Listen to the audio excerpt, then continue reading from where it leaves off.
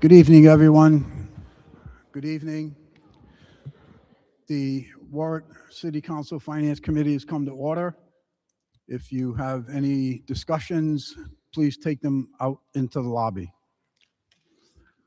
First order of business is an approval on the minutes from June 15th. We have one recusal. Accept the minutes. Second. Any discussion? All in favor? Aye. Aye. Recuse. And we have, thank you, one recusal.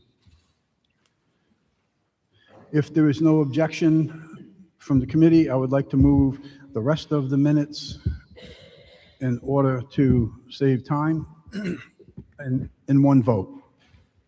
May I have a motion? So. We have a motion. We have a second. I'll second it. All in favor? Aye. Aye. Thank you.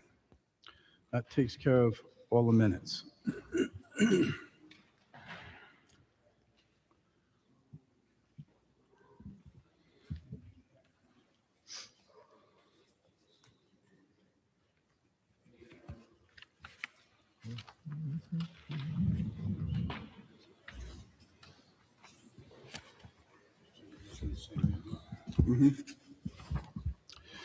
On the consent calendar, we will follow suit. I'm going to ask for a motion on the minutes of June 15th. A motion, I'll second it. Any further discussion? All in favor? Aye. Aye. Recuse. And we have one recusal. Thank you.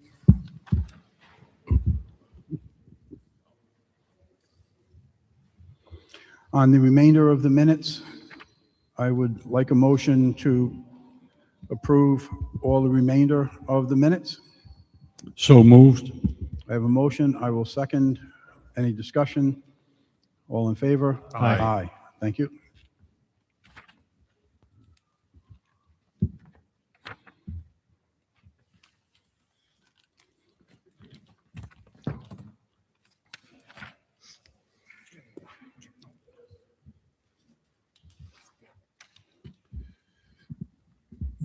It is what it is. Okay, we will move on to PCR 80-26.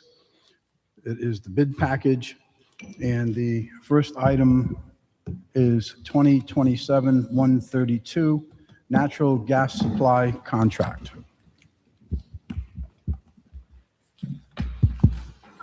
Good afternoon, Lynn Prodger, City Finance Director. This evening, I'm asking that we go into contract with NRG in order to purchase our natural gas. This contract is negotiated with a company called Power Options, which I utilized for our electricity as well. They have a partnership with the Rhode Island Interlocal Trust. That is the biggest change from the last time we awarded this. We're using them as an intermediary because they have more clout in order to get us a better rate. The other big change about this bid is that we have worded this contract so that we would actually be going into this amount with the school department as well. Typically, we've done it separately, but we figured out that if we do this together, we will have a more advantageous rate for both sides of the house. When I wrote this letter, there was a typo in it. It's actually 75 cents per therm, not 7.5. I wish it was 7.5. The rate I got last week was 7.4. I'm using Power Options to assess where exactly to hit the rate. It's hard to figure out because it is a commodity, but using Power Options has really been very helpful. My estimate on here is $1.9 million. It is probably an overestimate. Councilman Lattiser, I did answer some of your questions today, and in the rush to answer them, I realized sitting right there, we forgot to put library in the answers for you. I'm sorry, you forgot what? I didn't hear. Library. Okay. That was in the totals, right? It's actually not in the totals. No, I I mean, asked that's what somebody it to should do be, the, is in it the should be, total. yeah. They will absolutely be part of this as well. So what was the total for the library? I don't actually have that with, I literally Okay, just figured okay. that out Just right something now that in my came- got chair. it. But the library would be part of this as well. So, Director, we don't need to change anything in our paperwork regarding the typo on the price per therm because your numbers are still It's the remain same, it's right? just, Okay. Thank you for answering all my questions, at least to the best that you could. I realize I had sent it out over the weekend, and oftentimes that's when I start adding up all my questions. In your presentation, you have copied here State Statute 45-55-13-2, exclusion of multiple cities or towns' energy aggregation programs. yes, that's the What is program. that? That's the program with the League of Cities and Towns that allows us to purchase on our own things like natural gas and electricity. It's the same statute from when we did the supplier for electric.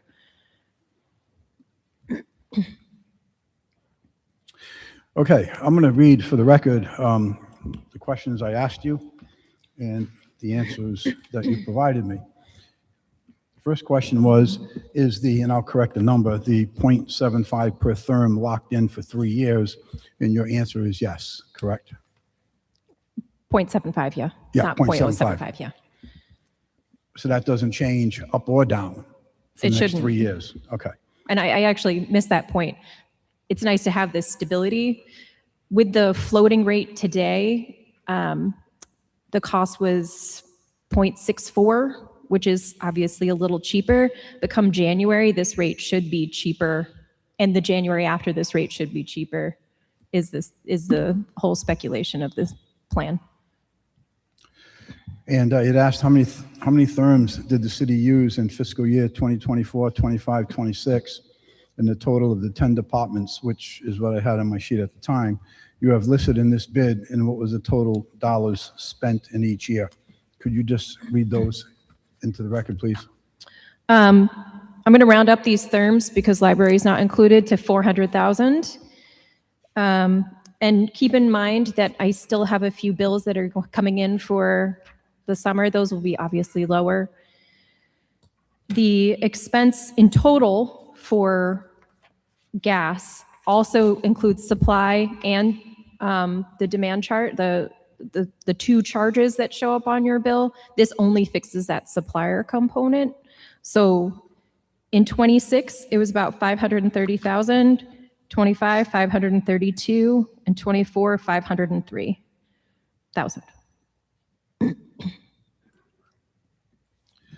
And those numbers total up to $1,568,064. Yeah. If my math is correct. You agree with that? Yes, without library. Without the library.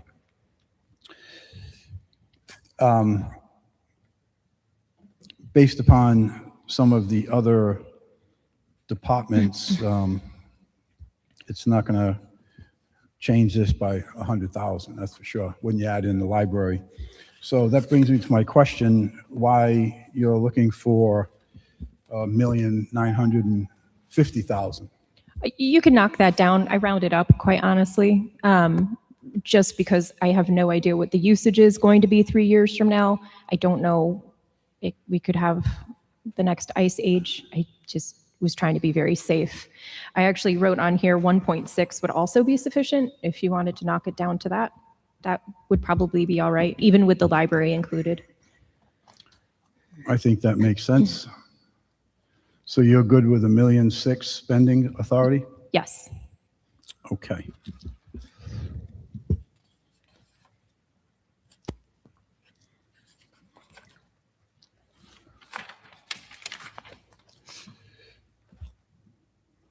Okay, my third question was, what was the cost per therm in each of those years? Go ahead. 0.599, but that was with our old contract. Okay. And you did provide me with a breakdown of each department. My question for was, what is the breakdown for each of the 10 departments for therms used and dollars spent in each of the fiscal years above? I do have the breakdown of all of those. And as you had stated, so far in fiscal year 26, we're about 400,000. Okay. And then you already indicated what 24 and 25 and 26 also. The other question was, does the city hall use gas? It does. And I didn't see that in the list. That falls under DPW. It's under what? DPW. Oh, okay, okay. My other question was, who pays the gas electric at the Cooper building? And your response was the city, right? Correct. Okay. And I couldn't recall if the utilities in the Sawtooth building were being paid for by the city or not. And you had gave me the scoop on that. And the city of Warwick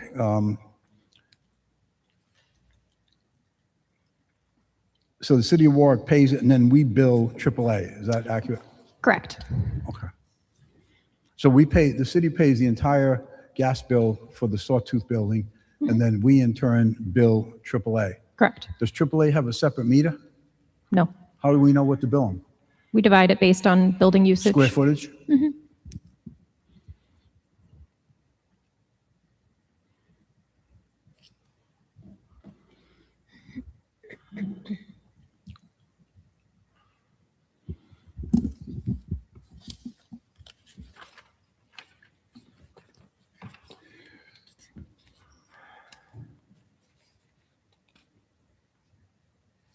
I did have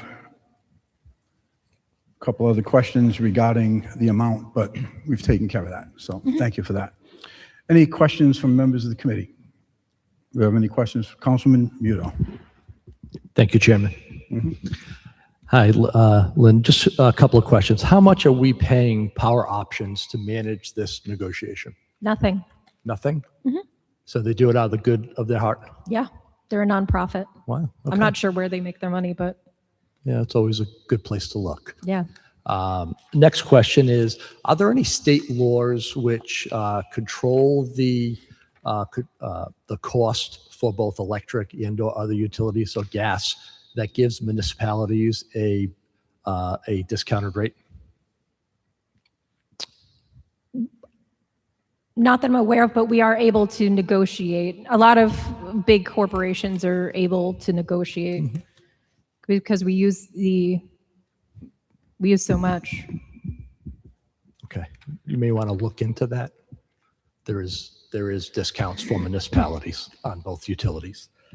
So my question goes to if Power Options is not getting paid, which I find extremely suspect, and we've paid what would you say, 0.65 per therm? Something like that, yeah. 0.65, and this current contract is what? Right now, it would be 739 Okay, so because that amount changes. oh yeah, often. yeah, fluctuates because of commodity. So my question is, so that is a weighted average of the last 3 years of the 0.59. No, it's been steady because we had a contract that expires on the first of the month. Okay, so, but typically it's the average. Okay, so the contract, considering there is, like you said, a commodity. What happens who eats the difference if your costs go up, gas cost goes up? NRG. They're selling it to us at this flat rate, so that's And it. that's for usage, or is that for delivery? Supply, not delivery. Okay, so Delivery is, you cannot negotiate delivery at all. okay, so that can fluctuate. Yes. Okay, that's all I have for now. Thank you, Councilman. Any other questions from members of the committee? Councilman Napa. Director, just to follow up on Councilman Muto's question, So the delivery is outside of this charge? Yes. So the delivery separate line item or in the same line item? Same budget item. It all goes on the same bill, goes to the same budget item. Okay. This is just about the supply component. So assuming that we amend down to 1.6, that 1.6 is only going to cover the therm usage. Yes. Got You can't negotiate the Right. delivery charges. Okay, thank you. Thank you, Councilman. Any other questions from members of the council? Councilman Gibbhart. Hi, Director. Is the city exempt from state tax on the utilities? Most of it, no.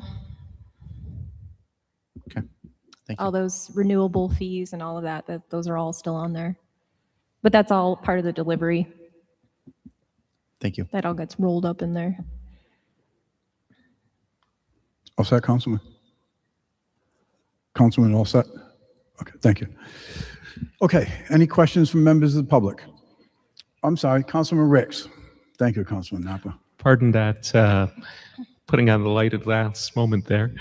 So I suppose a question that I had here was, in addition to the that particular rate, are there any other hidden fees or the sorts of things that we as consumers see all the time on the natural gas bills?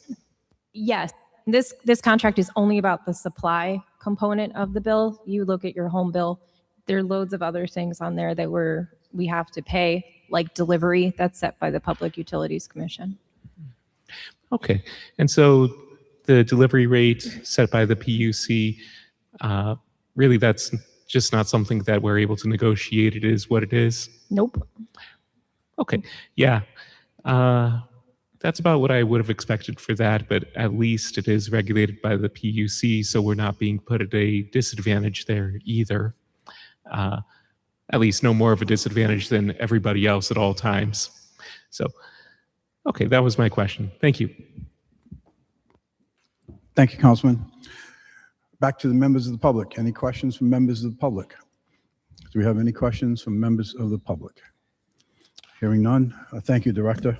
We will move on to item number 2, 2027-085, found on page 4. Fire apparatus 1500 GM pumper. Hi.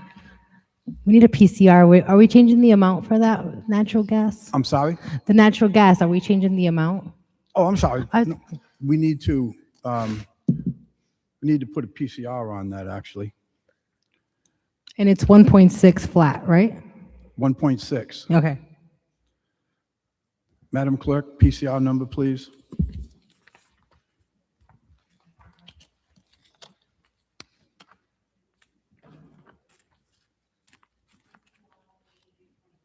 (8226) 83. PCR 83-26. Thank you. It was 83, right? Okay. Okay, so I need a motion to amend PCR 83-26. Motion to amend. Motion to amend. We have a motion to contract. amend PCR 83-26 by Councilman Muto. We have a second by Councilman Napper, and that amends to $1,006,000. Any further discussion? All in favor? Aye. Aye. Need a motion to move as amended?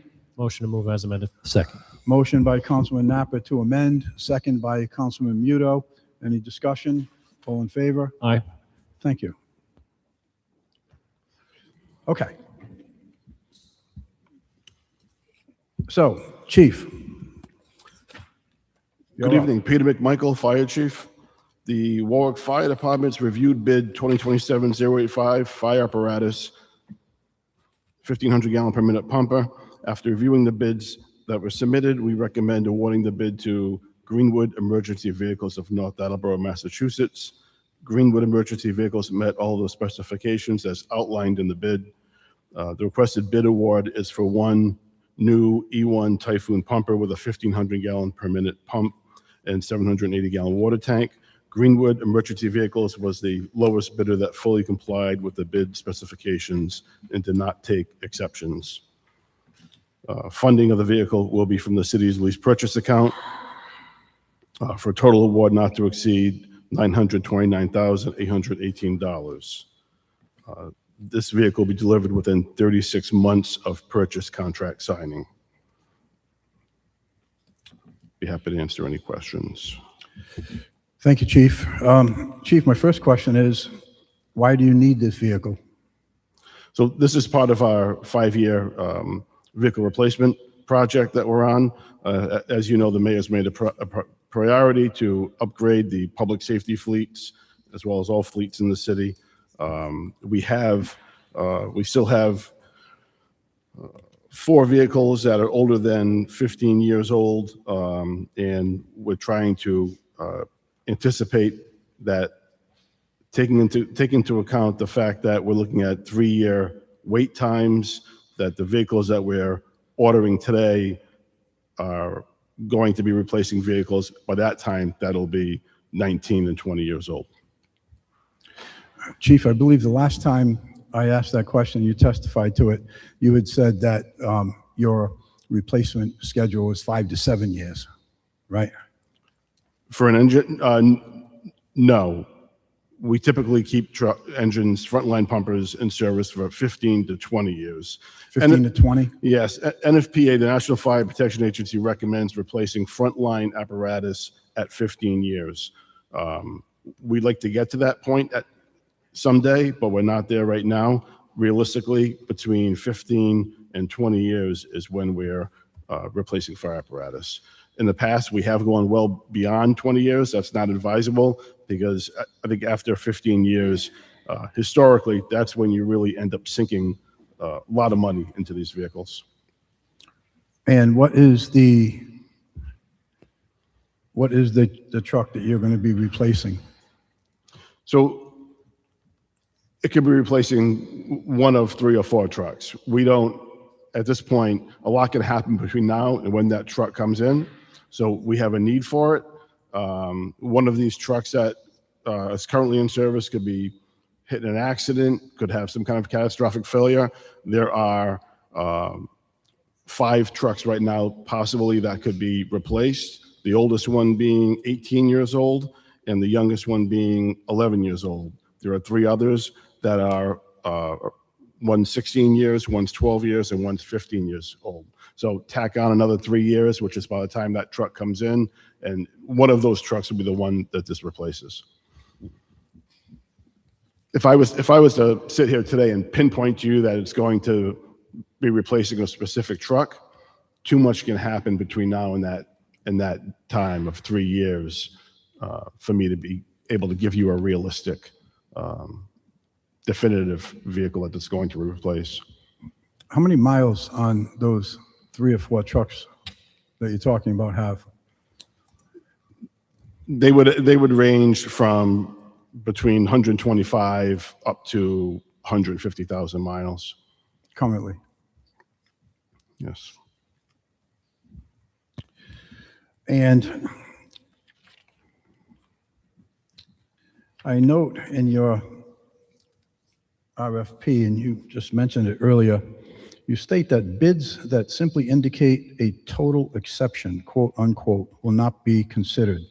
Explain to us what total exception means.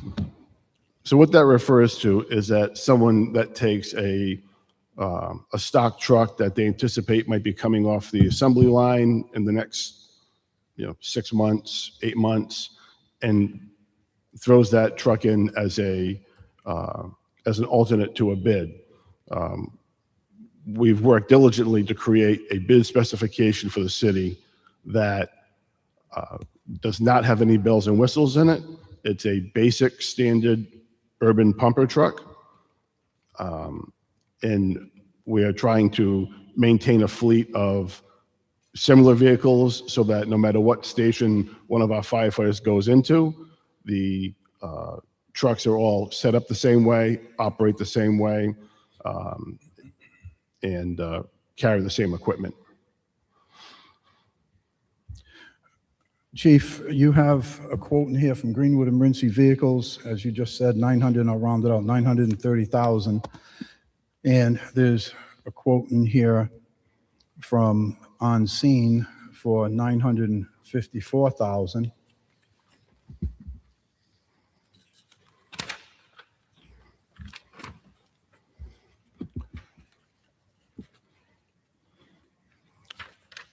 And then there is a quote here from Bulldog. That's separate from On Scene, correct?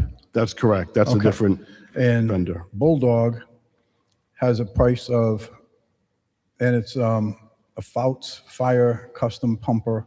Not familiar with the descriptions of these vehicles. It says it's an FB 94. I know you said the department puts up your own specifications. So tell me, for $180,000 more, what is the truck that Greenwood Emergency is going to provide? What can that truck do that Bulldog will not do for $180,000 less? So in the specifications that we've created, an example of one of the things that we've created in our specs is galvanized frame rails. Many of our vehicles, while they might be mechanically sound, over time they have rotted out from underneath because of rotted frames.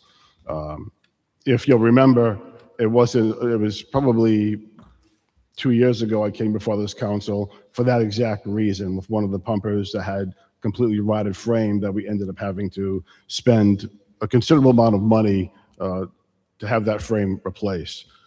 What we do now is we specify galvanized frame rails for all of our apparatus so that we never have to worry about that.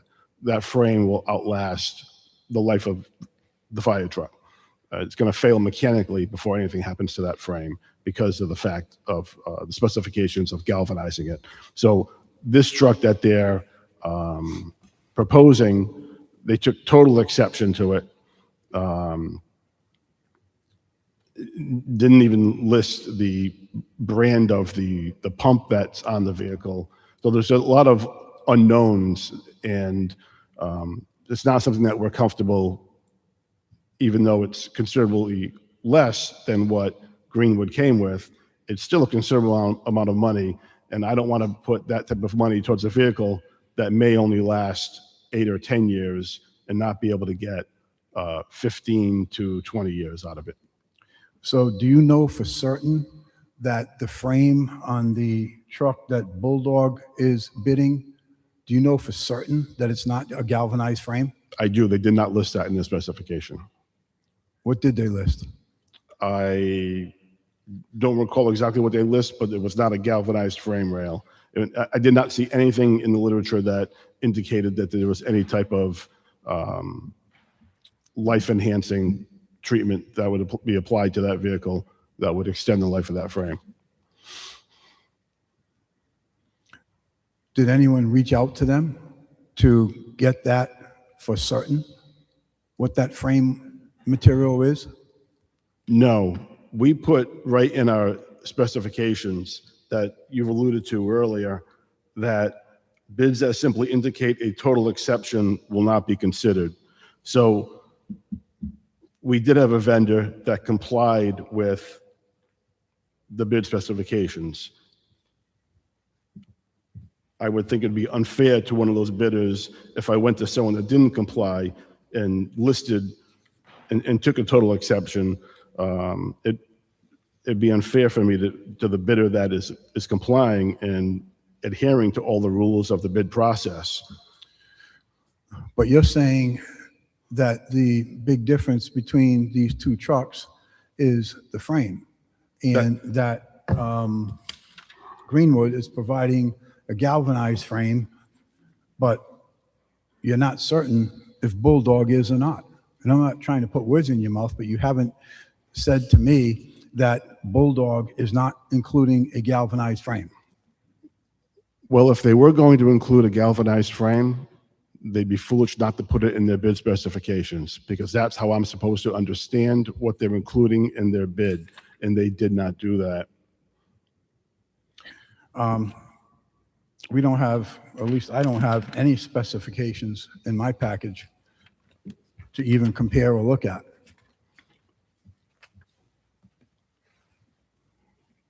in Greenwood, let me back up. So you have a set of specifications from Bulldog, I don't have it with me now. but there is There is. a set of specifications that we don't have in this binder. Greenwood does specify 20 years, 132,000 miles frame component corrosion. That's the galvanized frame that you're speaking about?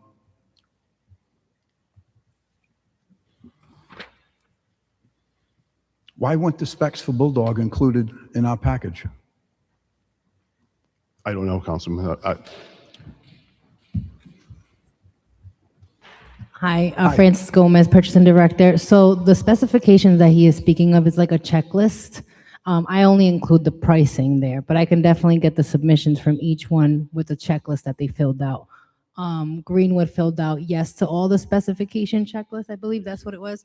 I'm not sure of the other ones, but that's why it says it in the memo to council that they are the ones that complied with the bid, with all the saying yes to everything on their checklist. So if you'd like, I can send you the checklist from each vendor so you can see the differences there. But I only usually just put the pricing sheets for there, but I can include that in the future for fire apparatus situations like this. Yeah, that's good for the future, but right now we're talking about the present.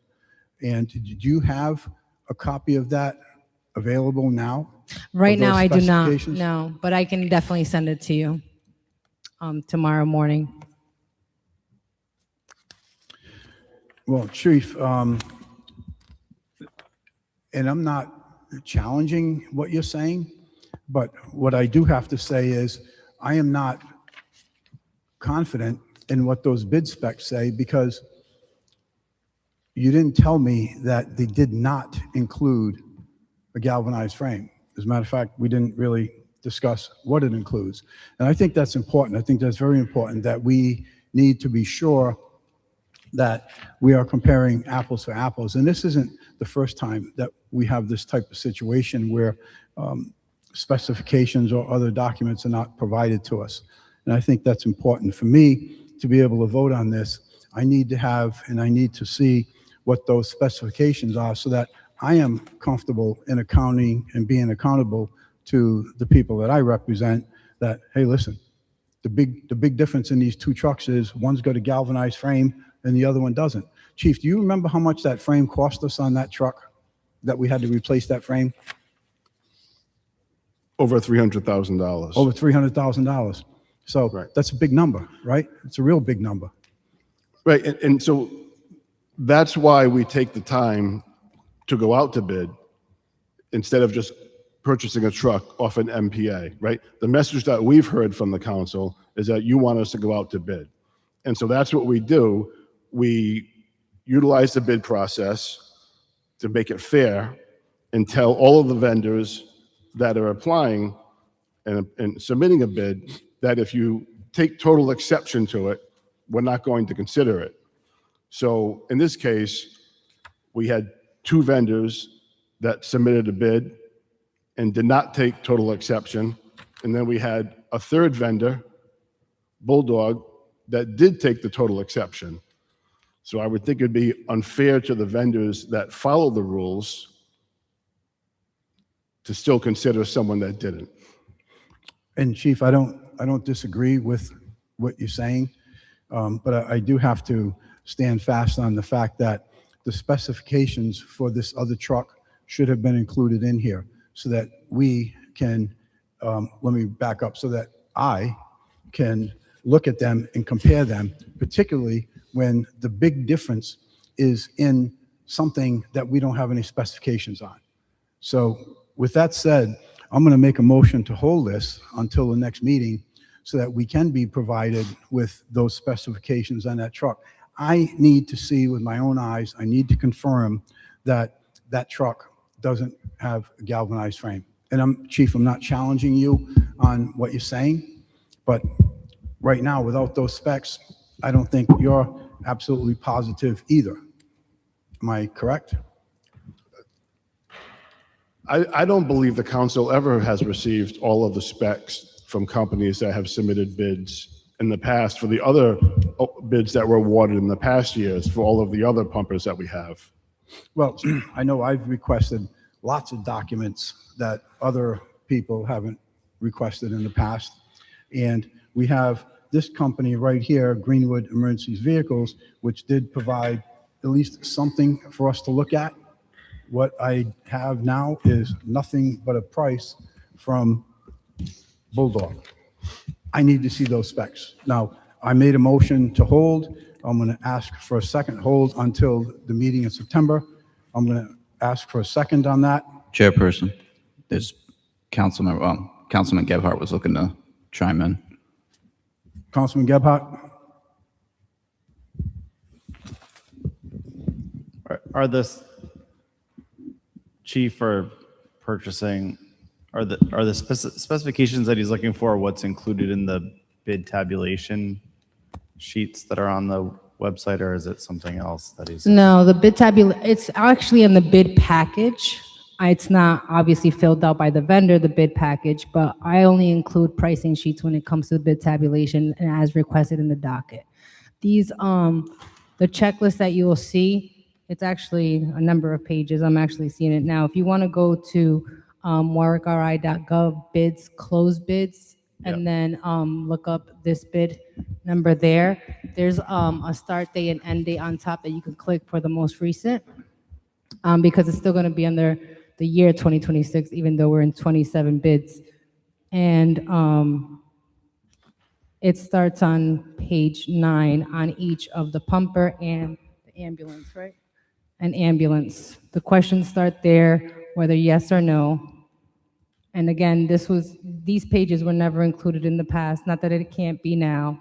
And then it goes all the way up to page from 9 to quite a bit, 1 second. To page 31, and then page 32 is what you have in your docket package. So they have to answer from page 9 to 31. And from what the Chief McMichael is stating is that Greenwood said yes to most of them, if not all. And did the other one? No, the other one didn't. Oh, you mean the ambulance one or the other vendor? No, I'm talking about the pumper right now. So I don't believe Bulldog answered. Go any to of the mic, chief. On the mic. Thank you. So I believe On Scene was the other company that was slightly higher. They answered the questions and submitted the checklist.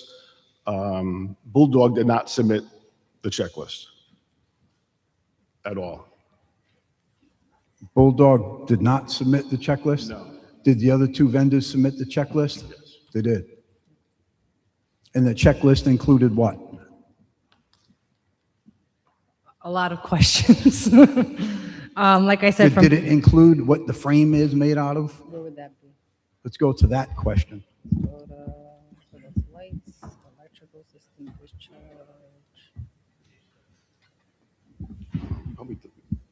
Beginning. Can I ask a point of order question for the solicitor?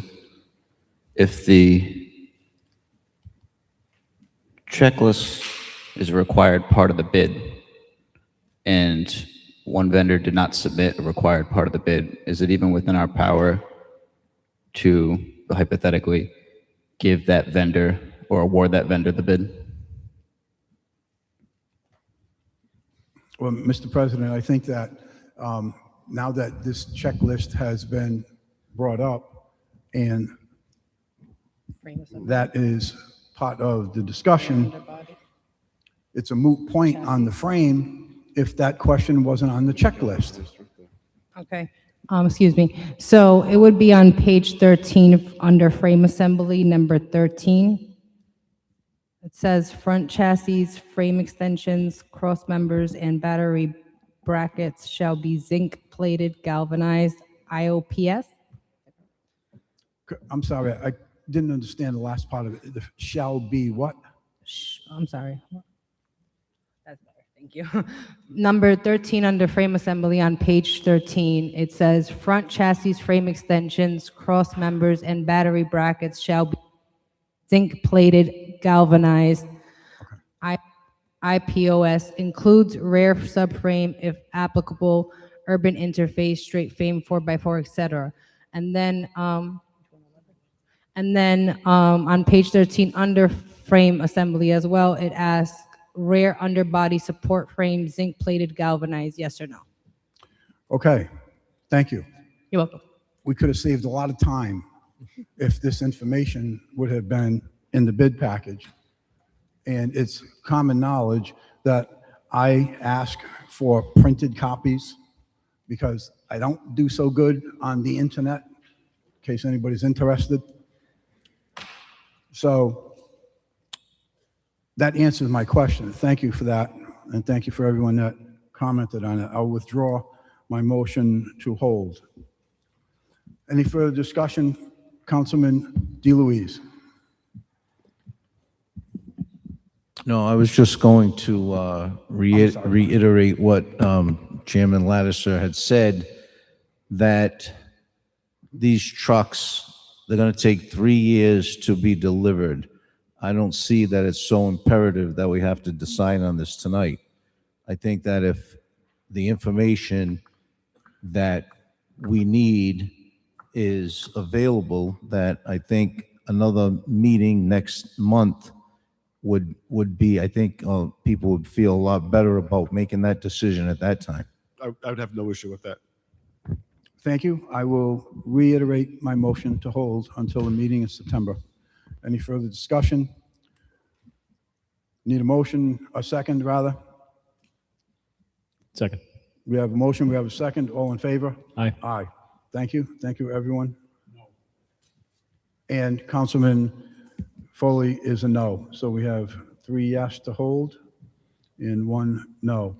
And again, I would just want to restate, and I've said this numerous times over the last 14 years, it's imperative to me that we have this information in the packet. When we get an information on one vendor, but we don't get it on 2 or 3, and then we're asked to make a decision that, in my eyes, I am not fully informed, and I don't have the documentation I need to back up and support what you're asking me to vote on, then I'm going to be voting no. Next item. Mr. Chairman? I'm sorry. Mr. Chairman, Yes. while the committee is making a recommendation on, I guess we just assigned PCR 8426, that's a recommendation of the council. We don't know what the council may or may not do later this evening. So it may be of interest to entertain any brief comments from the public at this time as well. Okay, so we'll assign this to PCR 8426. Counselor? Yes, so the committee has made a recommendation to hold what was bid 2027-085, which we will assign a PCR of 8426. Got it. But it would be it would make some sense to, if the committee would consider comments from the public at this time, given that we don't know what the council may do with the recommendation.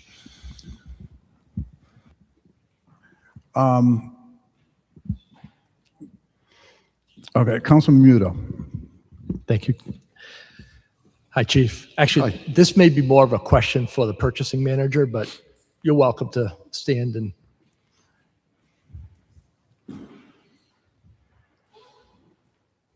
Francis Gomez, Purchasing Director. Hi, Director.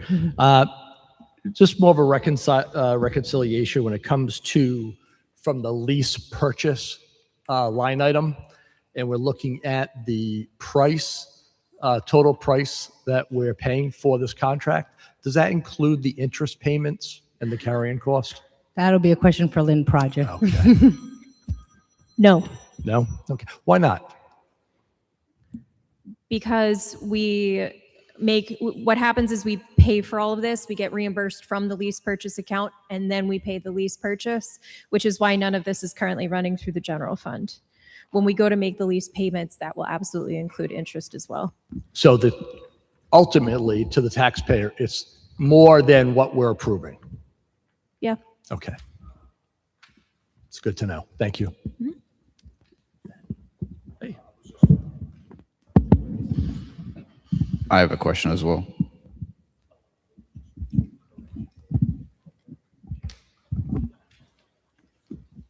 Okay. Is it right if I ask the I know chairman? I don't want to listen one interrupt. person at a time. Mr. President, Question for, it's either going to be the chief or purchasing, whoever knows the answer.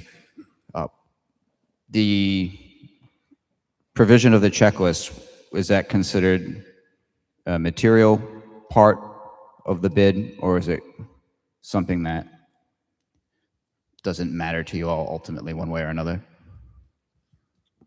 The submission of the checklist. In this particular bid, it does matter. It's almost like if you want to refer to it as a request for proposals or even qualifications, it's not titled that way. But they put that checklist there because they're looking for something specific. They're not putting on the bid title or equivalent. If it were to be or equivalent on the bid title for the pumper, for example, or the ambulance, then it can be give and take because it doesn't really matter what, they just want a pumper. But because they have that checklist there, and they also stated on the pricing sheet on the bottom,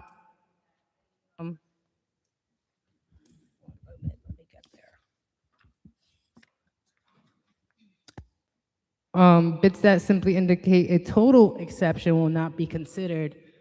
It's telling the bidder that if you go asking for,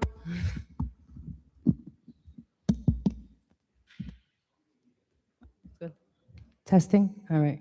So basically, the fire department is looking for a specific vehicle with specific material, frame, et cetera. And if the bidder is not offering all that they're asking for, then they are not going to be considered for that. All right, so as far as you're concerned, the provision of the checklist was a material portion of the bid. Yes, All right, thank you. you're welcome. okay, thank you. Councilman Napa. Director, just one more question before you walk away. Sorry. If the full council is inclined to hold this, could you please provide us with what warranty information that they sent over as well? I know Greenwood. Oh, absolutely. Yeah. Greenwood sent a pretty thorough one. The second bidder was not very thorough, and as we know, Bulldog didn't seem to say much of anything at all. Okay. But I think that would help progress. Those could have said, oh my goodness. Those could have been provided if it was requested before. But I can certainly to via email their checklist per vendor, and then you guys can review it. It is I put it out as a one-time purchase, not a contract period. So we do have some wiggle room to work with. And then whomever we award, also we request a payment bond from them to, just in case anything were to happen, we're still going to get money back if for whatever reason we can't get the apparatus, as like an insurance almost. We ask for insurance, we ask for a payment bond, and also other logistical certificate of good standing, all that great stuff from the vendor. Understood. The only reason I request that is seeing how the conversation progressed tonight. I think the more information we have relative to these bids and vendors might speed up the process. Oh, absolutely. I agree. Again, I was just, we've never added that to it, but obviously tonight's questioning makes a lot more sense. When it comes to pumpers and checklists that the department puts out, I think it would be very important to put that in there. Thank you. You're welcome. Thank you, Councilman. Any questions from members of the public? Please step up to the mic.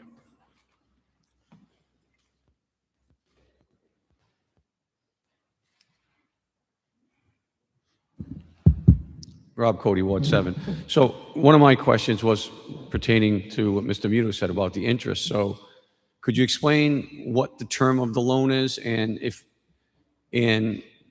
what is the parameters of what the interest might be 3 years from now? Who can explain that so we can find out the realistic price? Because what you have in front of you that you want to pass is not the realistic price.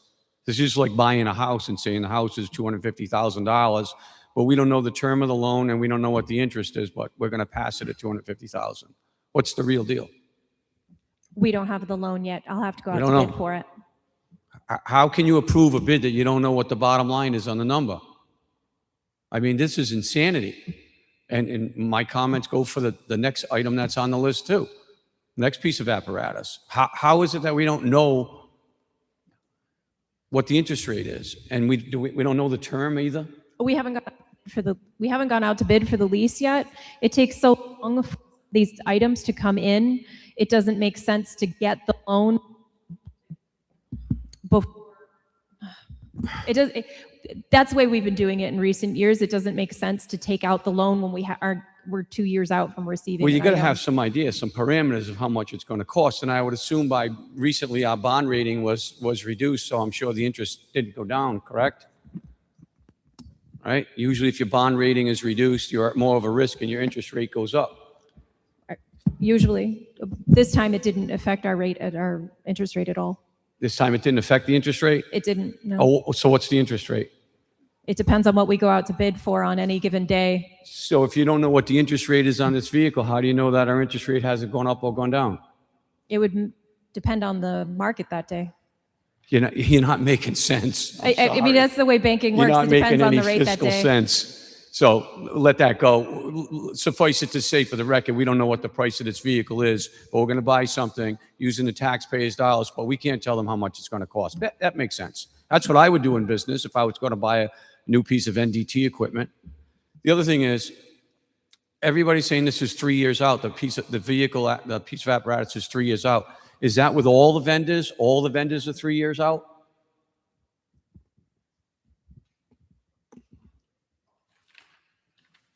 No, one of the vendors was a shorter period of time. I don't have that information in front of me. I think one was 12 months and one was somewhere between 12 and 24. I'm sorry, so one was 12 months out? Yes. Unseen is 13 to 14 months after contract signing. And I don't see anything. Bulldog, I believe it Bulldog. says 90 days after receipt of executed purchase order. So if we have a vendor that can deliver us a piece of equipment in 12 to 14 months, but we're going to go with the one that's going to deliver it in 3 years, does that make sense in terms of well, number one, pricing, and number two, if this item is a necessity for public safety? We know, I mean, with 3 years, when you say 3 years out, I have an issue with that. I'm building a 110-ton tugboat right now that takes 6 months, and it's a whole lot more complicated than a piece of fire apparatus, and we can get it in 6 months. 3 years out, I have an issue with that. And it says to me that there's some connection between making this purchase and maybe there's some relationship with somebody within this company, so we're throwing the work to them, the business to them. It doesn't make any sense. So that's the other question. But last question I have is, and when I went through the spec, all of the warranties on this piece of apparatus are all contingent upon mileage. Everything, every aspect, engine, drivetrain, frame, electronics on it, all dependent on mileage.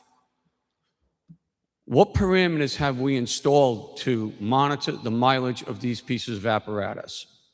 We don't have GPS in them. We don't have tracking for when they go out on calls. We should have tracking every time that engine starts, where they went, and what mileage is being consumed on that warranty based upon the actual need of that apparatus, specifically if it's not being used for a bona fide emergency, right? So we have, right now in this city, we have all kinds of monitoring devices, from speed cameras and flock cameras and drones and everything else, right? But we don't have GPS in any of our city vehicles to monitor the usage that we're paying for. And I can tell you, I'm not the only person that shares that philosophy, right? You said it a couple meetings ago to the chief. You know, could you kind of, gas is going through the roof, could you kind of limit the use for non-bona fide runs? You know what he waved to you, Mr. Lattis. He waved. But he was only waving with one finger. Guess which one? All right? They continue the same behavior, using apparatus for joyrides, for going to coffee, for going shopping.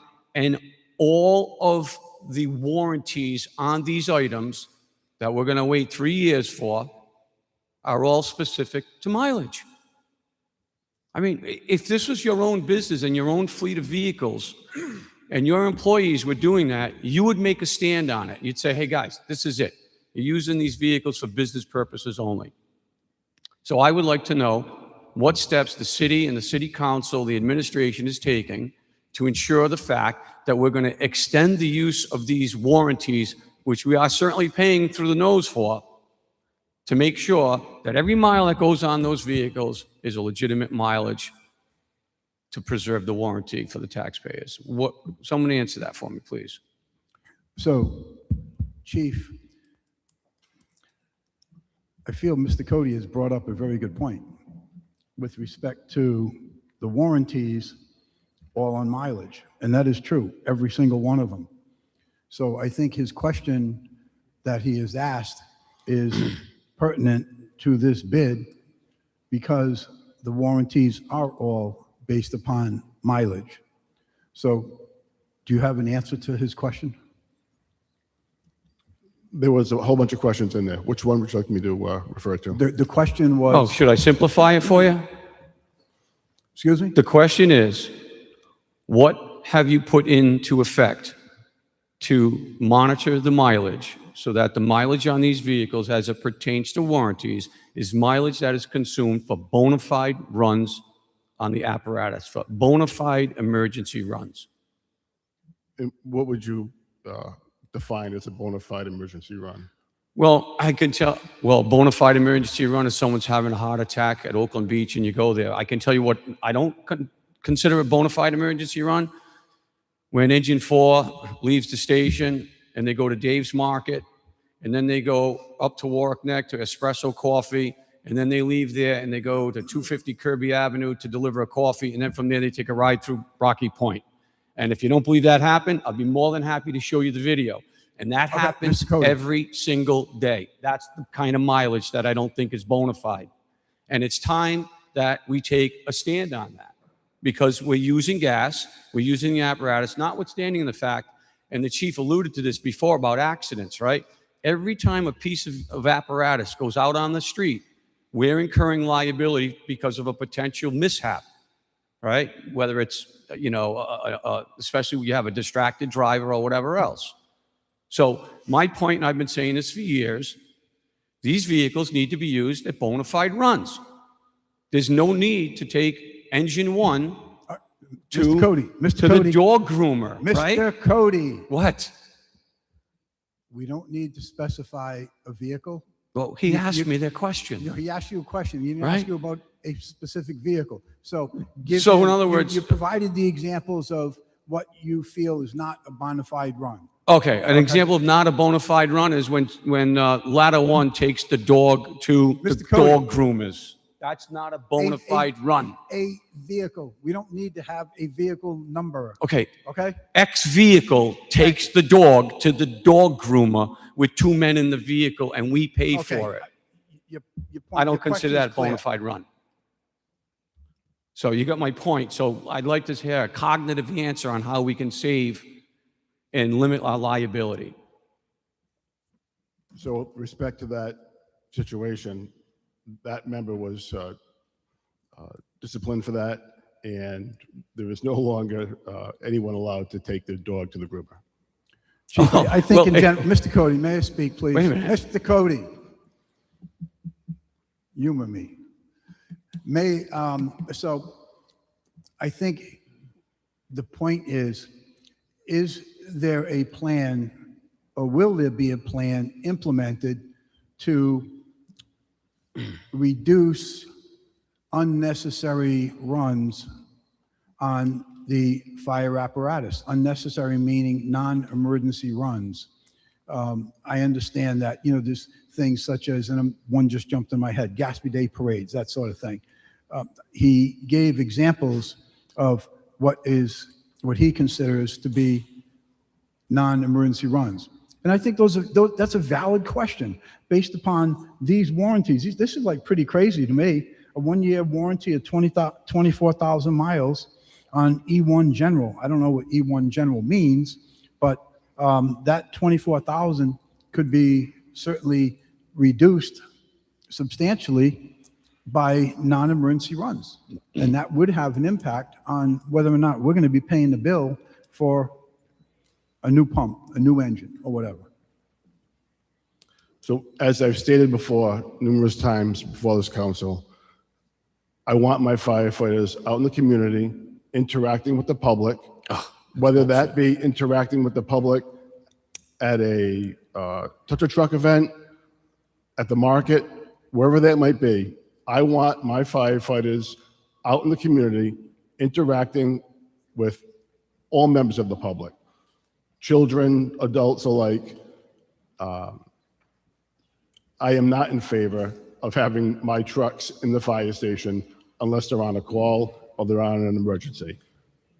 I fully believe in participating with the community in all aspects, and while they're out there, they're able to provide fire prevention education, taking blood pressures, assisting people in other ways.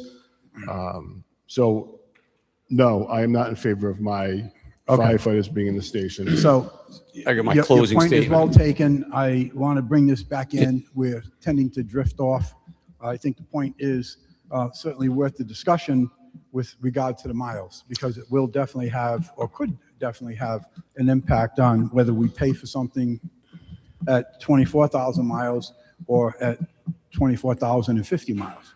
So let me close with this, because the chief made a statement when I gave him my example, and he said, well, we spoke to that individual. But Chief, as you know, a couple of months ago, I confronted you right in front of Station 1. Mr. Cody, stick on. It is. the It is. facts to this. It's about mileage. But you got to give me a little slack here, okay?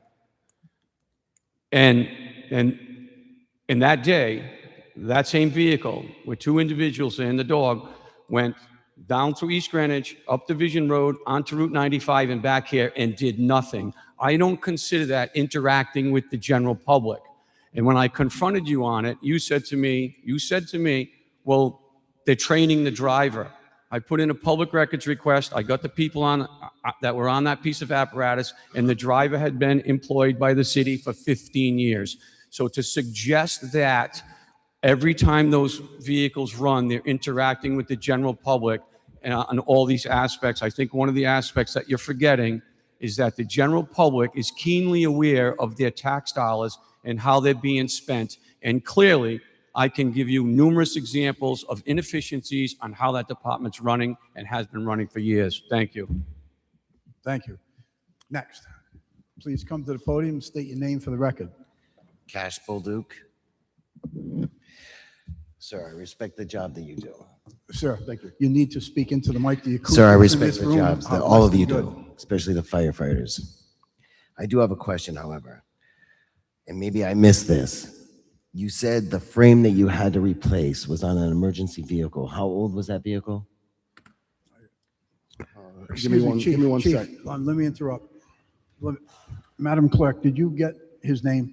Okay. Cash Bolduc, B-O-L-D-U-C.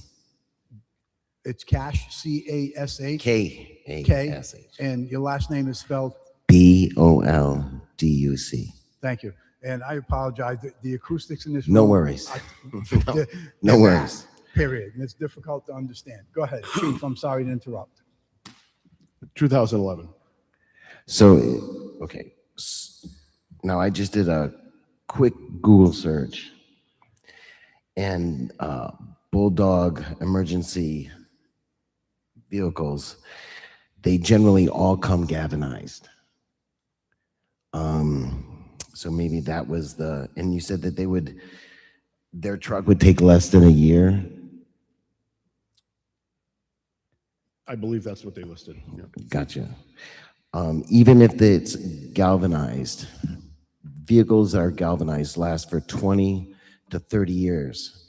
That's a pretty long time. But you said the vehicles are pretty much done at 14, 15 years? No, the NFPA, the National Fire Protection Agency, recommends replacing frontline vehicles at 15 years. Gotcha. All right. I appreciate you answering those questions. Thank you, sir. Thank you. Sir, thank you. Okay, any other questions from members of the public? Sir, identify yourself for the record. Roy Dempsey, Ward 1. Nice to be here, the councilman. Just a quick question. Mr. Cody brought up a valid point about mileage warranties. And I was just wondering, are there any other ways that we could be covered by a warranty except by a mileage criteria? I mean, there's these engines, I mean, whether it's fire trucks or the police, they're always running. I mean, I don't know what the warranties are, what they're worth when the insurers are paying for these warranties and the vehicles, the engines are always in motion. Is there a length of time that we could get in place of a mileage? So all of the warranties throughout the fire apparatus industry are based on mileage, similar to your vehicle that you buy from a dealership.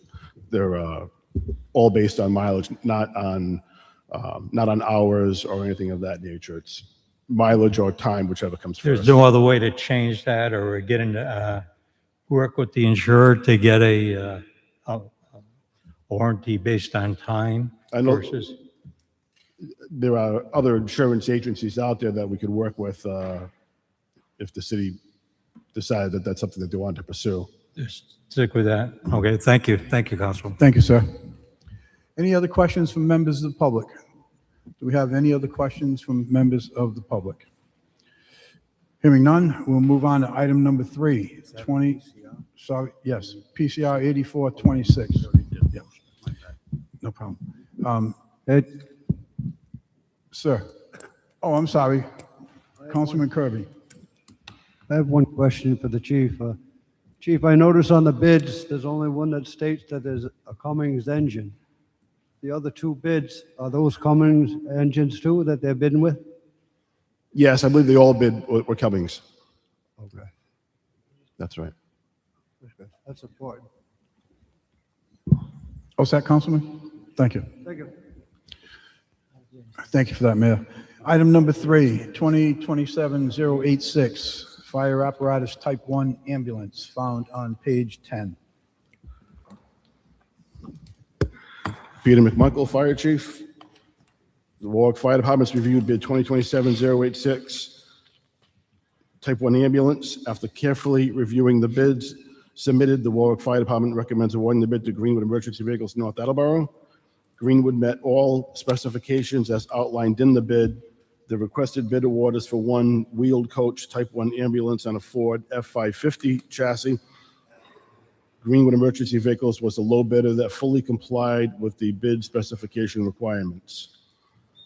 Funding of the vehicle will be from the city's lease purchase account for a total award not to exceed $419,884. This vehicle would be delivered in December of 2027. Northeast and Bulldog were the other 2 vendors that also submitted a bid for this. And they took full exception to the bid specifications. Chief, I'm sorry, what was the last comment? They both took full exception to the bid specifications. Okay, I'm not going to tie up a whole lot of time. It's the same thing as fire apparatus 1500. We don't have the specs from Bulldog. There is another large savings between, or price differences between the 2. And I need to see the specs on Bulldog as well.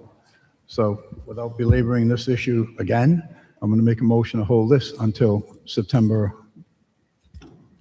whatever that date is, September 14th. Jim, can I ask one question? Certainly. Chief, can I just ask for some clarification on something here? When you say they take full exception, to me, in my mind, that means they set aside your entire bid and presented you asked for an apple and they gave you a tangerine. They didn't, when you say that the other 2 bidders didn't provide, or they took full exception, they didn't check any box, they didn't provide you with anything that you were looking for whatsoever? Correct. They didn't provide any of the information in that checklist that we were referencing before. That they left in one of the bids, one of the vendors didn't submit it at all, and then in one of the other one of the other vendors had submitted one that was blank. They left the checklist blank.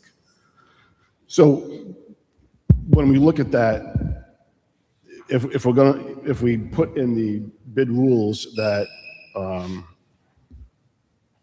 believe any and all exceptions to the above specifications will be clearly stated for each specification listed, and we put note bids that simply indicate a total exception will not be considered. So if we consider them, when they take a full exception, we'd be going against our own rules, and we assume that would be unfair to the bidder who is complying with all of the bidding rules. Yeah, understood. I'm just trying to wrap my head around the full exception, some exceptions. The bid process in general across municipal bids is frustrating because we can't bind private industry to do anything that we want them to do. Essentially, we can make, you can make, that chief can make, or chairman can make whatever rules we want, and we're sort of stuck with what they give us. So sometimes we need to be a little bit more flexible. And I understand your frustration because we feel it on all the other bids across citywide. So that's all I had. I'm just trying to understand where the discrepancy comes in as far as what what you're asking and what they're actually presenting to you. And is it a communication issue? Are they just thumbing their nose at you and saying, well, here's my bid, I don't care what you want? And we have had situations in the past, not in this particular case, where people have just submitted a very brief spec sheet, with a lowball price on it, typically, with very little information on it, which leaves you sitting there scratching your head saying, how can they offer this price so low? But on the other side, they're not telling you a lot about it. And there's usually a reason for that. We have found that when they give you very little information up front, it's because it's not comparable to the vendor that does comply with the bid specifications and gives you all of the information of the quality that's going to go in that vehicle. Mushroom treatment. Exactly. Feed them, keep them in the dark. Thanks, Chief. Thank you, Councilman. I have one question whenever the committee's done, sorry. Go ahead, Mr. President. I just want to make sure, and I might have missed it. Did any of the bidders, presumably, hopefully the one that was selected, comply with the RFP? Yes, that's one of the big reasons why we submitted our recommendation for this vendor. It's because he complied with all of the rules of the bid. All right, thank you. That was it, sorry. Thank you, Mr. President. So, Chief, I think a big part of the problem is in your bid spec, where you actually say and essentially tell prospective bidders that you are not open to even comparing an alternative bid. And I'm quite familiar with the bidding process. I did it for plenty of years, and it is a customary procedure to offer an alternative product versus what the spec product is. I think this might be one of the reasons why, and it's not just for this equipment, because we'll be talking about the problem with purchasing this type of equipment later on. But I think when these type of things are put in, it makes the bidding process very restrictive. And I agree with you, Councilman, if I may, for just 1 second. If you remember last year, the company was on scene that had submitted a different vehicle. So they did take exception. I don't believe it was to the entire bid specification, but they did take exception to some of the items that we had listed. And they were below what Greenwood Fire Apparatus had submitted for a bid price-wise, and we went with them. So I don't want you to think that if someone deviates from our specification a little bit, that we're just not going to consider them at all, because we will, and we have made purchases from someone that did deviate from our specification, because we reviewed it. It appeared to be a quality product, and there was some savings to it, and we did purchase that vehicle. And that, as a matter of fact, that was the last rescue that we did purchase. So we don't. automatically rule them out if they take some exceptions to the bid at all. I don't want you to have that, I don't want you to walk away from here thinking that we do, because we don't. Well, I'm glad that you cleaned that up a bit, because that was exactly the impression that I was getting, and I can't speak for anyone else here. So in fact, that because a vendor might deviate from your specifications, which you call total exceptions, that doesn't mean that they're completely kicked down the curb and they're not considered. Agreed, perfect. Which is why I need to see the specifications. And this is why I need to be able to compare apples for apples, because that is not the policy of this administration. Let me back up. This is not the policy of the fire department, that because they did take total exception, that they're also automatically kicked to the curb. So anyways, I'm not going to belabor this anymore. I've made a motion to hold. I need a second. Let's make the motion to hold, and then we'll take comment from Councilman Ricks and the public. I made a motion to hold. I need a second. Seconded by Councilman Muto. Any further discussion? All in favor to hold? Aye. Aye? No. Okay. 3 yes, 1 no, and this will become PCR 8526. Councilman Ricks, please. Thank you. Looking over the bids that were submitted, and I saw that one of them actually expressly included that full exception language there. It's just confusing to me how these companies bidding about more or less $400,000 on a contract, 2 out of 3 of them are simply not in compliance, where it doesn't seem that complicated for them to be in compliance for that bid. Just go down that checklist and state where they specifically are seeking exceptions, resulting in us just having one bid, which happens to be the highest of the 3. So I'm curious if there was any follow-up with those other 2 bidders as to, whether they could simply provide that that type of sheet indicating exactly where they were seeking exceptions, just to comply with that process. So are you asking if we reached out to the vendors directly? That Yes. So other than the, we didn't have any conversations with them other than of the vendors that were present for the bid opening.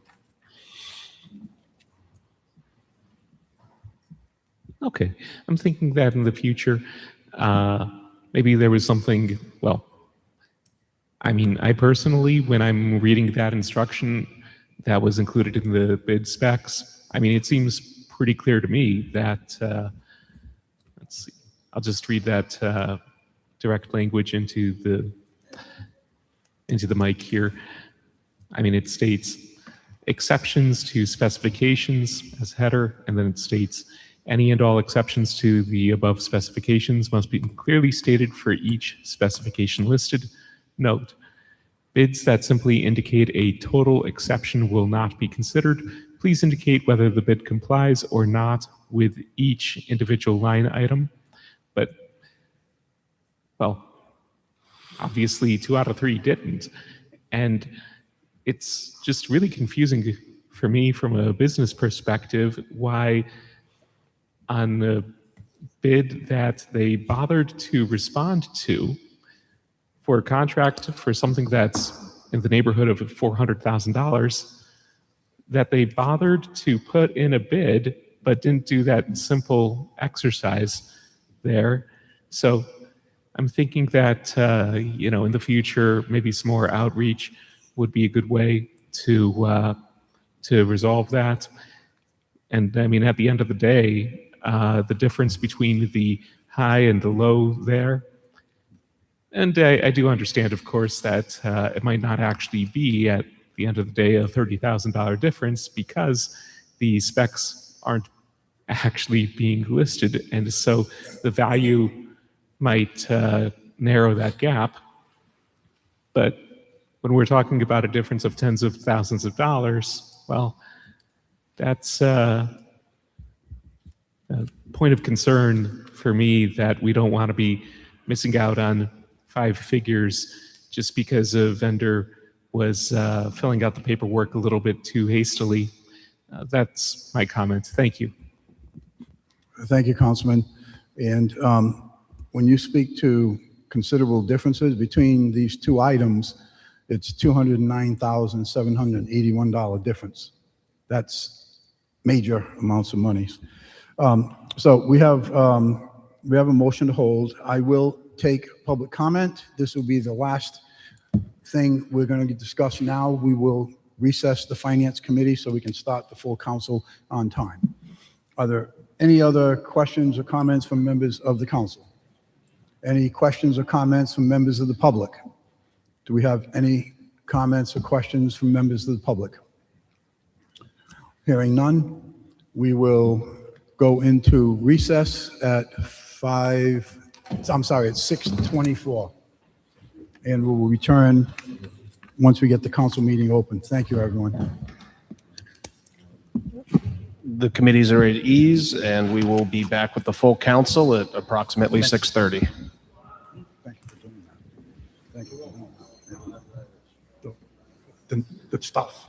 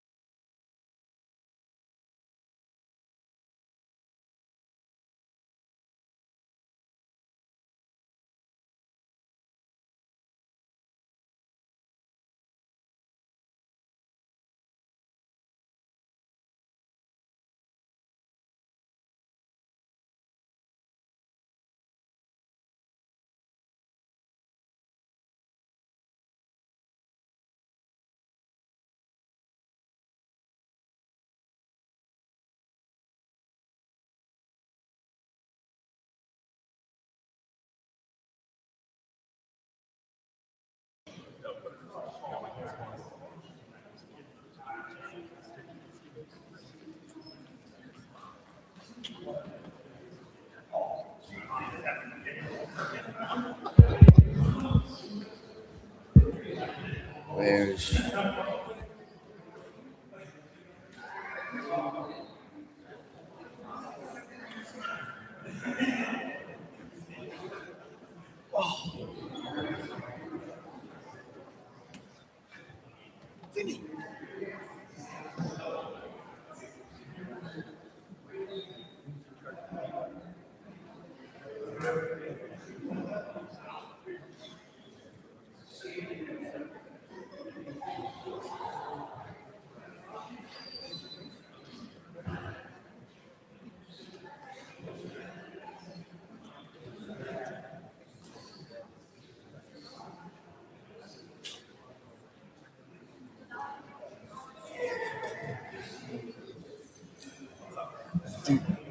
Do you approve?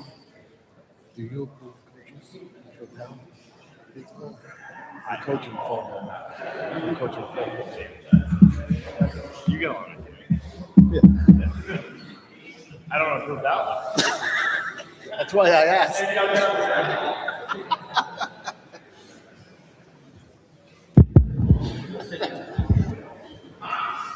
All right, City Council will get going at 6:33 PM. If the clerk could please call the roll.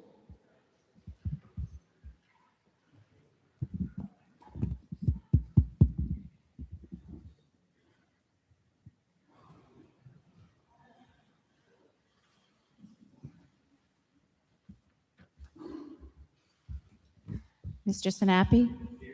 Mr. DeLuise? Mr. Foley? Mr. Gebhardt? Here. Mr. Kirby? Here. Mr. Lattiser? Here. Mr. Muto? Here. Mr. Napa? Here. Mr. Ricks? Here. All right, if Councilman Napa can please lead us in the salute to the flag.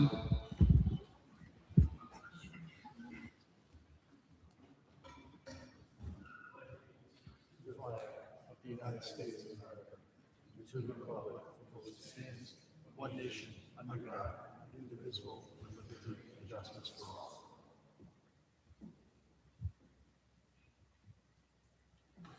Oh, say, can you see by the dawn's early light what so proudly we hailed at the twilight's last gleaming, whose broad stripes and bright stars through the perilous fight o'er the ramparts we watched were so gallantly streaming, and the rocket's red glare, the bomb bursting in air, gave proof through the night that our flag was still there. Oh, say does that star-spangled banner yet wave o'er the land of the free and the home of the brave?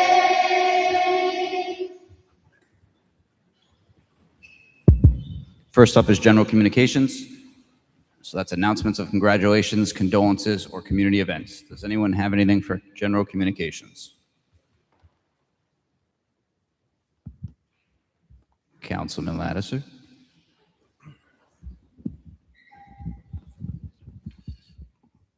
Thank you, Mr. President. So this evening, I have the pleasure of speaking about one of our fellow citizens, Mr. Donald Fife. Don, come on up.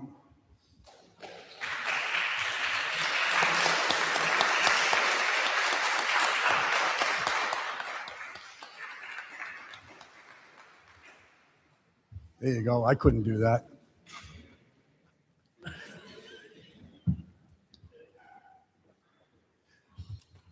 This gentleman right here has courage that's beyond belief.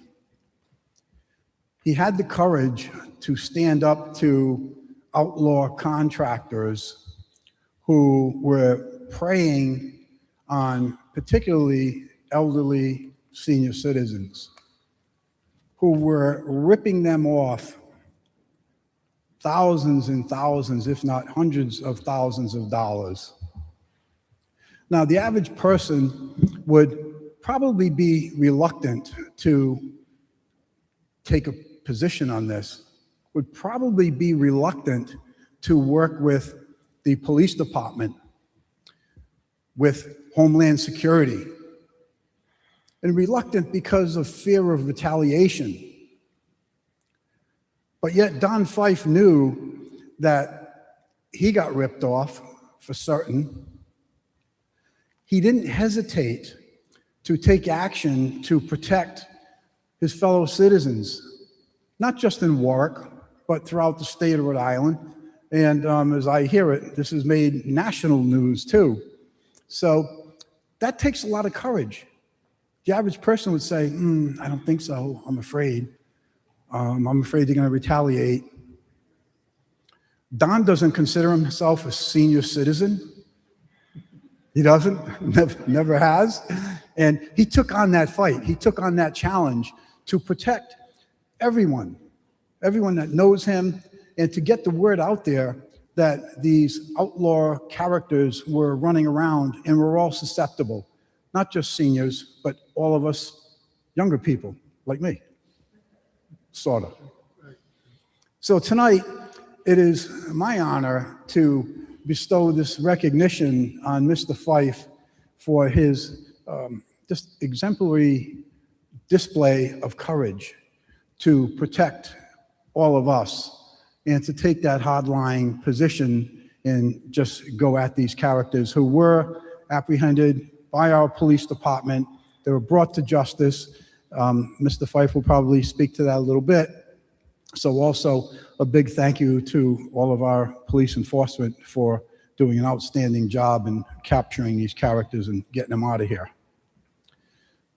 So this is a resolution of congratulations. It is signed by Mayor Picozzi and all the members of the City Council. It says, whereas Don Fife is a retired computer inputter for Techno Apex, two-time prostate cancer survivor, a Warwick resident, and whereas Mr. Fife was approached by an individual regarding home repair, only to be met with demands for large amounts of money. Mr. Fife became aware of numerous factors indicating this possible scam. And whereas Mr. Fife contacted the Warwick Police Department, who initiated an investigation which showed new damage to Mr. Fife's home, confirming the individual was indeed running a scam. And whereas Warwick Police contacted the Department of Homeland Security, who was aware of the scam, the Department of Homeland Security arrested the individual on Mr. Fife's property. Without Mr. Fife coming forward, this person may have never been caught. Now, therefore, be it resolved that the mayor and the Warwick City Council extend to Don Fife our heartfelt congratulations for his help in the capture of a warranted criminal, and thank him for taking the initiative to contact the police.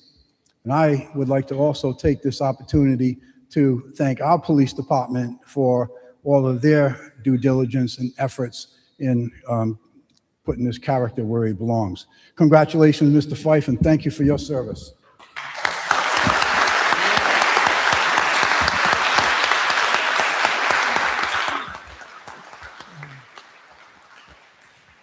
I would like to mention and thank Officer Rosa and Officer Macho, and Homeland Security Matt Smith. These guys did an excellent job. Nobody got hurt. Looking at what was going on out my window was like watching a movie. And I called Officer Rosa and thanked him for doing an excellent job. And he said, you saved a lot of people money. I said, no, we did because of their help. The Warwick Police Department did an excellent job. Nobody got hurt. Nobody got shot. They took him in custody in front of my house.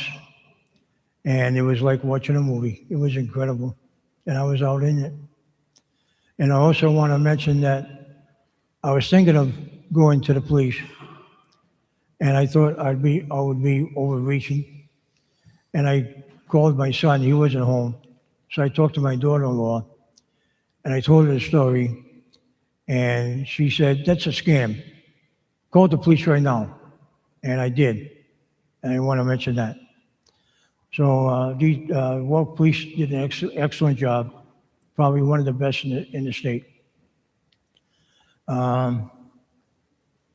It was incredible, and I hope that doesn't happen again. Incredible. So, thank you. Thank you.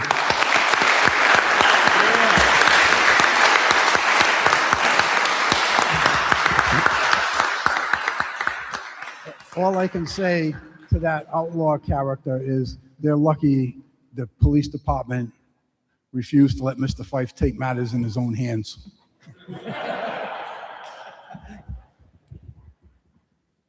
Okay, you're done.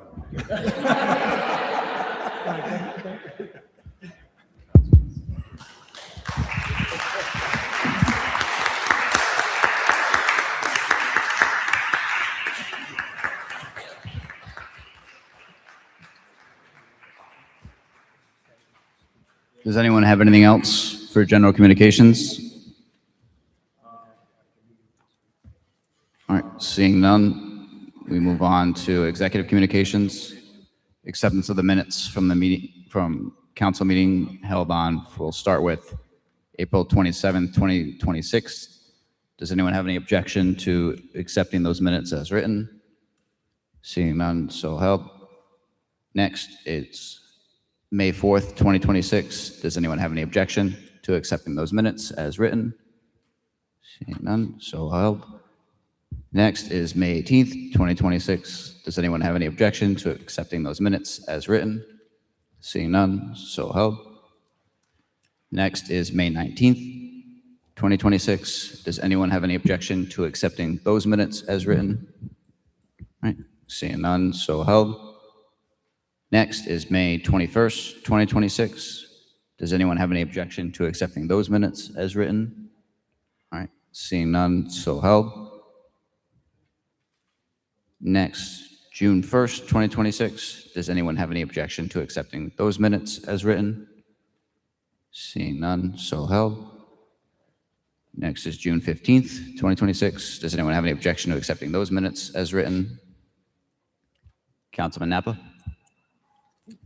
Council President, no objection. I just have to abstain from that issue. That would be June 15th, correct? All right, so we'll do that one the old-fashioned way. Do we have a motion to approve that one? Motion approved. Do we have a second? Seconded by Councilman Muto. Any discussion on the motion? Seeing none. All in favor? Aye. All opposed? And then one abstention, Councilman Napa. And then lastly, we have July 6th, 2026. Is there any objection to accepting those minutes as written? Seeing none, so held.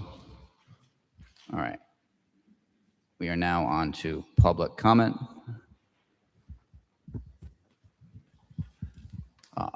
Rule 41, after general communications and prior to the consent calendar at the last regularly scheduled meeting of the City Council each month, there shall be a period of time not to exceed 30 minutes during which citizens may comment about Warwick city government issues subject to the following stipulations. The total period of time for public comment shall not exceed 30 minutes. Comments need to be brief in order to allow as many citizens as possible to participate. Each citizen signed up and present shall have not to exceed 5 minutes to speak, provided, however, that if more than 6 citizens are signed up and present, the 30 minutes will be split evenly among speakers. Time shall not be transferable among speakers. The topics for comment shall be issues directly affecting city government. City council members will not respond to the questions during the public comment period. The public comment session will terminate at the expiration of the earlier of all speakers, including their allotted time or 30 minutes. Waiver of this provision requires a unanimous vote of the council. All right, and then on to the list. We have Rob Cody is up first.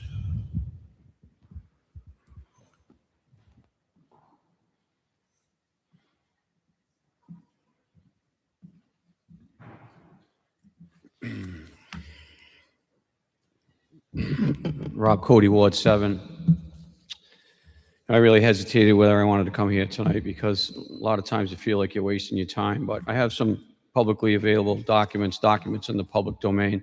But I'm sure that you're all aware of the press release that was made last week by the ACLU pertaining to the latest information on my lawsuit against the city, which stems from when my constitutional rights were violated by former councilwoman convicted criminal Travis.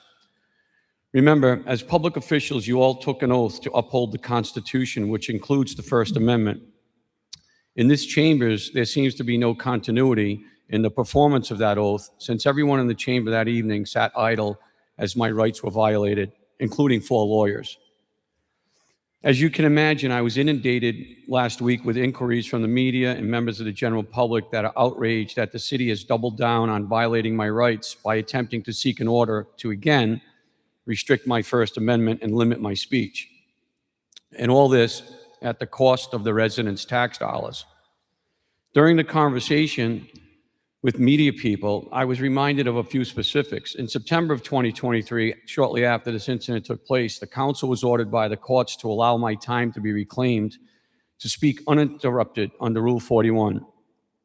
Immediately after I spoke, Council President McAllister allowed Councilman Howe to violate the council rules and speak during Rule 41, which specifically states that no council member shall comment.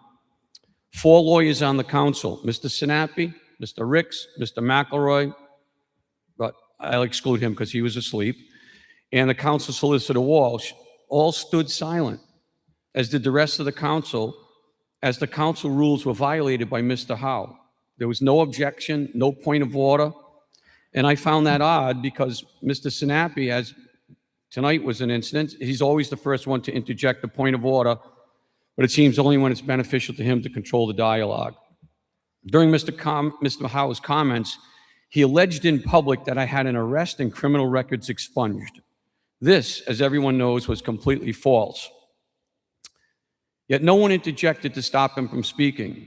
The fact of the matter that it was not me that had criminal records expunged. In fact, as these documents show, it was Mr. Sinapi.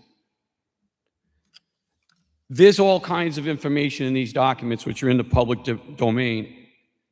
And as a gentleman, I'm not going to get into all of them, but I can assure you, if this persists in attempting to continue to violate my rights, this information will be in the public domain and it will be on the media all over the place. You know, I'll just make one statement that came out of here. A statement that Mr. Sinapi stated when he was asked to provide some information on certain subject matter that I won't go into out of respect. He stated that he did not want to provide it because it had no bearing on the issue whatsoever. The reason I find that statement interesting is that in my current lawsuit, the city has requested access to my phone, access to all my email accounts, which have absolutely no bearing on the matter. As any communications that I've made with any council members, they already have it and I forwarded it. Yet Mr. Sinapi is in agreement with this tactic. This is an attempt at an unlawful search and fishing expedition into my private matters. And I'm sure you can all see the hypocrisy in that. I'd also like to thank Mr. Ricks for, after 2 years of asking for your discovery, you finally put it forth. 2 years. Which all that has done is drag out the lawsuit and cost the taxpayers more money. 2 years. And what is in those? Communications back and forth about city issues, about waste, abuse, things of that nature. It took you as an attorney 2 years to forward documents. And where were you and the other attorneys when my rights were being violated? You stood silent. That's You have 1 minute disgraceful. left. Thank you.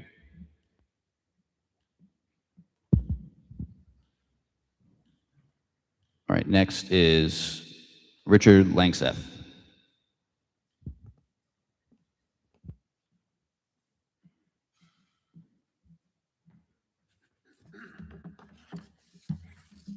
My name is Richard Langseth, Budlong Farm in Warwick.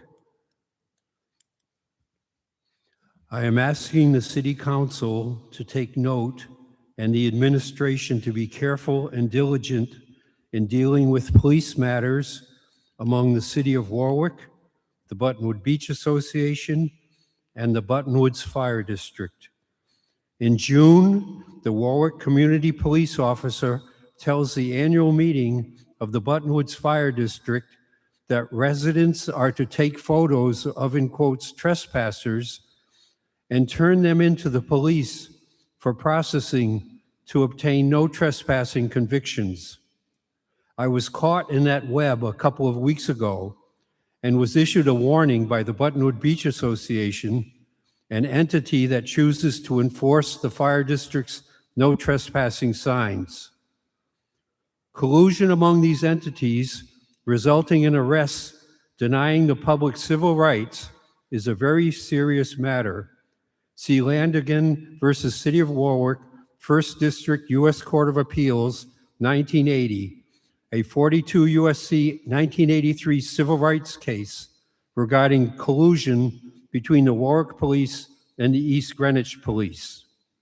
In Willoughby v. Allen, 1904, the Rhode Island Supreme Court found that parole evidence of the overseer of highways in Warwick is admissible to determine implied town approval of a highway. The BBA dedicated the streets to the public in 1872 to meet mortgage stipulations, a clear public dedication. The town of Warwick has been acting on statutes put in 1802 for public maintenance of rural ways to get farmers out of the mud. Buttonwoods Avenue and Andrew Comstock Road fall under these statutory labor provisions, the labor statutes going back to the 1500s in England to fix the roads there.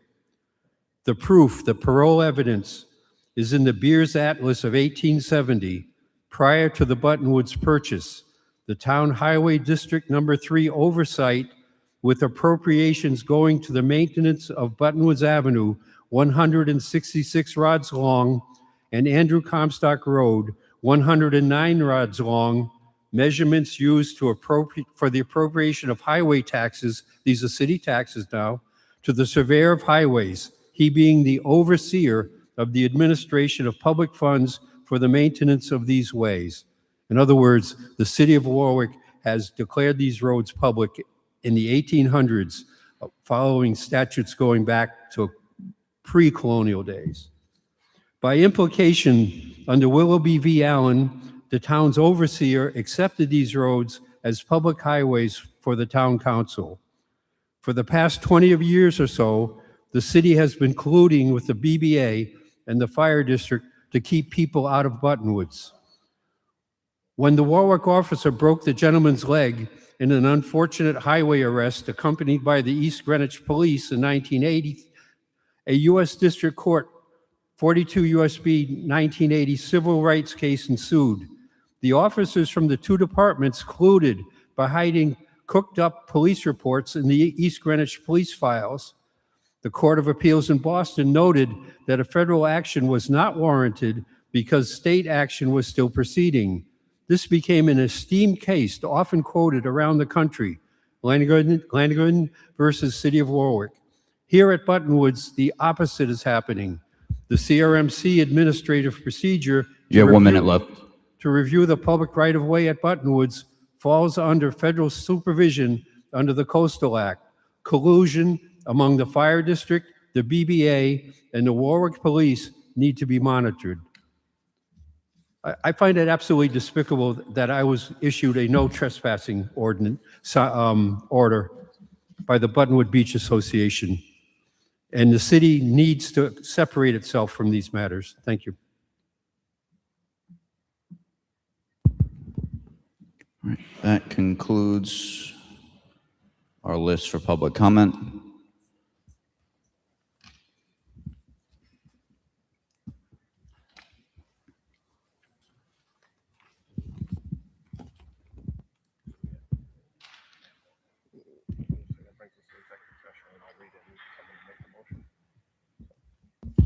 All right, so that brings us to the next item on the agenda, which is executive session of the city council. Would a council member please make a motion to convene into executive session pursuant to Rhode Island General Laws 4246-5A2 in regards to fire apparatus antitrust potential litigation? Make a motion to go into executive session as stated by the solicitor. Second.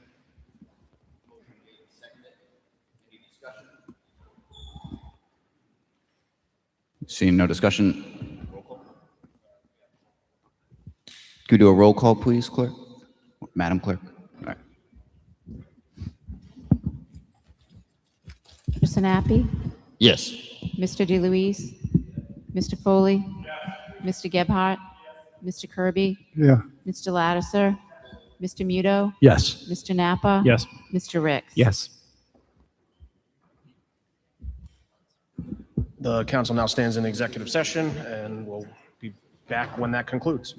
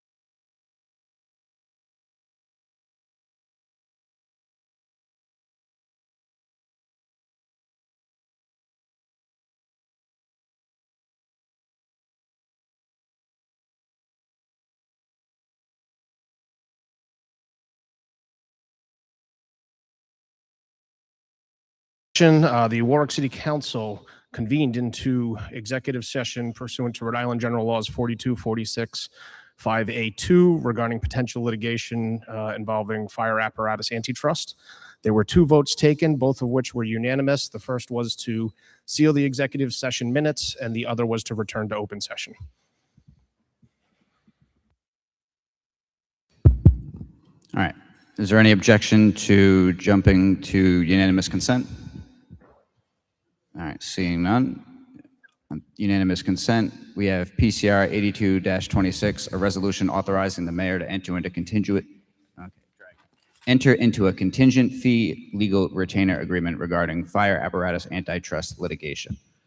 This is introduced on behalf of the mayor. Does anyone have any objection to discussion on this matter or to hearing this matter now? All right, seeing none. First, we need a motion to be able to discuss it. Oh, we can just have at it. All right, so first we'll hear from the administration.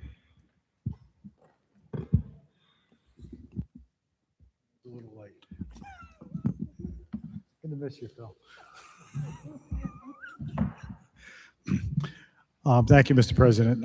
As we discussed in executive session, there was a class action lawsuit and actually a Senate, almost an investigation is trending that way into monopoly of the fire apparatus manufacturers. The price has increased up to 100% in some cases over the last 6 years. There's a class action lawsuit that we'd like to join. I'm going to let Solicitor Ursillo explain the details of this. Thank you, Mayor. Thank you, Mr. President, members of the council. So there is something called multi-district litigation, which has recently been centralized in the Eastern District of Wisconsin to collect suits that have been filed all across the country with regard to the out-of-control cost of fire apparatus that far exceed not only inflation, but tariffs and all of the other things that have built up since the pandemic, to the point that fire apparatus, as the mayor said, is costing almost 100% more than it did not too long ago. Major cities throughout the country, including Milwaukee, Philadelphia, Los Angeles, all throughout the country, very large municipalities that have made scores of purchases, filed separate suits in federal district courts. Because we've now reached the threshold that those suits could all be heard by one court, they've all been consolidated in Wisconsin. It has been estimated that the city's purchases of fire apparatus over the 4-year statute of limitations period could result in anywhere from $250,000 to $650,000 in rebates back to the city if the litigation were successful. Those numbers would, of course, be lessened by the contingent fee agreement that has been referred to by the president by 30% plus a proportionate amount of litigation expenses. The city would be putting up no taxpayer dollars whatsoever to become involved in this lawsuit. No taxpayer money at all would be involved. If the suit loses, so be it. We all lose. Every municipality loses. If it's successful, we will then be able to benefit from what that success is. So it is my recommendation that this is a very good thing for the city to get involved with, because there's only a positive outcome, and the worst case scenario is no outcome. And there's no question that there has been restrained competition, reduced production, competitively sensitive information has been shared. The law firms involved in bringing the litigation have spent a lot of time looking at the merits of the case, and they have concluded that it is well worth their time, their effort, and their money to pursue this, knowing if there's not a successful outcome, they will not benefit either. But they do believe that this litigation will ultimately be successful. So, open for questions. Does anyone have any questions on this item? All right, seeing none, does anyone have a motion for this item? Oh, good point. Anyone from the public wish to speak on this first? All right, back to my prior question then. Councilman Lattiser, Make a motion to approve. seconded by Councilman Muto, Councilman Gebhardt, Councilman Napa. Any discussion on the motion? Seeing none, will the clerk please call the roll? Happy? Yes. Mr. DeLuise? Mr. Foley?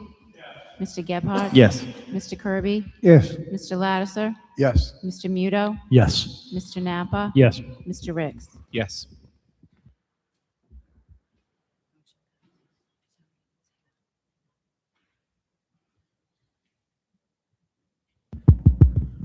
All right. Unless there's an objection, we're going to go back to where we left off in committee. So it would be Finance Committee. Thank you.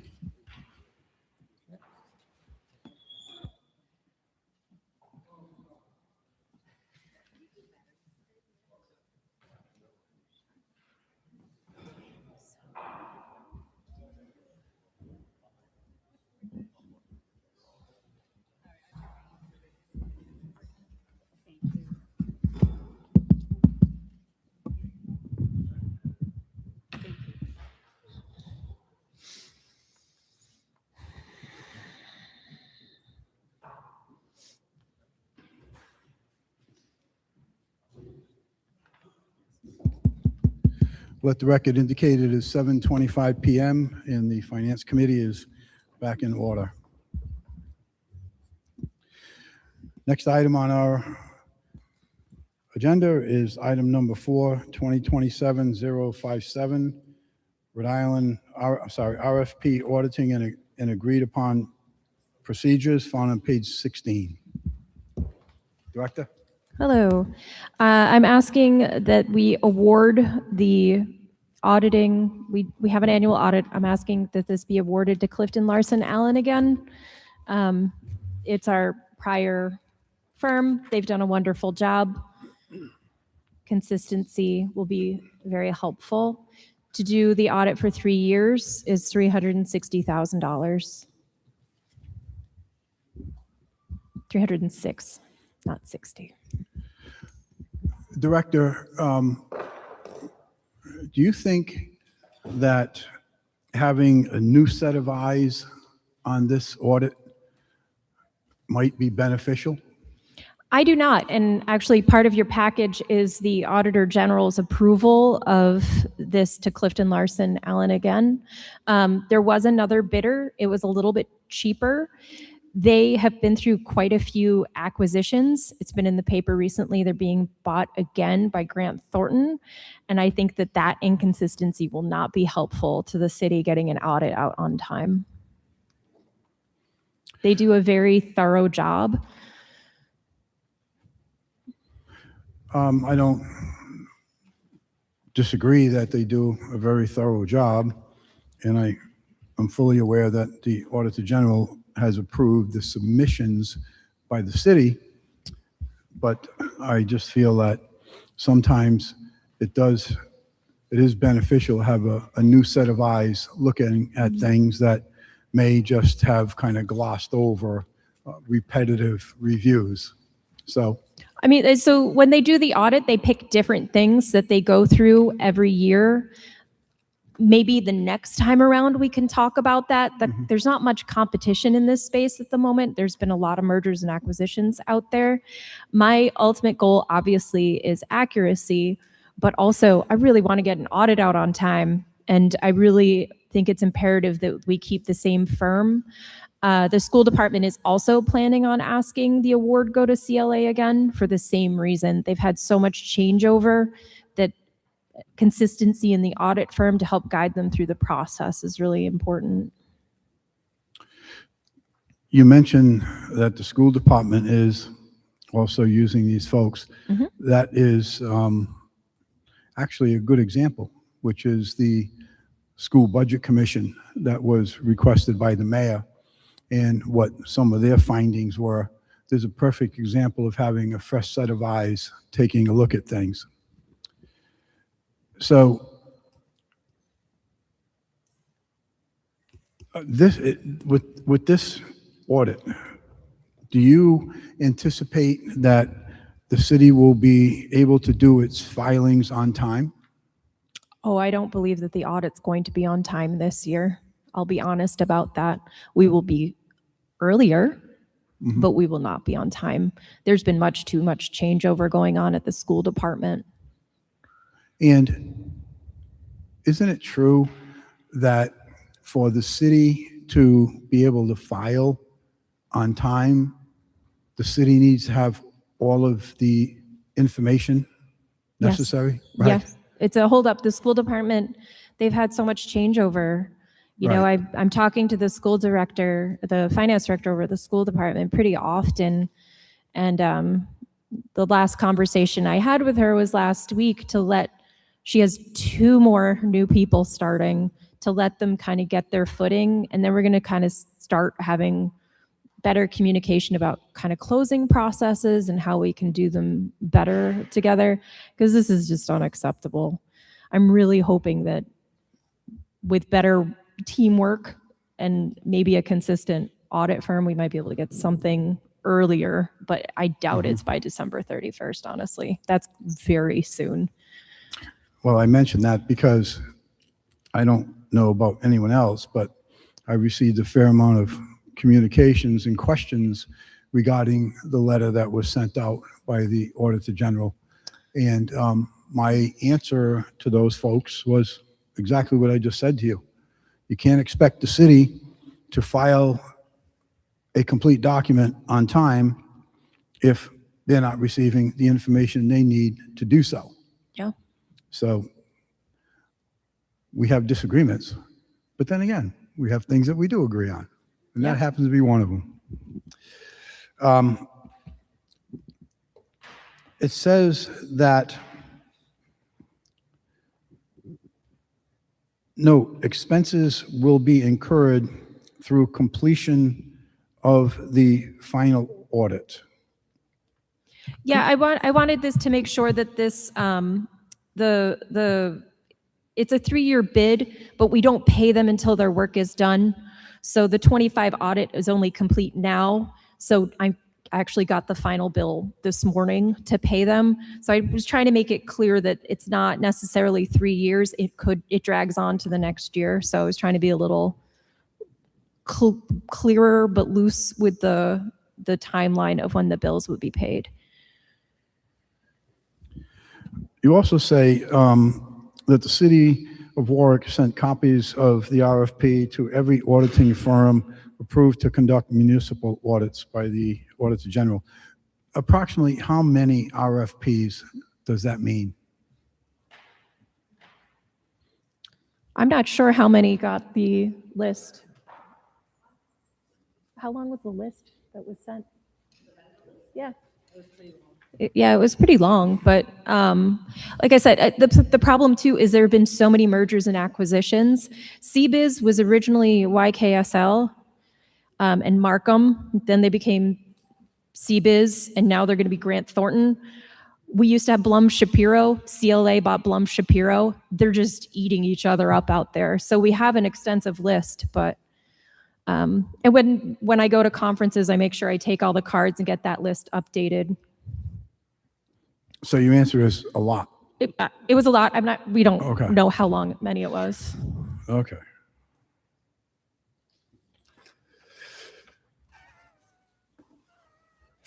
And how did you come to the determination of, who's paying what on this thing? Oh, the auditors are very clear about the work they do on either side. They're very crystal clear about which part they're auditing when they send the bills.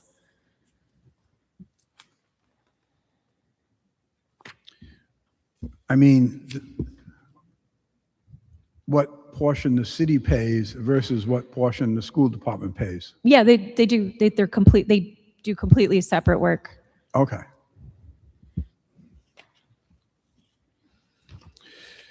I think that is all the questions I have.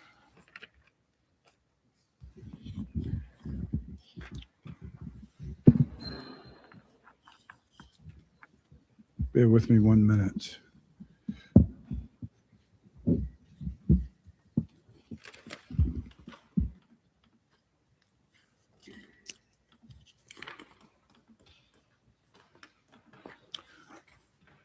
That's all I have for now. Any questions from members of the committee?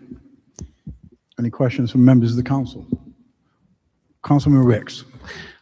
I'm going to recuse myself from this one if a PCR could be assigned. Thank you. Sure. PCR, this will become PCR 86-26. And the reason is Councilman Ricks is recusing.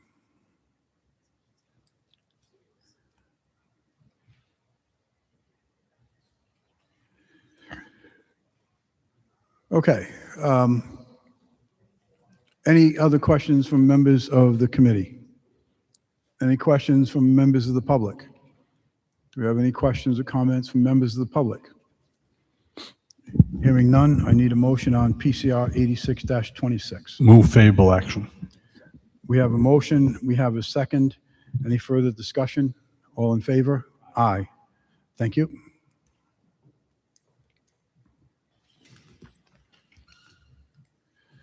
Item number 5, 2027-135, purchase 2 Chevrolet vehicles. That is on page 23. Good evening, Eric Earls, Public Works. Public Works is requesting permission to piggyback state bid MPA number 559 for the purchase of 2 Chevy vehicles.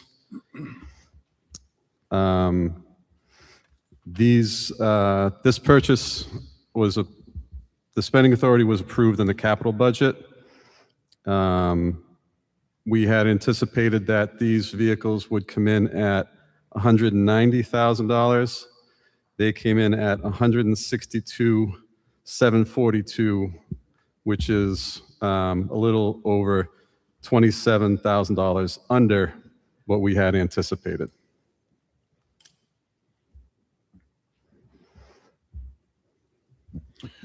Thank you for that, Director.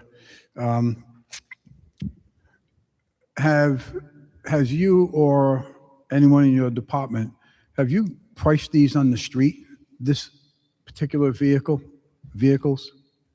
Not that I'm aware of.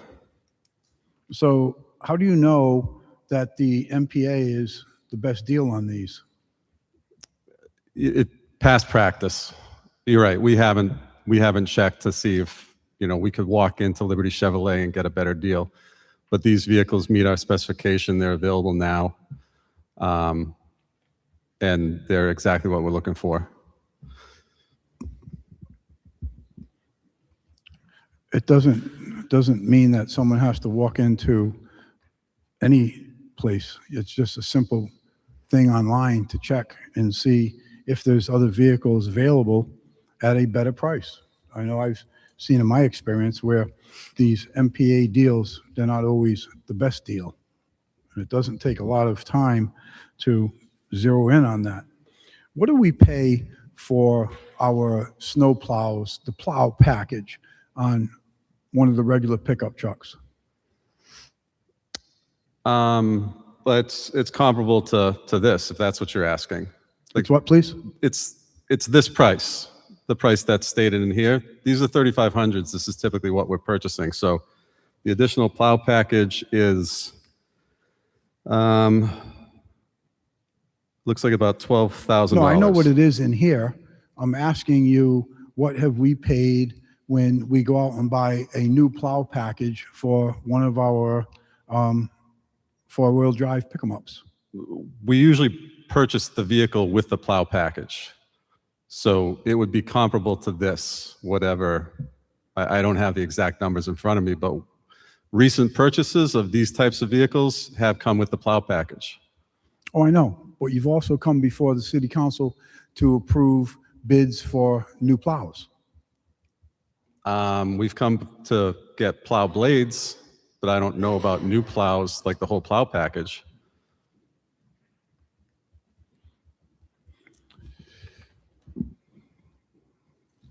What other vehicles will these two be replacing? How old are they, and what do we have for miles on those? I don't have mileage, but the two vehicles that will be replaced, they're both Ford F-150s. One is a 2000 and the other one is a 1995, but I don't have the mileage on them. Sounds like a lot, though. Yeah, I think the odometer is broken on the 95, actually, so. Would these two vehicles, seriously, will you be keeping those vehicles as backup vehicles, or? We would try. I mean, typically the garage is obviously really good, 31-year-old vehicle, and we're still trying to run it. They'll Frankenstein what they can and keep the fleet the best they can, but ultimately they'll probably end up, surplus sale or scrapped or something like that. But yeah, as long as they're running, we'll find a way to utilize them.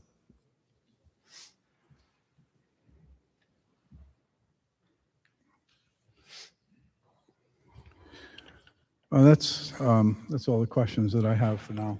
Any questions from members of the committee? Councilman Napa. Director, thank you. Not so much question, but just sort of recognition on you alluded to the fact that you Frankenstein your trucks together the best you can. And I can attest to that from conversations that I've had with some of the guys, that they're often pulling parts from pick and pull to get these trucks moving. So we're certainly getting the life that we can out of these trucks, plus and then some, and then we borrow some more life from somebody else and put it back in. So I see no problem with these purchases. Your fleet is certainly run as much as we possibly can. So I'm fully supportive. Director, one of the things that I had highlighted here on the dump truck is 2 extra key fobs, whatever, program for $435. That just seems like a wild number compared to 2 additional keys for the 2 pickups for $45. Why is that number so crazy? Yeah, I don't know the specifications on that, so I can try and find that answer for you, but I don't have it right now. I don't know why. I know that the key fobs can be expensive, but I don't know why they would be a different price. I'm not going to, move to hold because of that, but I would appreciate if you would check on it. That number seems like really crazy to me. And, that's where I think oftentimes we get beat up, is on some of these add-ons that they just think they can throw in there and get away with. Any other questions from the committee? Any questions from members of the council? Any questions from members of the public? Do we have any questions from members of the public? Hearing none. Thank you, Director.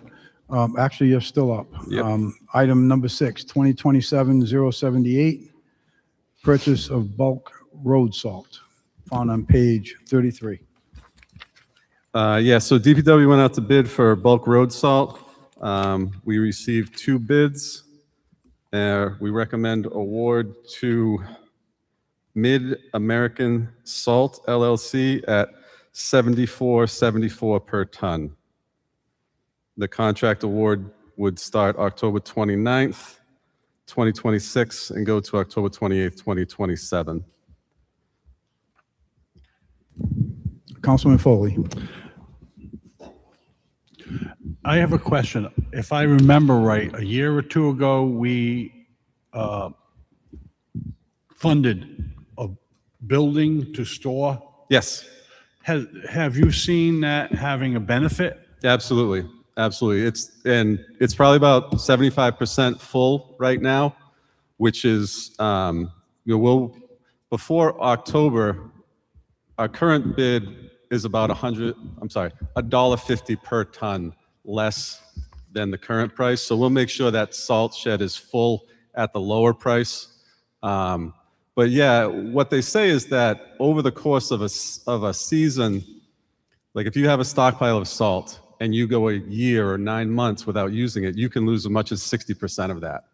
So the salt barn has allowed us to knock that down to zero. So it really has been beneficial. And similarly, like I said, we'll fill it up at the lower price so that we're getting as much, being as efficient as possible with that money. Thank you. So Director, you say the shed is currently about 75% full. So this number that you're looking for us to approve is the spending authority up to, which means as you deplete that inventory, that's when you'll be loading it back up again. Correct. Okay. Any other questions from members of the committee? Any questions from members of the council? Any questions from members of the public? Do we have any questions from members of the public? Hearing none, thank you, Director. We will move on to item number 7, 2027-116, found on page 37. Forgive me 1 second, the mic's dead. I'm going to swap it out.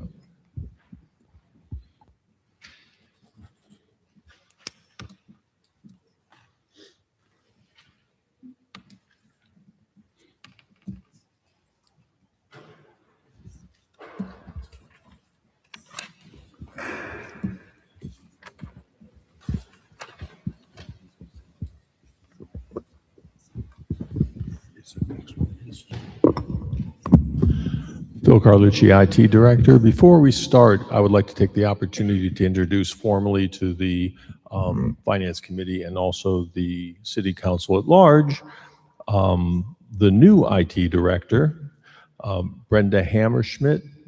Brenda was selected by the mayor as my successor.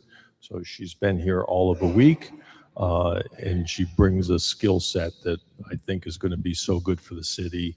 A lot of experience with 365 as we've been embarking on that. So it's very exciting and happy to have her on board.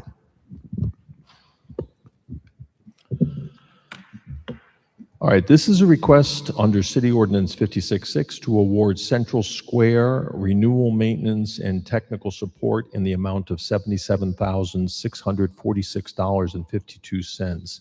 This represents about a 5% increase over the extrapolated last year price, which I'll explain in a second. The maintenance will cover the period 7/1/26 through 6/30/27. If approved, this will allow the City of Warwick's Police Department to receive software upgrades and technical support for the IMC application suite. The IMC application suite is basically the police department's enterprise resource planning system. It's their software. This is coming to City Council very late, but there's some extenuating circumstances that brought it about, and that's why I said the 5% increase is really over the extrapolated amount. This has always been a January 1st through December 31st expenditure. The state has adopted a new software application, that CIS, that was being implemented across some of the municipalities over the last couple years. Back in October, November, it was decided that the Warwick Police Department would migrate to the new package. That was supposed to be done before we had to renew the contract. For a number of reasons, it was put on hold and said, okay, we're going to start in the spring. So we negotiated quite challengingly. We negotiated with IMC to get a 6-month software maintenance piece, and that we were supposed to be on the new system by April, May, so we'd fall under the June slide. We'd have a month of coverage to slip. Somewhere around the May timeframe, the police department chose not to pursue it any further. They had started the conversion and decided to, for a number of reasons, to put it on hold and remain with IMC. So this was written up the minute we got the renewal for 1 year, which I have discussed with the police department. They want to go 1 year out while they make the evaluation on what they're going to do, possibly go with continue with IMC, possibly go with CIS, possibly find something else. But as they go through that evaluation, they want a full year to do it. So that's how it's coming to you so late. It's just as soon as we got it. Thank you for that, Director. So I don't know if you want to answer my question or perhaps the Colonel does, but why did the police department decide not to migrate to the CIS system at such a late date? I can answer it, and I don't want to speak for him, but I've had these conversations in depth and have talked to my counterparts in other municipalities that have adopted it. As with any software package, anyone that's gone through this will tell you the sales pitch is always glossier than the reality. This is easy, conversion's beautiful, all data is converted, and we wave our magic wand and Cinderella's got a beautiful gown and the pumpkin becomes a carriage, just trust me. Then you get into the reality of it and it's not so much. And you talk to some of the other municipalities that were going through it, and the 3-month implementation went to 4 months, went to 5 months. This came out. And once again, don't want to speak for him, but the flavor I got from it was it's not necessarily, oh, this is horrendous, as much as it was, look at this may be the wrong decision before we invest any more money in this, money and time. We're going to make a little more in-depth evaluation and use the experience of the other municipalities that have gone through this so that we don't have to repeat the same mistakes. I came close, he said so. So the end result is the recommendation, just stay with what you got. For the time being, yes. And I do applaud the police department in that this wasn't, oh, just get us another 6 months. This was, no, we're not doing this again. We're going to spend the time it takes to evaluate our options and choose the right one. So let's take a year. IMC works. It's not, I mean, there's a lot of opportunity, of course, for improvements whenever you go to new packages that are, feature rich. But if they don't work or you're not able to implement them for months, all those features are for naught. Well, I, for one, appreciate the business sense of, okay, let's, just spend a little here before we spend a lot. And I have no problem with this. And I would assume that in a year from now, this conversation will evolve to something else. Yeah, I think there's probably going to be a proper evaluation, and that you'll see hints on as the budget goes along to simply say, here's how, because we did it before, I think it was just a little premature. Here's how we see this playing out, the cost of transferring, what package we're going with, why we're going with it. Just a full-blown evaluation as compared to state said it's good, let's give it a try. I think it's a better approach. I agree. I think this is definitely a good approach. And just in this conversation, I'm thinking of several huge expense items that were, hey, let's give it a try. And it was a big bomb. And one instance was never even implemented. So again, I respect that position. Any questions from members of the council committee? Any questions from members of the council? Any questions from members of the public? We have any questions from members of the public? Hearing none. Thank you, Director. Thank you. We will move on to item number 8, computer hardware and related equipment, found on page 42. Good evening, Phil Carlucci, IT Director. Excuse me. This is the request under City Ordinance 56-6, exception to bid for workstations, laptops, tablets, printers, copiers, computer peripherals, covering fiscal year 2027. The request will have an effective date of July 1st, 2026 and run through June 30th, 2027 for the full fiscal year. These purchases will be made from the MIS hardware budget, code 25231, as budgeted, with a spending authority not to exceed $60,000.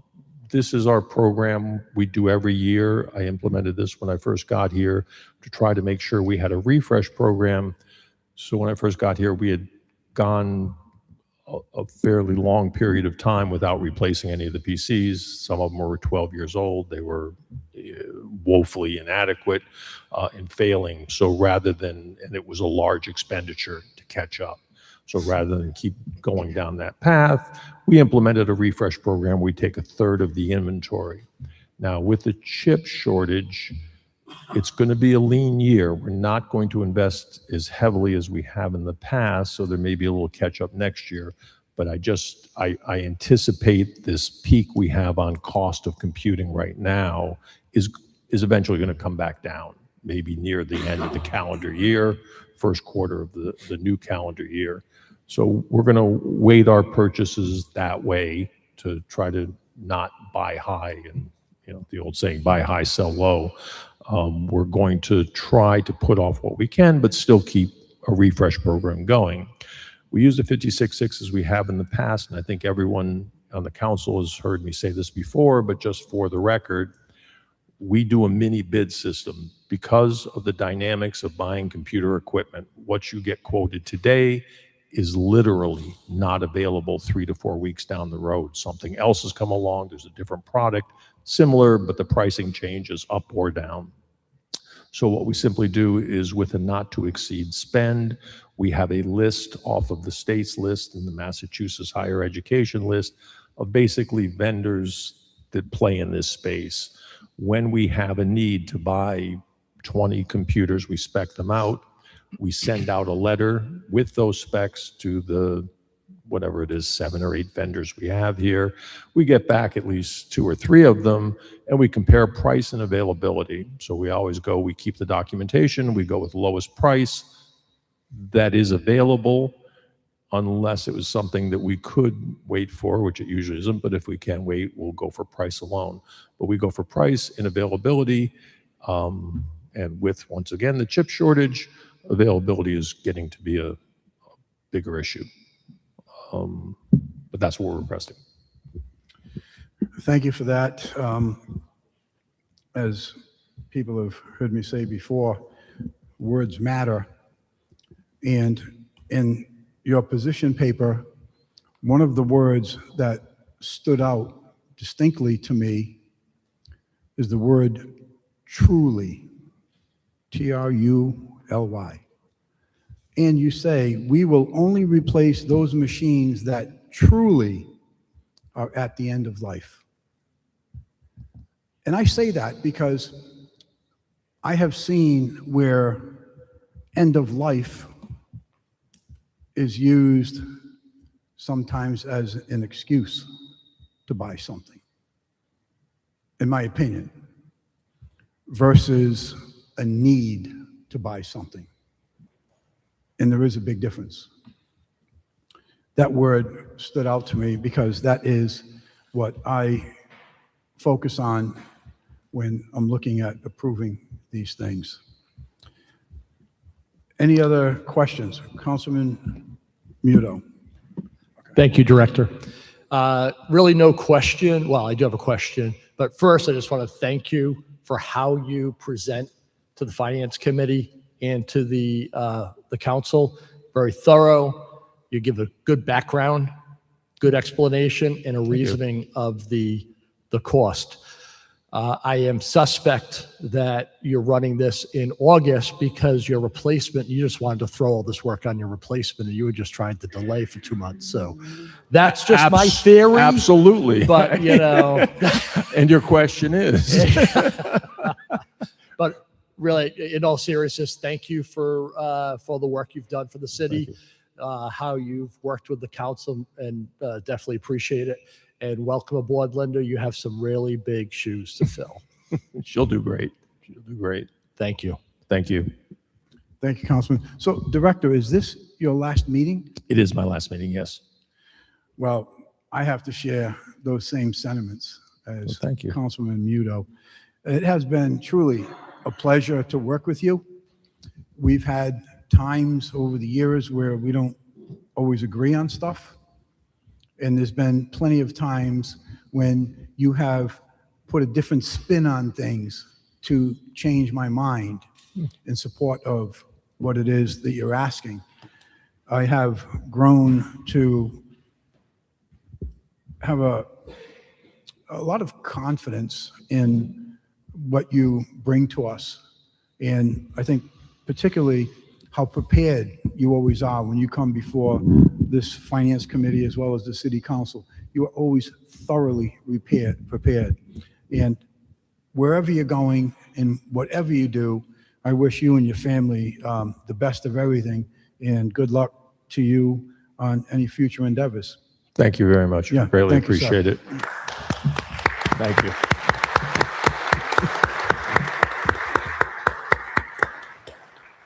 Councilman Foley. Well, these two gentlemen stole my thunder, but again, I appreciate my 6 years on the council. When I had a question, you answered it. More importantly for this councilman is when you come here and explain, you explain it using a term by Denzel Washington, like I'm a 5-year-old. And we need that. I know I need that so that I can understand the complexity of what you're putting in front of us. Thank you. But you don't do it in a demeaning way. You make us feel part of the process. And thank you for your service to the city of Warwick. Thank you very much. Any other questions or comments from members of the council? Any comments or questions from members of the public? Any comments or questions from members of the public? Hearing none, thank you. Thank you. Director. And that concludes items over 50,000. Now I will ask members of the committee if there's any items that you would like to be pulled aside.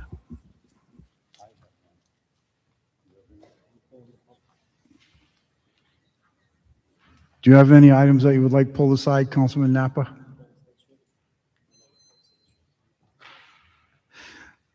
Councilman Muto.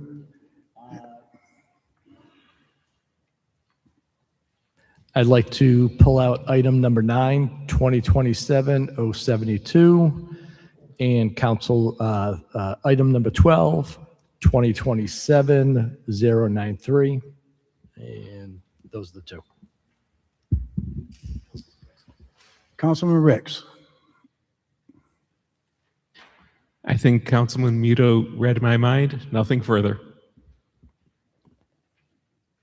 Okay. Anyone else on the council have anything you want pulled out? Okay. Any members of the public, are there any items that you would like to have pulled out? Any items you would like to have separated? Okay, to answer Councilman Napa's question, I will be pulling out item number 10, 2026-033, State Street Water Pump.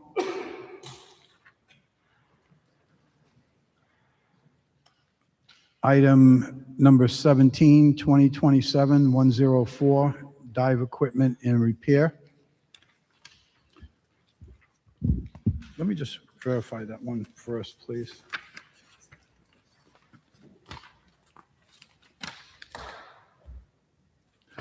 Yes, and item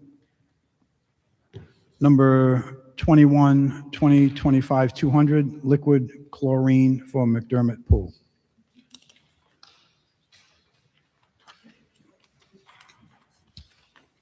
That's all I have. We'll start with Councilman Muto, and that is item number 9, found on page 45. Good evening, Bill Pacenti, Mayor Picozzi's, second time I've done that. Mayor Picozzi's Chief of Staff. Tonight, I'm here to ask for favorable action on awarding contract to Yardworks, Inc. of Warwick in the amount of, it's $48,000. This is for the irrigation installation of the sprinkler system at the City Hall Plaza. This was funded by a $5 million earmark grant, as well as some of the city's opera funds. There is approximately $59,000 left in the federal earmark grant that can only be spent on the building or infrastructure in the building. During the process of doing the design, the designer had an estimate of the cost of the irrigation system at $50,000. We felt it was too expensive. We value engineered it out. We did have them install the chases, the plastic tubing, so the line are underneath the concrete. That doesn't have to be done. They just have to run the plastic piping for the irrigation system. We went out to bid, as it says in the memo. 6 vendors were emailed directly, as well as was placed on BidNet. And 17 vendors reviewed the documents. Unfortunately, only one vendor, Yardworks, as I mentioned, bid on it. Try to answer any of your questions.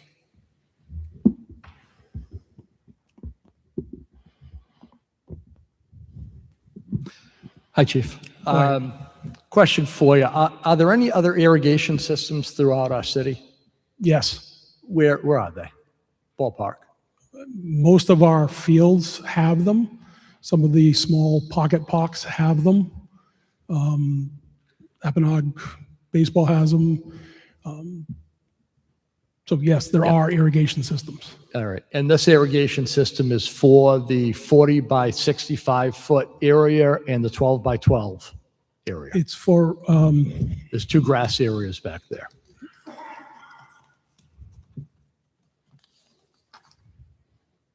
so it's the front, the big area right in back of us, along the side, the wall.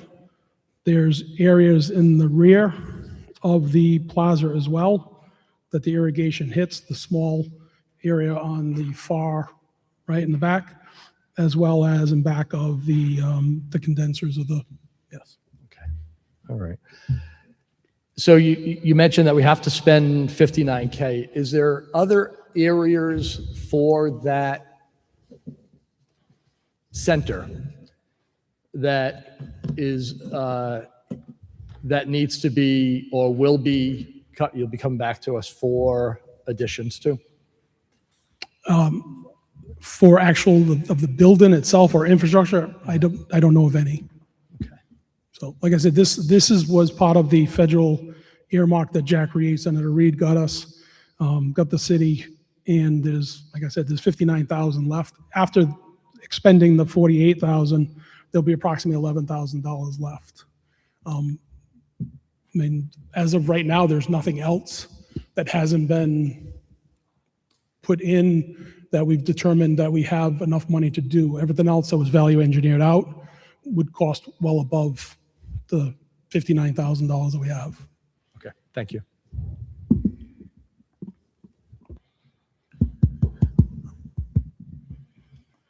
Chief, why wasn't this done in the first place? Because as you know, this project was bid out and it came in well above. And when that was after the fact. This was put in during the design. It was value engineered out because our estimates were coming in over budget. So that's why it was taken out. So the infrastructure, the sleeves, if you will, they're plastic piping that run underneath the concrete. The conduit are there. That was left in as the Bentley's, the contractor that did the work, that was part of their contract. So the new contract, the irrigation contractor, all they have to do is run the lines and install all the backflow and all the operation and the controls of the sprinkler system. So the lines that need to be buried are buried? Correct. The conduits are there, so they just have to run the piping through them. So we don't need to Jackhammer concrete? dig up anything Nope. or change anything? No. There might be some grass areas to expose the the plastic conduit, but not anything other than some dirt. In the position paper, it says, if approved, funding for these expenses would be allocated from budget codes, and it's blank. What budget code? I don't know why yours is blank. Mine has the dollar amount, the funding code on it. It's This is your position paper I'm looking at. look all the way at the bottom, the last paragraph. First sentence, Economic Development Initiative, Community Okay, Project. got it. Okay. And that code is what? I mean, I know what the numbers 52045. are, but I don't remember seeing that code. It's an earmark grant code. It's a pass-through code. That's tied to the Senator Reed grant thing, right? Correct. Yeah, it's called the Economic Development Initiative, Community Project, earmark, whatever you want to call it, pork barrel, whatever they call them. You've been involved in community development for a very long time, and probably longer than you even care to reflect back on. And I say that with, as a compliment, Chief. And so my question to you is, given those 30 plus years or more of experience dealing with contractors, et cetera, do you really think that number of 48,000 is a fair number? Or do you think it would be worth giving so late in the season now? We could throw a hose and a sprinkler out there for 10 years for 48 grand. Do you think that it might be worth looking into this with the city, reaching out to individual irrigation contractors that focus on this type of thing? 48 grand to me to water those sections of grass just seems like a crazy number to me. So what do you think? To answer your question, one, we're not allowed to reach out to vendors prior to a bid. And two, you have to be licensed by the state of Rhode Island to install irrigation systems. So this vendor is licensed. And like I said, we emailed it to 6 directly vendors that have their irrigation licenses. And then the bid net where Francis, the purchasing agent, posts the information, 17 other vendors pulled down the information and downloaded the documents. So there were 23 vendors that looked at it. Only one bid on it. So, and I don't believe that we're going to get a better price if we wait. I mean, we're approaching the end of the season, so this is probably a fill-in project for Yardworks. So to try to keep the guys working, so. Keep what guys working? Yardworks, their employees. It's a landscape, hardscape company. Oh, I know. I'm familiar with them. Right. To me, it's their job to keep their guys working. I meant to keep a schedule going. Oh, okay. So these expenses that just continue to come to us for this ice rink is just particularly troubling to me. So we have the ice rink, we have the bumper cars, we got to build a shed, we got to do a different shed, we got to put up trees, we got to do grass, now we got to do sprinkler systems. This is like the bill that never stops taking. This is all within the budget. These are the funds that were I got earmarked it. for this project. I understand it, Chief, but it still keeps coming and coming and coming. And I look at this and I say, okay, now we have the cost of maintaining this sprinkler system. We have the cost of starting it and shutting it down. I'm Right, familiar with we do those that costs internally. because I have that where I live. Right? What's that? We do that internally. DPW does that. Yeah, I understand. Parks They and don't Rec work field for maintenance. free. It's still a cost, right? It's another cost of maintenance. It's Well, another cost. Somebody's going to start it up. Somebody's going to shut it down. It's another cost, Chief, regardless of what it is. It may not appear to be a lot, but again, a lot of our retired folks, any amount is a lot. So I just find these type of things that keep coming back and coming back and coming back just a bit frustrating. But that's just me. Any other questions from members? Councilman Gebhardt. I didn't see in the bid, Chief, what the control system for the for the sprinklers? Is that included, and is that intelligent in any way? That's a Like great Councilman Foley, technology is not my place. I know where I am, and I'm in my lane. This was a design build with the Dean Pimentel, our landscape designer, and the planning department put this back together, knowing how things run. And I believe, I want to say it is, but, you know. I just don't want to see the sprinklers running while Well, no, it's there'll be, raining. you know, there'll be sensors, you know, available. A lot of them have a rain sensor in it. Yeah, They either tie it to a weather station or in the ground where it has a moisture meter in the ground. Yeah. Yes, there'll be something there. And the controls package is part of this. Correct. Of this Yeah, bid. everything that runs the sprinkler system, the plumbing, the hooking it up. The only thing that's not included is the running the conduits, and that's already there. Okay, thank you. So, Chief, that's a great point that the councilman just made. So, is there space in that current building to install all Yes. of this infrastructure? Yes. We don't need to put an addition on for it or anything like that? For a meter pit, no. Okay. No. Just, We should be good. just checking. Don't quote me on that, though. Okay. Any other questions from, Councilman Ricks? Thank you. So I think that this was alluded to, but just to be clear, the reason why it's at $48,000, although the bid is at $38,000, is because just in case it goes over the 38, then the funds are already committed, and that's necessary because it's ARPA funds. They're not opera funds. Okay. These are the federal earmark grants. So if we don't use them for this project and the infrastructure of the building, we can't use them to buy, equipment or anything, put up signage or things like that. It has to be specific to the operation of the building. So it's a $38,000 bid with a not to exceed $48,000 just in case there's a problem. We don't know. Okay. And if the amount winds up being less than the 48, then what happens to the money? The money sits in the grant, and whatever doesn't get spent gets reverted back to the federal government. Okay, so really the purpose is so that if running into a minor issue, then the administration doesn't have to come back to the council, go through that whole process, just because there's a minor need for a small change order or the like. Correct. Okay, thank you. Welcome. Thank you, Councilman. Good point. Okay. Any other questions from members of the public? Do we have any questions from members of the public? Thank you, Chief. Okay, next item, item number 10, 2026, found on page 48.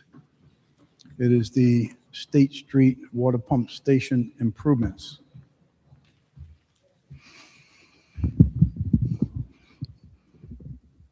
Good evening, Jerry Willett, Water Division Chief. The Warwick Water Division respectfully requests City Council approve a $43,000 change order submitted by Hart Engineering for the State Street Pump Station project. Change order result of field conditions being different than those in the design and the need to revise the configuration installation of the temporary bypass system. As part of the project, test pits were excavated on June 16th and June 17th of 2026 to verify the existing piping configuration on both the suction and discharge lines. This investigation identified vertical bends and unrestrained leaded joints that were not fully accounted for in the original bypass design. The material around these vertical bends and unrestrained leaded joints is preventing pipe movement.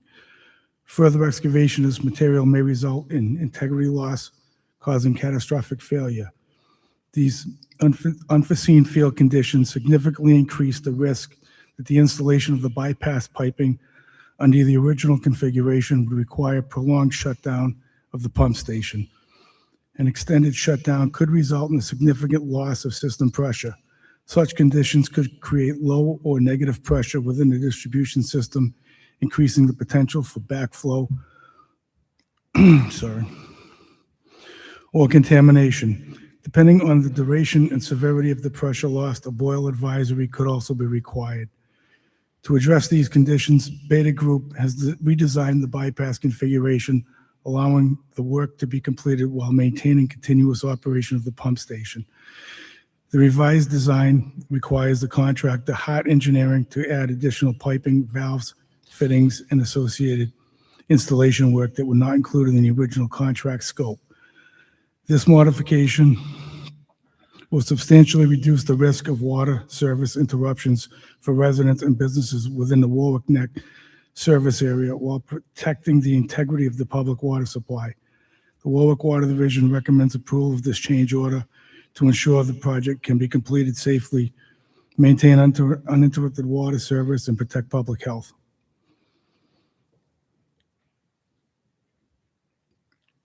First action taken on July 7th was approved in the amount of $2,400,000 as a one-time purchase.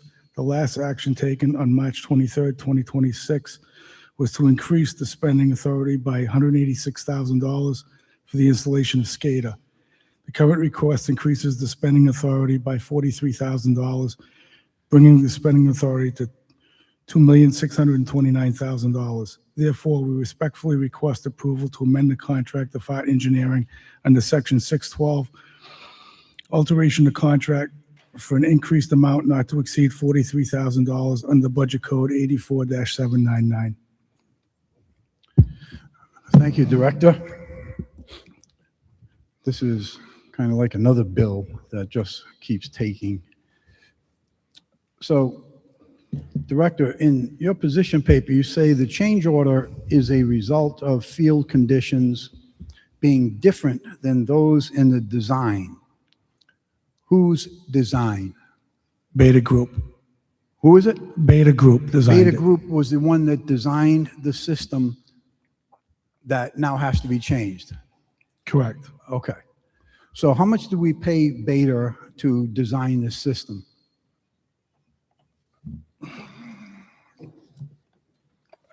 Actually, now don't have have to that. fix. I don't have that off the top of my head. I know what the design, the engineering during construction was, but I can't recall what. But we don't know how much we paid Beta to do this job. We know how much we paid Beta. How much did we pay him? I don't have that in front of me. So we don't know. Now, let me rephrase, did the city require an errors and omissions coverage from Beta in doing this design? I believe so. This was all done before me. So I believe there was. It was part of the original bid. Well, maybe the chief would know.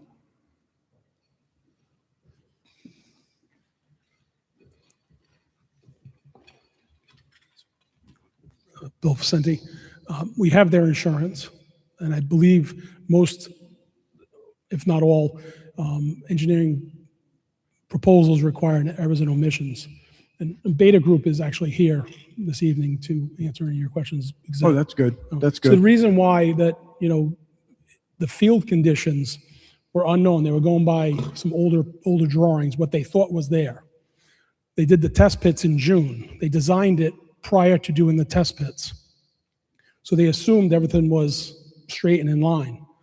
When they did the test pits, they discovered that the things weren't as they were drawn or what they assumed. That's why there's a change order based on field conditions being different than what was in the designs that they anticipated. So that makes no sense to me that someone is going to expect me to do a design that is predicated on field conditions if I don't know what the field conditions are. I don't disagree with you. That is ridiculous. So here we are now. We've got this this hemorrhaging of this monies for this particular project, and it's because of an inadequate design. The product we received, in my opinion, isn't what we paid for. But we don't even know what we paid for. They used the information that they had, the best information available to them. We didn't get the information that we needed to make sure that whatever was bid was adequate. This is why we get to keep coming back. So we have a design by Beta that we relied on to put numbers on this project, right? That's what we relied on. And now we find out that it's not accurate because, oh, it's different. And this investigation identified vertical bends and unrestrained leaded joints that were not fully accounted for in the original bypass design. The change order is a result of field conditions being different. How can you not know? You know, I remember people kicking and screaming because of the changes of the schools, because stuff wasn't known and wasn't shown in the beginning, and everybody was going berserk, including me, because we paid for that, and we didn't get that.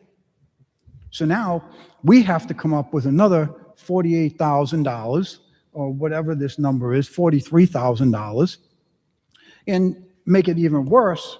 It says, further excavation of this material may result in integrity loss causing catastrophic failure.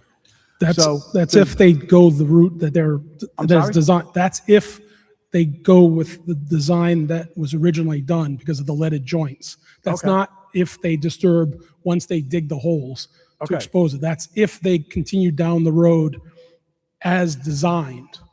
So I think Beta Group would be better suited at answering that question. Okay. If you want to come up here, just identify yourself. Hi, Chris Cronin here representing Beta Group. Okay. So specifically to answer your question about what was known prior to the design versus, or for the design versus what's known now during construction. It's clearly shown on the drawings that test pits were required as part of the contract to make sure that before the contractor got going on his construction, that we had a better understanding of what the existing underground conditions were. So why didn't you insist that you get a better understanding? You're the professional. That's why the city hired you, because you're the professional.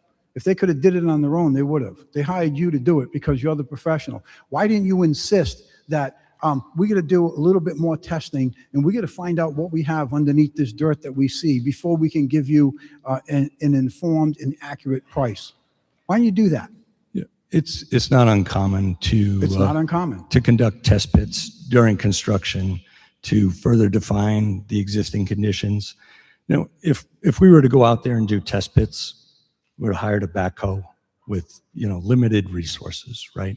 So there are times when it's best suited for a utility contractor to come out with all his resources and understanding of how to repair things when they break. So it was decided that this would be one of those situations where that would be in the best interest of the city. And again, we're trying to reduce your risk. So is it uncommon for an engineering company to present the options to the city? Is it uncommon to say, hey, listen, Warwick, before we can give you an accurate price on doing what you want us to do, we need to do a little bit more? Is that uncommon practice? Yeah, it's not uncommon, No. and I don't know that was not done. But it didn't occur. How much? What was the extra? What would the extra cost be to do some of this additional testing to find out what you know now? So I think what would have occurred is that we would have done a couple of test pits and we would have made some additional assumptions. My question is, how much would it have cost to do that? At the time, I don't know, maybe 15,000. 15,000 to do testing.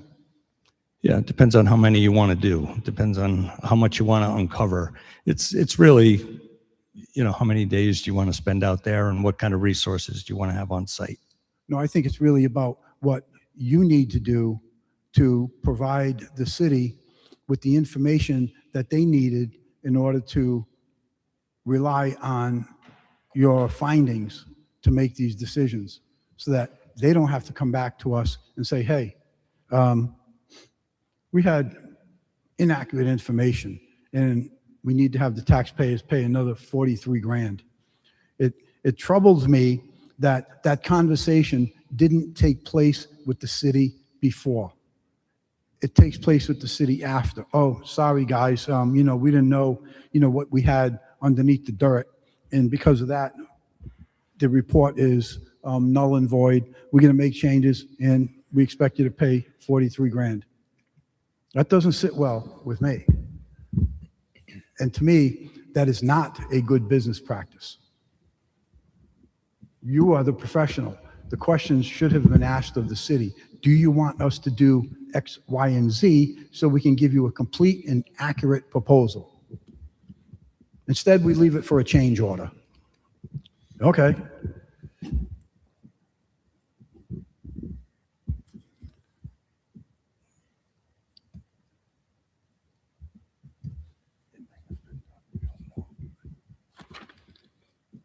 That's all I have for right now. Any questions? Councilman Napa. Just a few questions. How long has Beta been in business?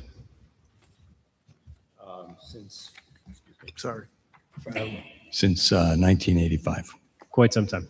I have several. You can just make yourself comfortable. Sure. I'd imagine then in the last, 40 years, you've done several of these type of projects? Yes. Okay. Do you often recommend doing test pits prior to finishing your design and implementation that you send over to the contractor? Depends on the situation, but yes, we sometimes do test pits. Sometimes we leave it to the contractor to do it prior to executing the work. On what occasion would you recommend doing test pits?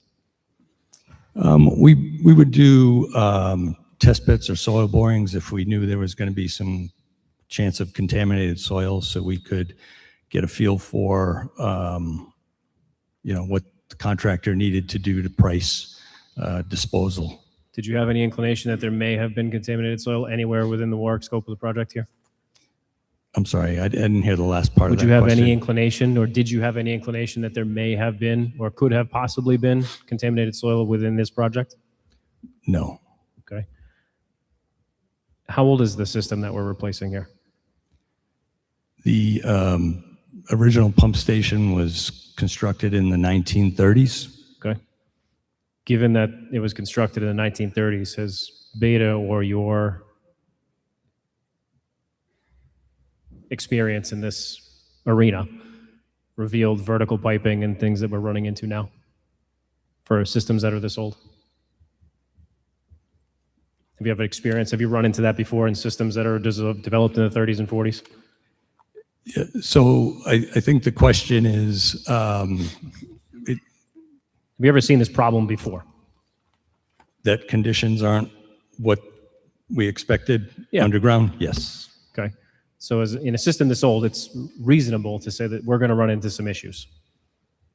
Yes. Okay. In a system this old, would it be reasonable then to suggest to your customer, to the taxpayers that are paying you, that maybe we should do some test pits considering where system is 80 years old? Yeah, that's, yes, reasonable. It's reasonable. And Okay, that's all. The answer to my question is yes. Did you suggest that to the city of Warwick? so That's a I yes don't- or a no. I don't know. So it wasn't me, so I don't know. Well, you're here But as a it's- spokesperson. I'm not saying it's you, but whomever is standing No, at that mic is right. expected to know the answers. So did Beta do that? They may have. They very well may have. I Okay. can't say with any certainty. Now, fair to say that if you had done test pits prior, it would be less of a cost now, or at least more of a known cost. More of a known cost. Okay. Do you anticipate there are going to be any other unforeseen issues? Knowing what you know now of the system that you're clearly elbow deep in. Right now, I can't foresee any, but they're unforeseen. You don't foresee, in all of the years of experience, Beta doesn't foresee any future problems that are going to lead to increased cost. No. No. That's Well, it's bold, right? That's I mean, a bold- that's a but bold they- stance. But they're unforeseen, Okay. so I can't really say, right? Okay. Unreal. Do you? That's okay. I feel like I'm Fauci. Did you build into your original estimate any sort of contingency based on the fact that you're dealing with an 80-year-old system and maybe, and your 40 years of experience, that we're probably going to run into something we don't anticipate? Was there a contingency built into your original $2.4 million proposal for issues such as these? We had a couple of items there that we didn't anticipate or may have been used or may not have been used, if that's your question. Yes. We had a utility relocation allowance in there, primarily used for, it's difficult getting cost information from gas utilities, power utilities, to pay for those if we encounter Those them. are very specific items that you earmark for contingencies on utility removal. Right. Right. And did you, for unforeseen, those are foreseen. We know that we're digging in the ground in the city. Right. We're going to run into some utilities, right? So those are foreseen. Unforeseen, such as vertical piping that we're discussing here today. Mm-hmm. Do you have a contingency, or did you have a contingency built into your 2.4 million for unforeseen issues that may arise?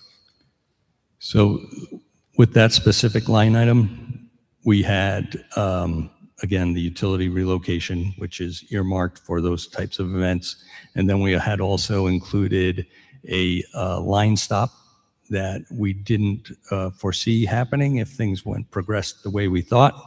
But as it turns out, we are going to need that. So that is an item that could be considered a contingency. Okay.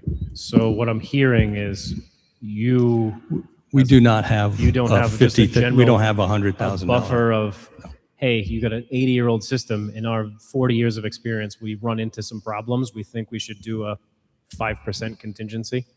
That was never contemplated. That's not your normal course of business. That seems sort of imprudent to me. I don't think, I'd imagine that you run your general finances at home with a little bit of buffer zone, because sometimes things happen. The hot water tank bursts, right? We don't see that coming. We might have some termites one day. Same sort of logic applies here. A multi-million-dollar business that's been in business for 40 years, that's doing business for municipalities that have infrastructure that's 80 to 90 to 100 years old. You would think, a logical person would think and assume that the company would build in a contingency so they don't have to keep coming back to the taxpayer with their hand open, knowing that we have our pants down because we're all the way into this project and we have no other choice but to stroke another check. Yep. Seems like a large error or omission to me. Would you agree? Not using those terms, no. Of course not. Thank you. Thank you, Councilman. So Councilman Napper has brought up some outstanding points which just further fire me up. And on top of this error, in spite of the fact that the city went to you, Beta Engineering, as a professional to guide us through this project, because we don't have the skill set and the training to do it. That's why we went to you guys, because you're the professionals. On top of not presenting us with the options to spend some extra money up front to test and be sure, what I'm also seeing here is not only do you expect us to pay, or you're asking us to pay extra, in my opinion, for something that you should have. When I say you, I'm generalizing. Beta is you right now. That you should have presented to the city. And you didn't do that. And on top of that, you want to hit us with a 15% overhead and profit on one item of $33,545. Then you further want to beat us up and carry that number forward and charge us another $2,043 of overhead and profit on the $40,000. this error or this Omission. information that should have been, or options that should have been presented to the city so the city could make the decision ahead of time, in my opinion, sir, is on Beta Engineering. Chairman, you have 2 minutes. I can sum this up real quick. Based upon all the testimonies that I've heard tonight, and Councilman Muto, I'll defer to him in a moment, as far as I'm concerned, this is a project of $2,700,000. And because we didn't get the product that we anticipated on receiving, or were depending on receiving, I think Beta Engineering should absorb the $43,000. To ask the city to pay for that, that's something that'll stick in my memory banks, I can tell you. And I'm here for another 2.5 years, like it or not. That's a number, that's something that is going to certainly stick in my mind. And I think it'd behoove Beta Engineering to say, hey, listen, you know what? Okay, we could have, should have, didn't, and we'll absorb it. I'll defer to Councilman Muto. Thank you, Chairman. I've heard a lot here. One thing that always sticks in my mind is when the departments come to us with a recommendation of vendors. We always ask what type of behavior, what type of product that they deliver. I will also remember next time Hart Engineering comes to us, and this will stick in my mind, and it will immediately be a no vote for me. Number two, we pay 20% up front, I'm assuming it was 20%, for a design of this system.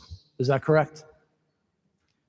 You paid for a design of the system. We're going to get back to you on the design cost. All right. Yep. If I remember right, it's 20%. That's the number that sticks in my head. So the 20%, or whatever that number is, I think my strong recommendation, because I'm going to make a motion, one, to hold this till Hart Engineering comes back to us with a recommendation of what they're going to do for the city of Warwick for their misinformation. On a large contract like this, we want to know if your Hart is willing to absorb. I don't think we have to go any further, but I've heard several times errors, omission, missing on a 40-year experience that you may not get the results that you're looking for. At least my vote is going to be no, and further votes will be no for Hart Engineering, just because they're not looking out for their client, relying on the basis of their 40 years experience on 80 to 100% systems. I strongly recommend that you pull this and come back to us later, or we're going to make the motion to do it for you. At least I will. That's all I have to say. Councilman Napa? One follow-up question for the chief. Not for the chief, for the director. Just before we leave, you mentioned Hart Engineering a number of times in your discussion. I believe you meant Beta Group, but Beta Group, yeah. Just for the record. Yeah, on my sheet it says Hart Engineering. Yep. Okay. Engineering was done by Beta. Yep. Yeah, and just, I know you didn't ask a question, but it's not uncommon to uncover things during construction that require adjustments and sometimes require change orders to address. And this is clearly just one of those conditions. And I don't mean to present it in any cavalier way, and I hope it's not taken that way. But when you're dealing with underground infrastructure, you don't know what you're going to encounter until you uncover it. And so as part of the scope of this work, we directed the contractor to do test pits. It was part of his contract to do it before we got into a situation that would have cost the city a lot more money. So I don't see it as an error. I don't see it as an omission. That leads Councilman me Napa? to another question. Just more you talk. First of all, it's not personal. You're here on behalf of Beta Group. Nobody's mad with you. You're just catching it. You said that it's not unreasonable or unusual to uncover these things. When you put together a bid proposal such as this and a design and you send it out and you say this is what the cost is going to be, given the fact that you've just represented to us that it's not unusual to uncover things that are unknown, wouldn't it even further make sense based on what you just told us that you say, hey, we think it's 2.4, but if we uncover something unforeseen, it's probably going to be more like 2.6, 2.7, based on our 40 years of experience. We've seen windows of adjustments up to X amount of dollars. So then that can be then presented to the city, which the administration can make a recommendation to this city council to say, are we comfortable with 2.4 with a possible fluctuation of $200,000 to $300,000 up or down?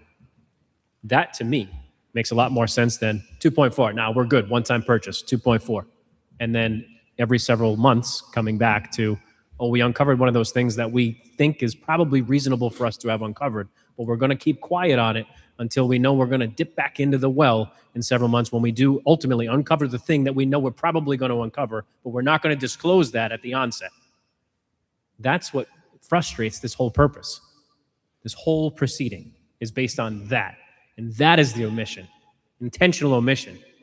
That you know that you're probably going to uncover it, but we're just going to keep quiet on that. We'll put it under the rug until we need to roll this back and sweep. That's the problem.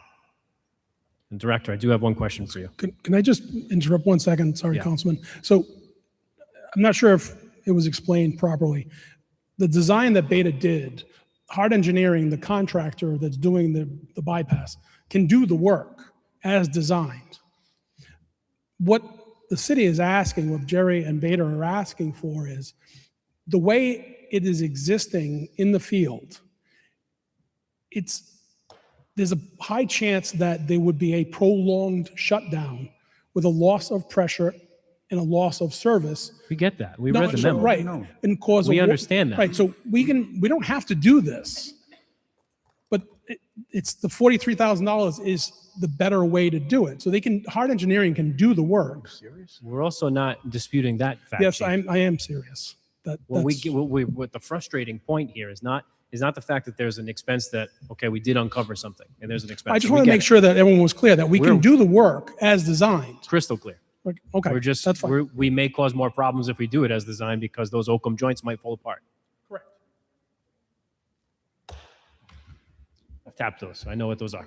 So my question for you, Director, is can you find out for us? I know you probably don't know this answer tonight.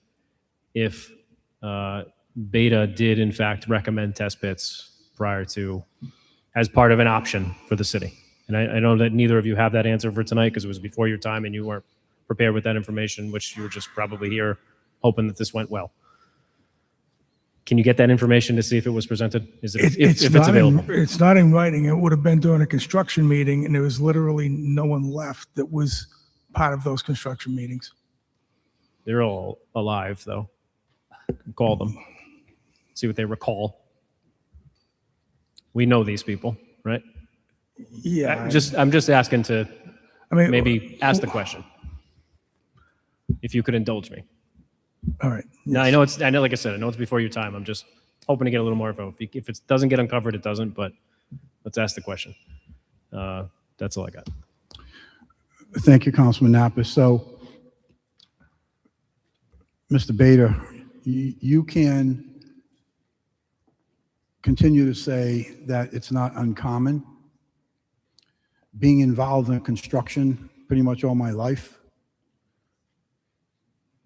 I find it a culture. And it's a culture of, okay, let's get the shovel in the ground, and then we come back for the change orders. Now I hear, oh, well, we can do it that way, but we're going to blow out. No, you can't do it that way. That is not an option. That just further aggravates me that, well, if you don't want to pay for the 43 grand, then we can do it the way we got it. But then we're going to collapse the water structure. We're going to have no water up in this end. We're going to have rusty water. Listen, that's not an option. I will not be supporting paying $43,000 for an error that occurred, for advice that was not provided to the city, for direction from the professionals that the city hired to guide us through this plan. I'm not going to pay for it. I'm not going to vote to pay for it. I'm not going to ask the taxpayers to pay for it. That's what they elect us to do. They elect us to protect their pocketbooks. And I will not be voting to pay for this. And I would highly suggest that you circle back to Beta Engineering and have a hot-to-hot, no pun intended, discussion with them. Councilman Chairman, your time is up. Thank you. Thank you. You have Councilman Gebhardt.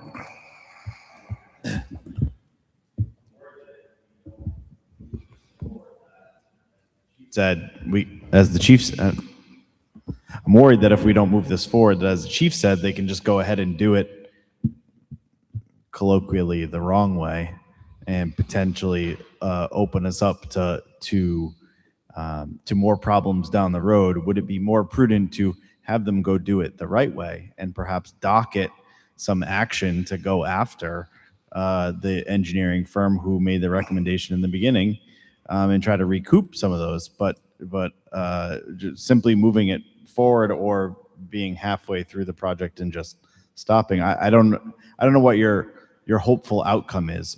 Is the outcome you're looking for that Beta just essentially pays this change order out of their own pocket? So are you asking me the question? Yeah, so my question is, I refuse to be held hostage. And that's what you're talking about, is holding us hostage. Oh, and if we don't give them the 43 grand, then they're going to say, okay, no problem. We're going to go do it the wrong way. That is intentionally being neglect. So yeah, you're asking me the question. Here's what I expect. I expect Beta Engineering to act as a professional that we paid to come up with a design that we could do based upon their suggestions and pay for the $43,000, to absorb the $43,000. They had an option. They had an opportunity to come back to the city and say, hey, City of Warwick, I think that, given that we've been doing this for 40 some years, there's a very I heard all this. My question is is what you'd like to happen. I'm going to answer your question. Okay? I'm going to answer your question. And the answer is, I don't expect the taxpayers to pay the $43,000 because a professional engineering company that the city hired in good faith to guide them through this process didn't get them through the process and didn't advise them of an option that they could have spent a little bit more money. Let us do a little bit of testing. They have these things called test bores. Engineers do it all the time. Make sure you got structural support in the ground before you go put a driveway in. That's what they should have done. And they didn't do it. That's my position. That's the answer to your question. Thank you. All right. Well, I still have time, right? yes. Okay. So in terms of the scope of the project, if this is not moved forward, what impact does it have? Is there no impact? Is this a long way out? Is there runway here? It would be like, I understand we're all emotional and upset about the change order, but what happens to the project? Let's not injure ourselves in the process. So the project can move forward as designed. This is just a safer way of doing it. We're thinking about the residents. I mean, what's it worth to avoid running Warwick Neck out of water and, possibly making, WPRI News with a boil order? It can be done the way it's designed. It's just, this eliminates a lot of the risk associated with the old piping configuration and the vertical bends. This is more of just, it's a more cautious way of doing it. Thank you for that. I don't represent the people of Warwick Neck. So, I mean, the chairman does. So it sounds prudent. It also sounds frustrating, right? I think Councilman Napa, took us down the litany of ways that that perhaps this was not handled properly or was missed from the beginning. But I don't see how moving forward in a way that jeopardizes the utilities, the access to water for the residents in this area benefits any of us. So that's my only comment. If it were in my area, I would spend the money and be safe, but carry on. I have a question. Council President, go ahead. Sorry. I never know I'm afraid to interrupt, but at the same time, yeah, you get it. Is there any danger or risk or issue if this item is held till the next meeting? It's gonna probably push us back past final completion. So right now, there's a final completion date of the end of the year, January of 2027, and so that's a month. So it's going to move everything back. So it will not be completed. Most likely will not. The project won't be completed. Is that a problem, or is it just an unfortunate thing? It's, we're in New England and we don't know. Once you start getting into, November, December, January, you don't know what the weather conditions are going to be like. It's just it may prolong it more than that. And that's the only consideration that I would have. We're going to get into inclement, real soon. And you're going to have, bypass piping on top of the ground. Because I asked because my concerns are similar to Councilman Gebhardt's, except I'm thinking about the legal end of things as far as what we're on the hook for, what the company's on the hook for, what we're allowed to do, what we're not allowed to do. And it's not particularly something wise to discuss in open session. So I'm somewhat in a bind as far as being able to have that addressed here and now. I mean, the 43,000, the change order is an option. That's what it is, an option. Just to reduce risk of a prolonged shutdown. There's nothing preventing us from building it as is. Yeah, I'm going to yield my time so I can ponder this. Director, when was this change discovered? When was it determined that you couldn't do this? The test pits were done on June 16th and 17th, so I would say mid-July is when we, end of June, maybe first week of July. I would like to request an extra 3 minutes. Second. Okay. So how long has this project been going on? When did we start?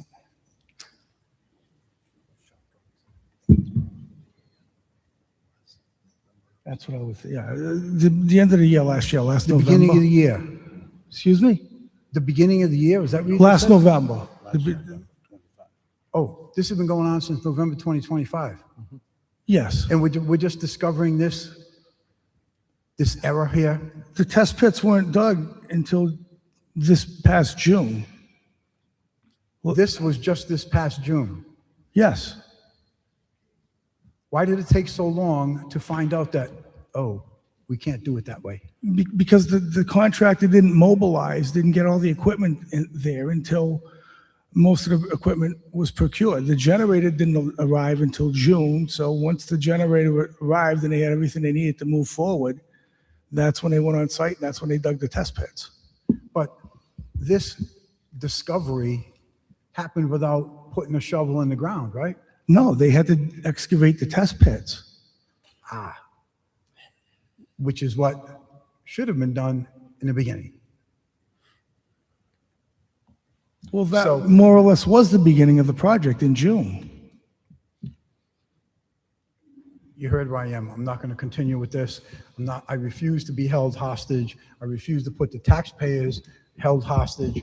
And this is something that Beta Engineering needs to make right. They brought us to this point. They need to make it right, and they need to do right by the taxpayers. I'm done. Councilman Napa. Thank you, Chairman. I'll be quick.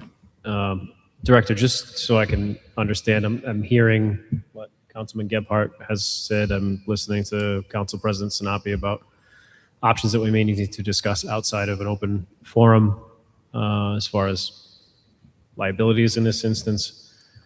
I'm also concerned, clearly you've heard me tonight, so I'm displeased at this process in general.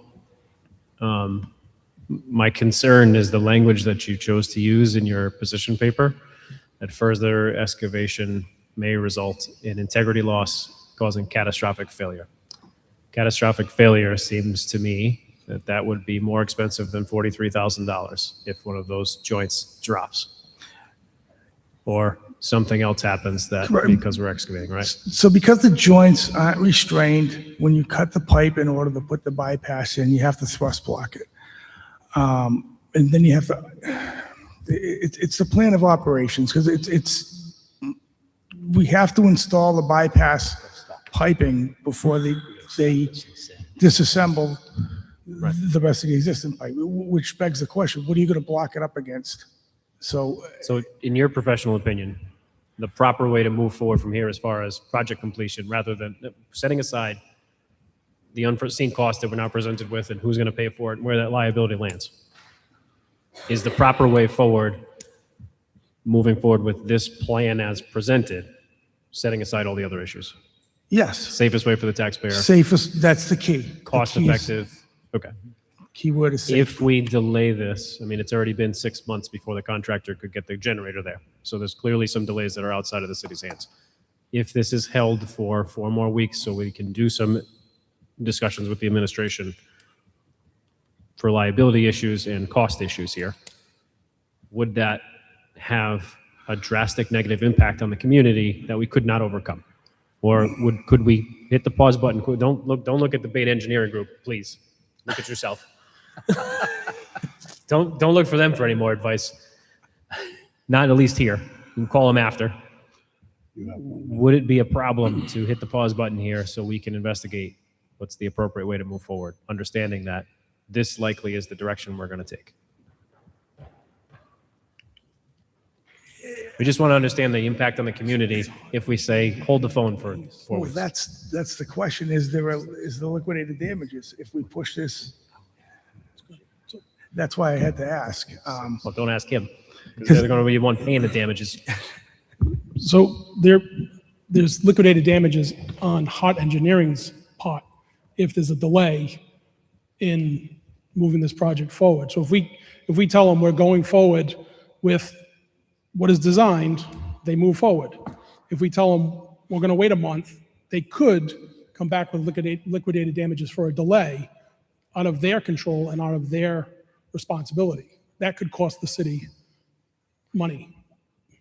Has anyone had that discussion with Solicitor Osillo as to what the appropriate way is to move forward, or discussions been had with him as far as this unforeseen cost that is likely an omission? And who's going to bear that cost? On this one, no.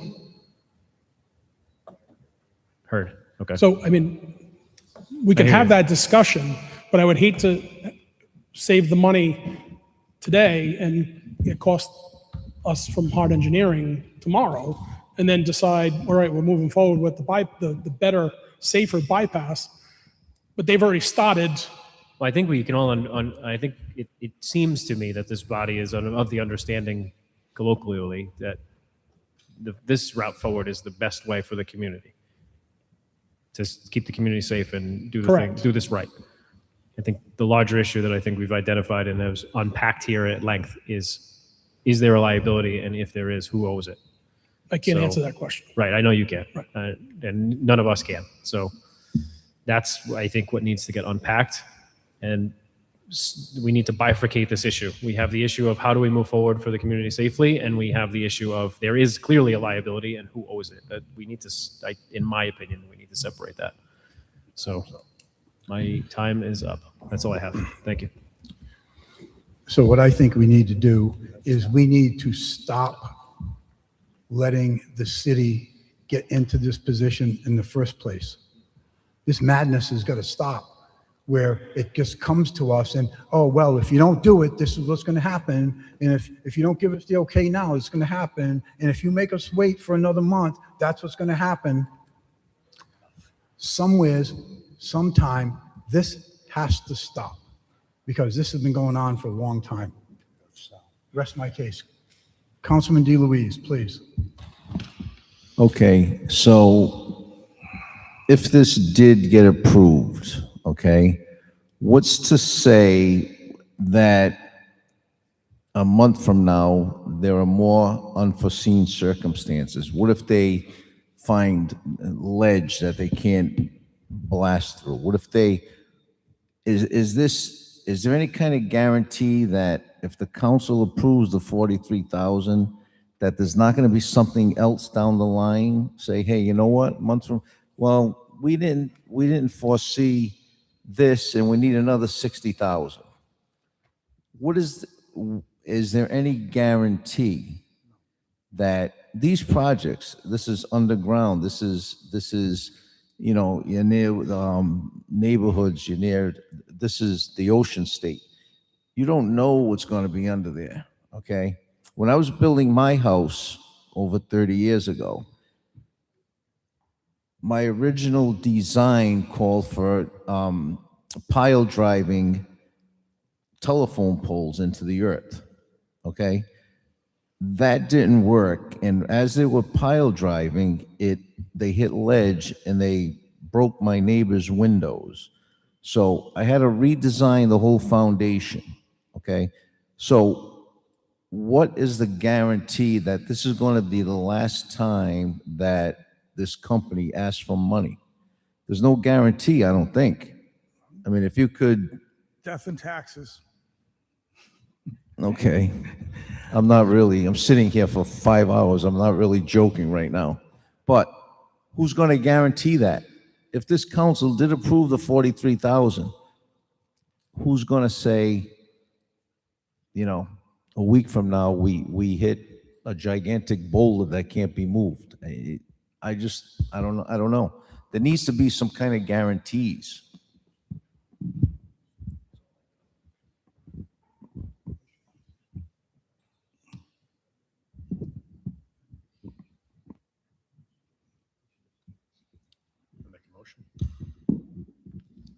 Councilman Muto? That's it.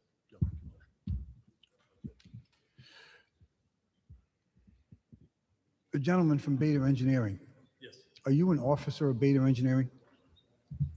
Yes, I am. Do you have the authority to make a financial decision on behalf of Beta Engineering? Yes, I do. I'm asking you for a decision as to whether or not you are willing to absorb the $43,000, given all of the testimony that you have heard here this evening, and move on with this project. I am not. You are not. Okay. I make we'll assign a PCR 8726, and I make a motion for unfavorable action. Second.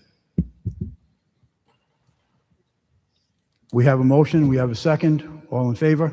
Aye. Opposed? Oh, public comment. I'm sorry, public comment. Any members of the public wish to comment? Any comment from members of the public? Hearing none, we have a motion, we have a second. All in favor? Aye. Aye. Opposed? Motion has been denied. Okay. I'm sorry.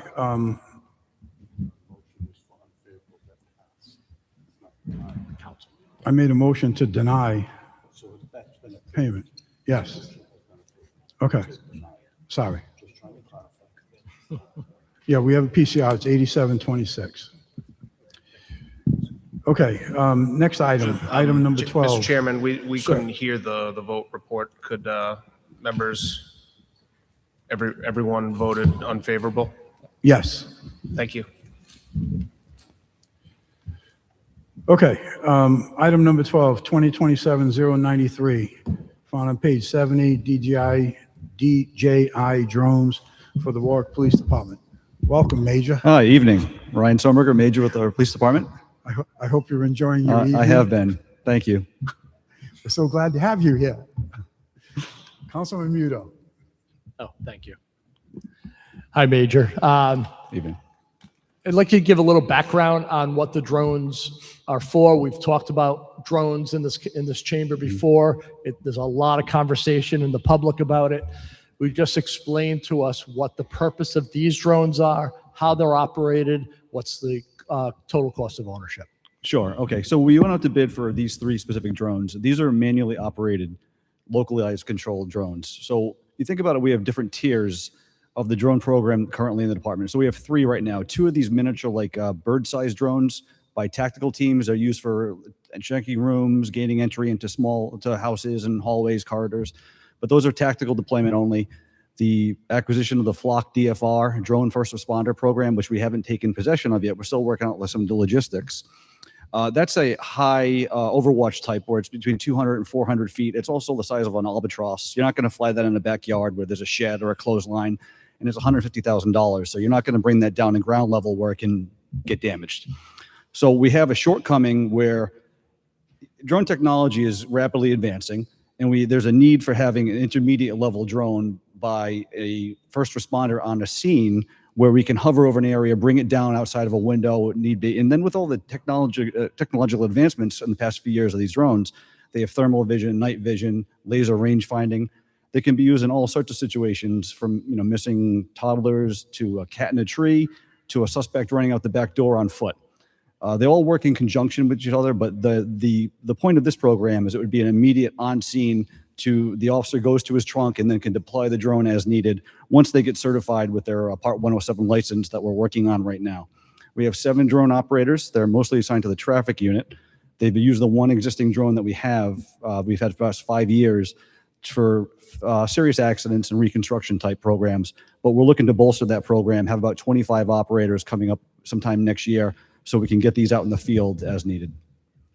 And please correct me if I'm wrong. The one drone we used, was that in service when we're trying to rescue or get eyes on someone that's in the water? I wasn't on that call. I'm not quite sure if the colonel remembers that drone. It would have been in service, but I don't believe it was there that night. Right now the operators are the traffic unit, and I don't believe that was a traffic incident at that time. It was a life-saving incident. So that the pilots would not have been available for that call unless they were working in overtime shifts, but I don't recall. Thank you. You're welcome. Thank you, Councilman. Major, well, first of all, I'm sorry, how many drones do we have now? Currently, right now, we have 2 small handheld tactical type drones and 1 aging Mavic 2 drone that is assigned to the traffic unit. We acquired that in 2020, and it is, for lack of a better term, has reached its end of its service life in March of this year, meaning that it's out of warranty. However, we are repurposing it by giving it to the maritime unit. The boat team doesn't have a drone, so while we can still use it, they'll find a use for it. Major, I appreciate the fact that you remembered my comments about I'm a sponge. Useful life. Mr. Chair. So these drones here that you're looking for now, would they be replacing all 3 of what you have, or just 1, or any? So it's a different tool set, different vehicles. We have cars that respond to traffic incidents. We have tactical cars that respond to tactical scenes. We have crime scene evidence type vehicles. And think of it like it's a different tool for a different type of situation that the officers may encounter. They're not replacing anything. The tactical teams will keep their 2 small bird-sized drones. The existing 1 drone that we purchased in 2021, we acquired in 2021, that's going to the maritime unit team, and they use a Raymarine software that's going to integrate seamlessly with the DJI technology. So there's an additional bonus perk that we get out of this extra drone that we no longer can service. And these 3 drones, 2 are going to be deployed to patrol, first responders, And the third drone will be given to replace the aging traffic drone so it can get up and use its laser range finding capabilities and take its aerial measurements. And I assume there's a record keeping of who is assigned these There is. particular drones? There is. All of their drone each day? deployments are logged. I'm sorry? All of their drone deployments are kept on a log, on file by that operator. And is there a record of when these drones are activated? I And don't. where they're activated and why they were activated? Right. It would be entered by the responding officers and that call entry or in the officer's narrative. But not all the time. Like if we go to a festival, National Night Out, we deployed the drone, the one drone that we do have, just to show the people going through what the drones look like and flying over and take some aerial photography. That wouldn't be documented anywhere. That was just more of a civic event. You know, we just wanted to show off what we have. And we had a lot of questions on it about the drone program and especially the Flock DFR. But that type, we wouldn't log that the officer just flew it over a festival. If it was responding to an incident, absolutely. So other than a demonstration such as National Night Out, these drones are only activated during a situation. Correct. They're only responsive drones separate from the Flock DFR. These are purely response measures. And those uses are fully recorded Yes, and documented. they're all documented, correct. And the reason why the drone was activated. The reason, that would be up to the drone operator and how much information is passed to the dispatch or how thorough the narrative is. I mean, a type of incident where a drone is going up looking for somebody, there's a lot of officers on scene. Well, it's not just going to be one officer with the drone. I'm assuming everybody's going to it. So there's going to be a lengthy, thorough narrative involved where you'll be able to get the information you need. You know, the serious events, they're not going to be deployed for a shoplifter inside of Macy's when we're waiting by an exit unless there's more information. But for the routine calls we handle, no. These will be response to serious incidents and only by qualified users. So they're not going to be used willy-nilly. The people have to be certified with a remote pilot license, and I'll pass all the checks and balances to use them. So of course, we're asking these questions because these are questions that our constituents relay to us. Yeah.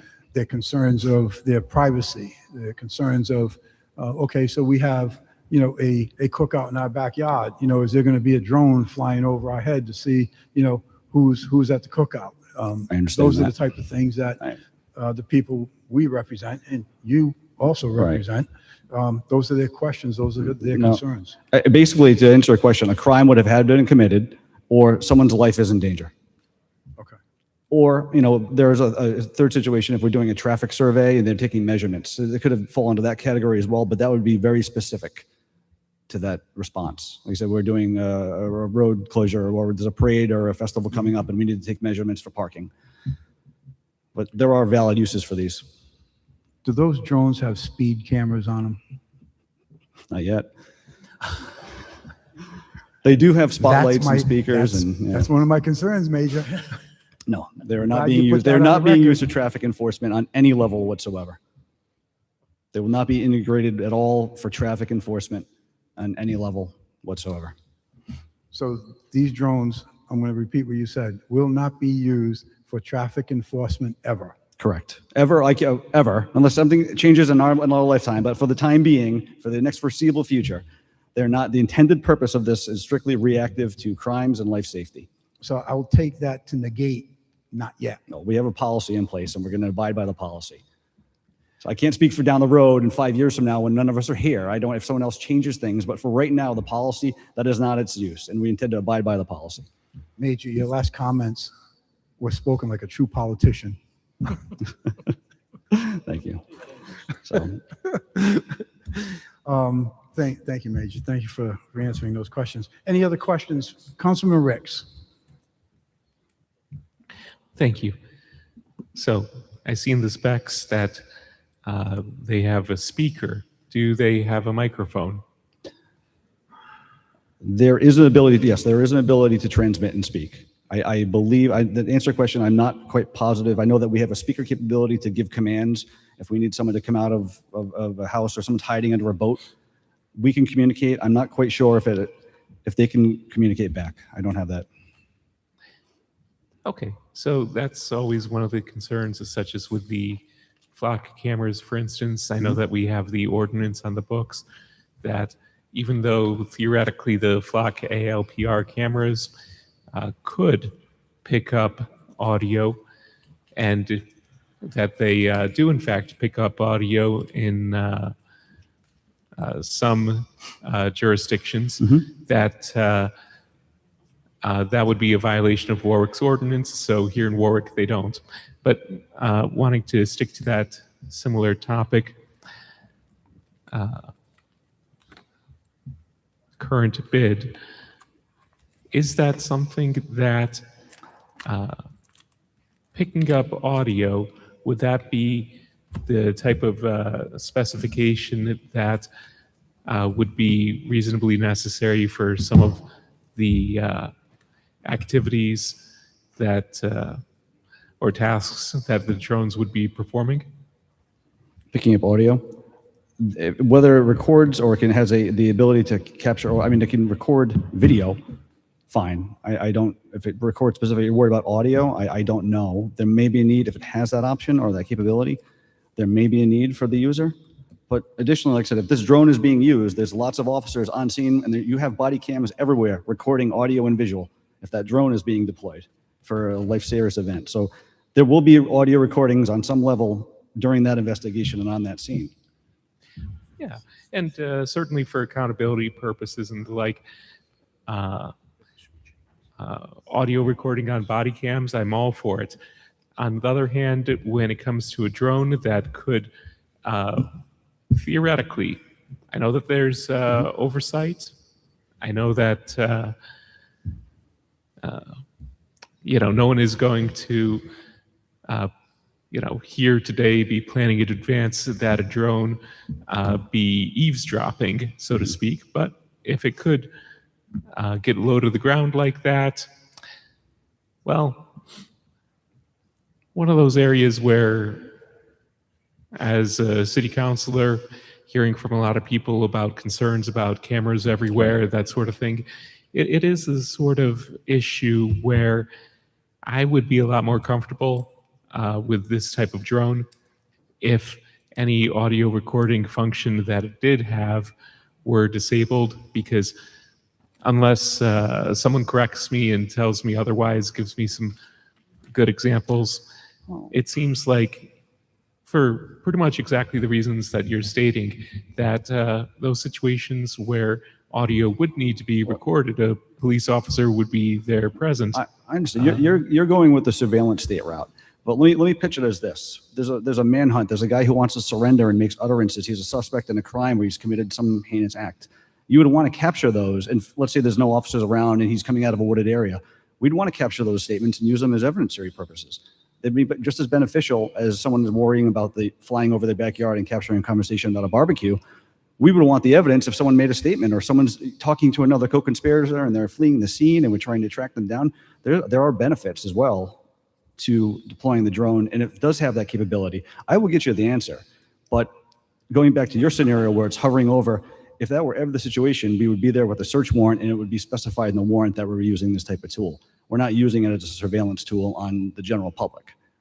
If we had to use it for a search warrant, it would be specified in the body and language of that warrant to hover over that property and capture whatever evidence we're looking for at the time. It's just generally how we operate. We're very, very by the book in our department. Oh, of course. A big part of this is me wanting to make sure that there is a book. So certainly, if audio was being recorded in conformance with a warrant, I don't have any issue with that. That is, of course, a judicial warrant. To be clear for the folks at home, not some sort of administrative warrant or the like, but a genuine judicial warrant. Let's see. Yeah, so that just gives me an idea for perhaps an ordinance consistent with that. But moving on and sticking to the current topic, the bullet point at the top of page 73, that bullet point reads, and this is a list of operational advantages, as is stated in the white paper.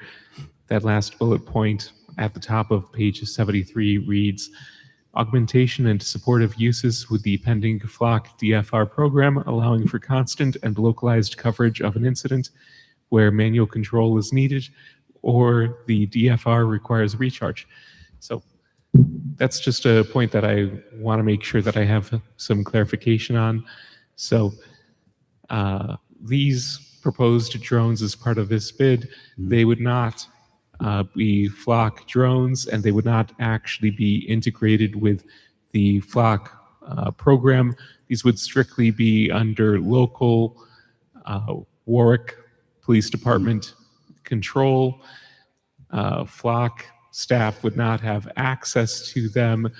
They would not automatically upload anything whatsoever to the Flock system, and really no direct interface with the Flock DFR drone, aside from if the same officer, or, well, I suppose different officers in the police department are talking to each other and operating the drones, but I mean, no transmission of information to Flock, right? It is a dumb device. There's an SD card that you have to manually put out and upload it to wherever storage device you're trying to put that video or audio or whatever evidence you've captured.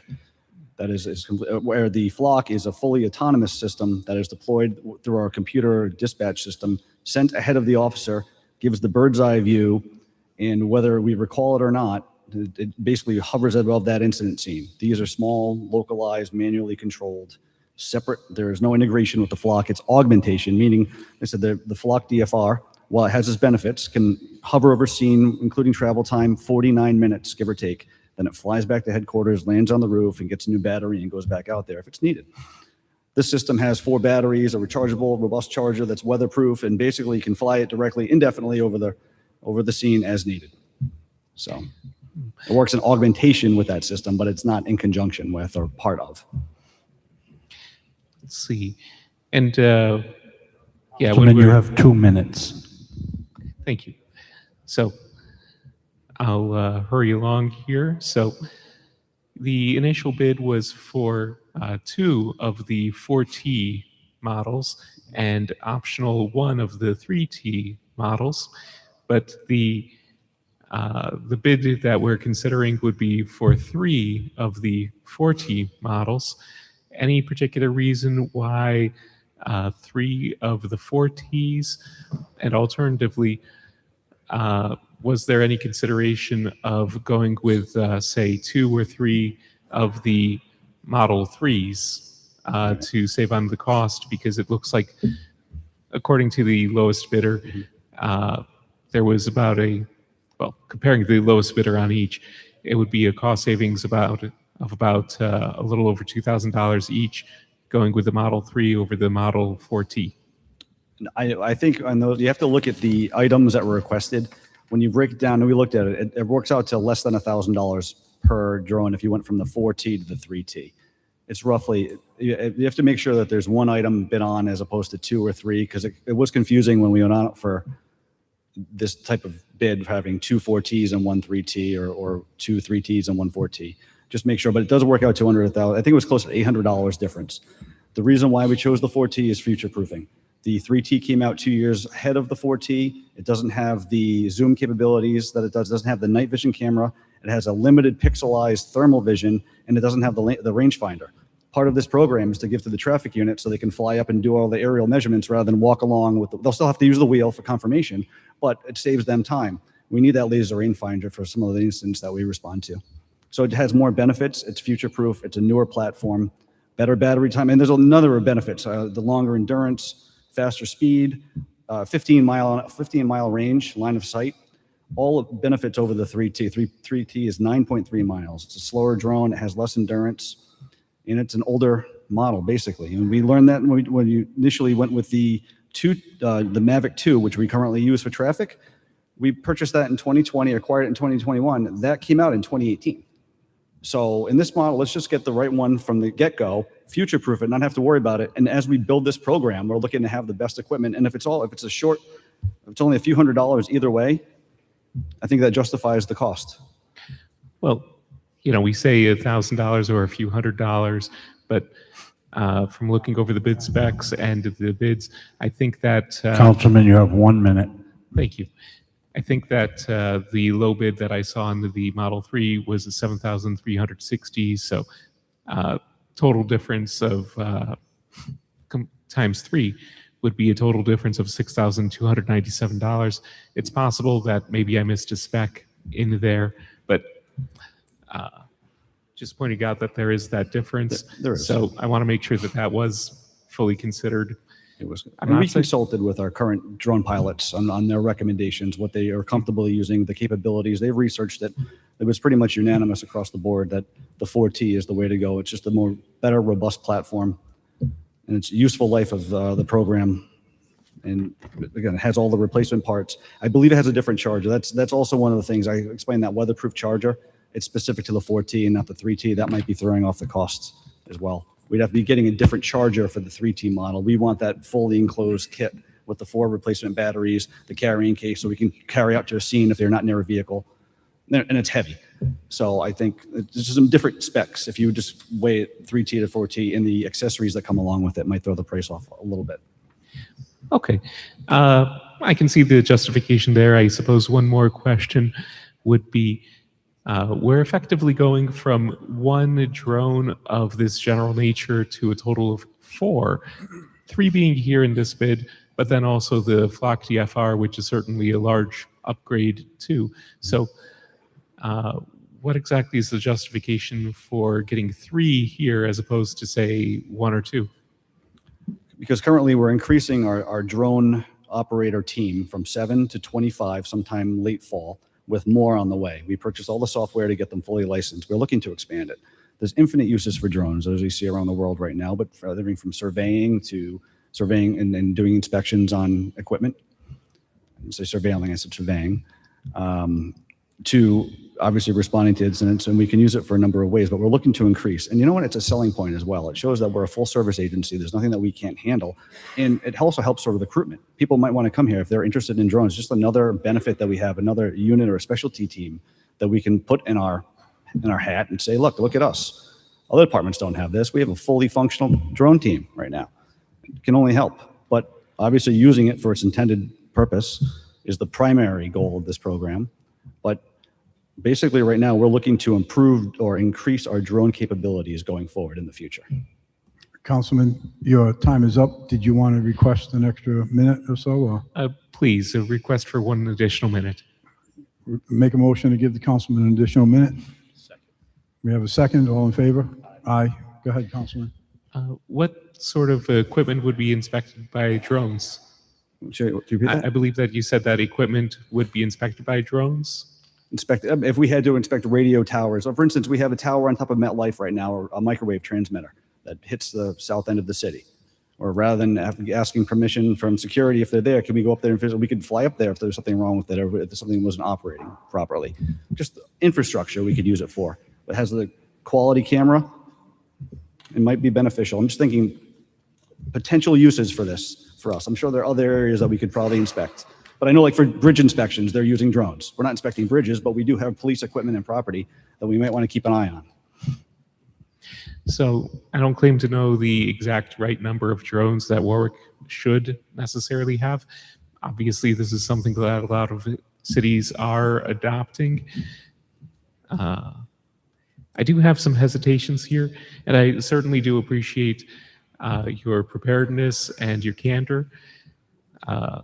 Something that is a concern for me and many of my constituents here is that when, and this also goes to the drone team as a recruitment tool and the like, certainly that's not the primary purpose, certainly not, and I didn't get that impression, but it actually does go to one of those concerns that, yes, of course, recruitment, new police officers, it's very competitive, and certainly a factor that new recruits may look into is, okay, is this a modern police force?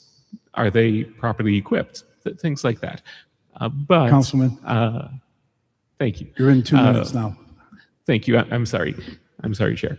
But we don't want to put ourselves in a position of these things being viewed as perks or some sort of proverbial toy. So that is one of the key concerns. I've exceeded my time. Thank you. Thank you very much. Any other questions on drones? Members of the public have any questions? Any questions from members of the public? I had called out item 2025-200. I have pretty much satisfied my curiosity on that one, so we will move on to abatements. Which one? That's the one I just talked about. Okay. No, I'm going to pass on both of them. Thank you. No, you are. Thank you for that. Appreciate it. Mr. Chairman, can we have a vote on the bid package? Okay. I need a motion on the bid package. Table action on the bid package. We have a motion. We have a second. Any further discussion? All in favor? Aye. Thank you. Good evening. Good evening, Neil sir. Dupuy, Director of Assessing. I was almost falling asleep, but you woke me up when I heard my favorite word. So, thank you. You were just hoping you wore us out. This month, we have abatements in the amount of $60,207.61. About 85% of those are for new exemptions that people qualify for, and the rest are granted appeals for people that had produced appraisals, and I agreed with them.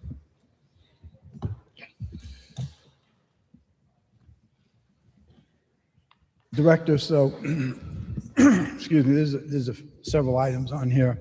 Yep. Where it's a corporation, LLC, and they have an abatement of $1,003. Those are companies that appealed their tax. Yeah, these are industrial condos, and we have several within the city, and they compared to other properties. They did have an appraisal done. I didn't go with their number, but we did come to a number we could both live with, and that's what you see in front of you. Okay. I also see at least one, perhaps two, where it says clerical error. Yes. What is that? So those are issues with exemptions that we have over 11,000 personal exemptions to process every year. So there's always going to be some movement. We cut that down to about 8 this year to the errors. So I think we had a pretty good year. But those are ones that I feel we could have caught, even though we've got a lot of things to process. The things where people might have put the property in a trust, or they have an abutter lot and it was put on the abutter lot, that kind of thing. So we're working every year to get a little better. This year we had the benefit of not having an upgrade to the software. Generally, we've been having upgrades just before billing, which doesn't leave us a time to find some problems and reconcile the data. Okay. Any questions from members of the committee? Any questions from members of the council? Any questions from members of the public? Do you have Mr. any Chairman? questions from members of the public? Say what? Mr. Chairman, Council President Sinapi needs 2 items to be voted separately. So if we could assign the abatement of Bixby, which is number 173512, and the abatement of Smith, number 173550, both of which are in the amount of $415.20 to be separated with their own PCR. It would reduce the PCR 8026 or 8126 by that same amount, which would make it $59,377.21. And then the new PCR, which I believe would be 88, would be for those 2 aforementioned abatements in the amount of $830.40. Great job, Counselor. I'm going to ask for a motion based upon what he just said. I make a motion based on what our solicitor just said. I'll second that. Any discussion? Hearing none? Yeah. So if we could first have a motion of favorable action on PCR 8826 which are the abatements of Bixby and Smith in the amount of $830.40. Do we need to vote on the change? No, if you pull those off, we'll adjust the other one All right, automatically. thank you. So motion to favorable action. Favorable Second. action, okay. All in favor? Any discussion? Motion, all in favor? Aye. Aye. Okay. For clarification, do we have the PCR number for the new? What is that PCR number? I believe it is 88.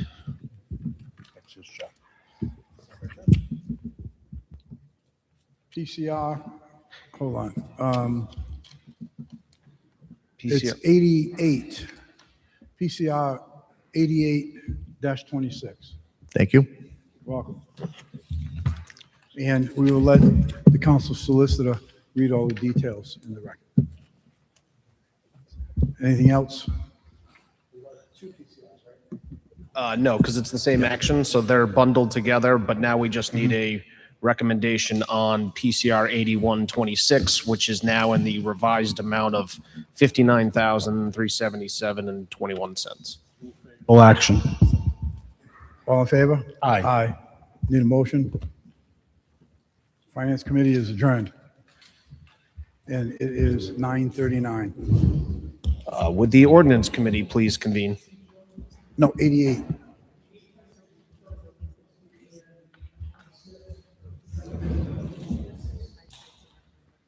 $81.26 is the abatement itself. Yes. Mr. Chairman, request a 5-minute recess.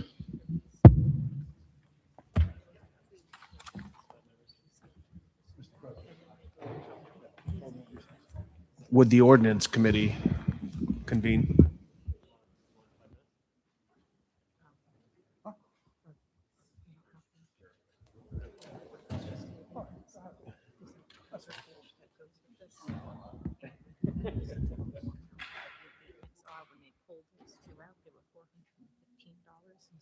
Change, so it reduced the total number of the abatements. Thank you.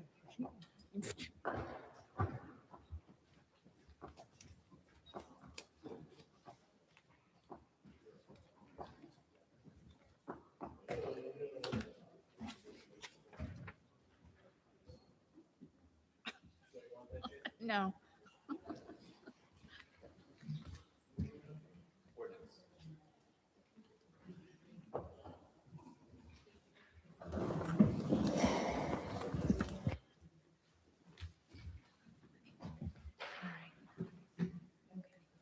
I'm gonna pull the abatements, I'll provide that tax ID number, and then those two.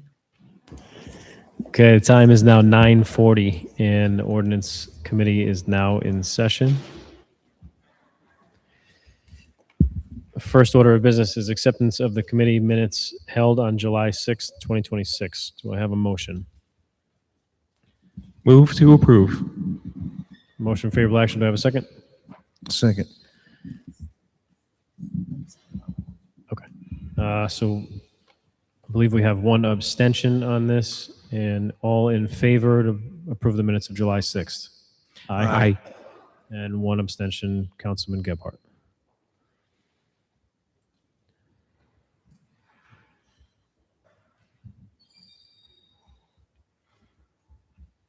Okay.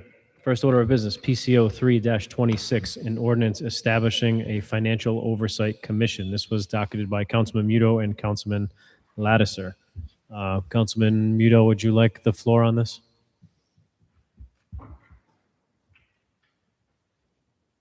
That's you. You're up.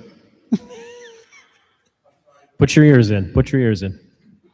I told you we should have a 5-minute recess. Councilman Lattiser, Councilman Muto, I'll defer to Hold you. till October 19th. Request a hold. Okay. Council, the co-sponsor is requesting a hold to October 19th. Is there any objection to hold? Which year? October 19th of 2026, I believe, right? Okay. Seeing no objection, so held.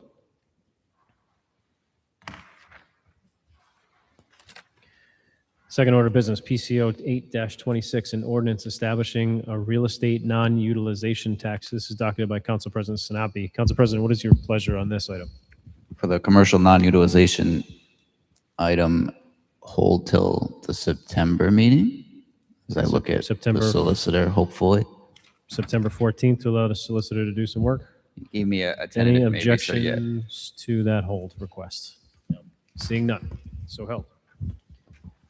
Last item of business before us, PCO 26-26, an ordinance to prohibit overnight parking on the easterly side of River Street, and I believe this is accompanied by a traffic study docketed by Councilman Foley, and I will defer to you, Councilman Foley.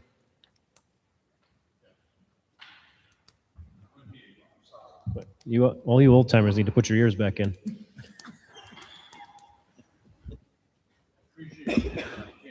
I'm deferring to you on your item for the no parking. Oh, yeah, we have a traffic study, and that is to make egress from the commercial property and a possible can't get. What'd you say?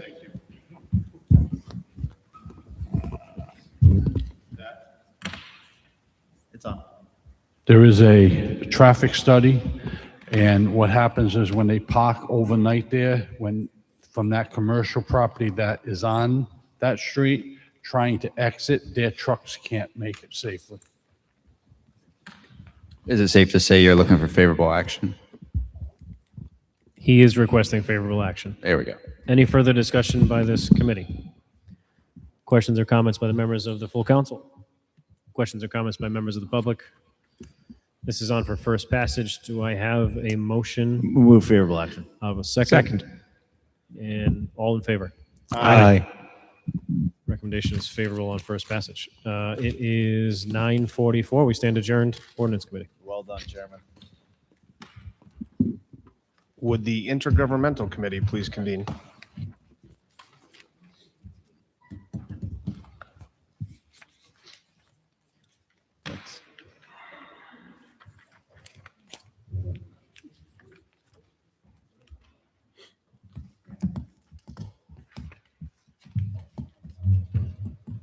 I think I'm dozing. Getting dizzy. Getting lightheaded. Oh, man. All right, good evening. The time is now 9:45. Intergovernmental committee comes to order. First up is acceptance of minutes from the committee meeting held on July 6, 2026. I was not here. I did watch the entirety of the meeting. However, if someone else would move. Motion to move favorable action. Second. All in favor? Aye.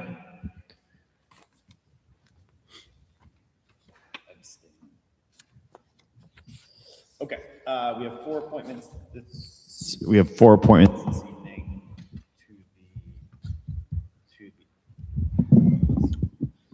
We have four appointments this evening to the Juvenile Hearing Board. First up, Tracy McDermott, Ward 1. This is a reappointment. Any questions or concerns amongst the committee members? Council? Members of the public? Seeing none, do I have a motion? Motion to move favorable action. Second. 3, 6. Okay, all in favor? Aye. Aye. Okay, next up, Jeffrey Minor, Ward 9. Appointment to the Juvenile Hearing Board, reappointment. Any questions among the committee? Council? Members of the public? Motion to move favorable action. Second.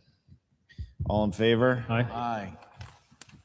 Next up, William Russo, Ward 8. Questions, committee? Questions, council? Questions, public? Seeing none? Motion to move favorable action. Second.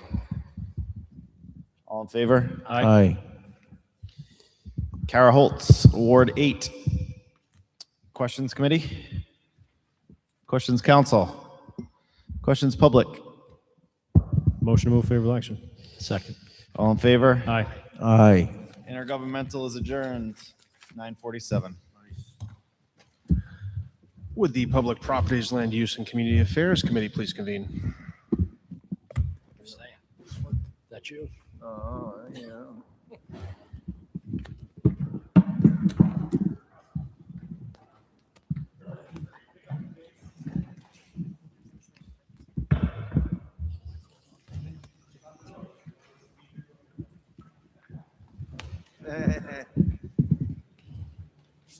You guys are funny.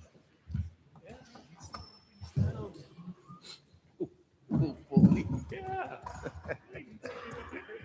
Oh, God. They're ready to go. Yeah, I'm here. All right. Okay.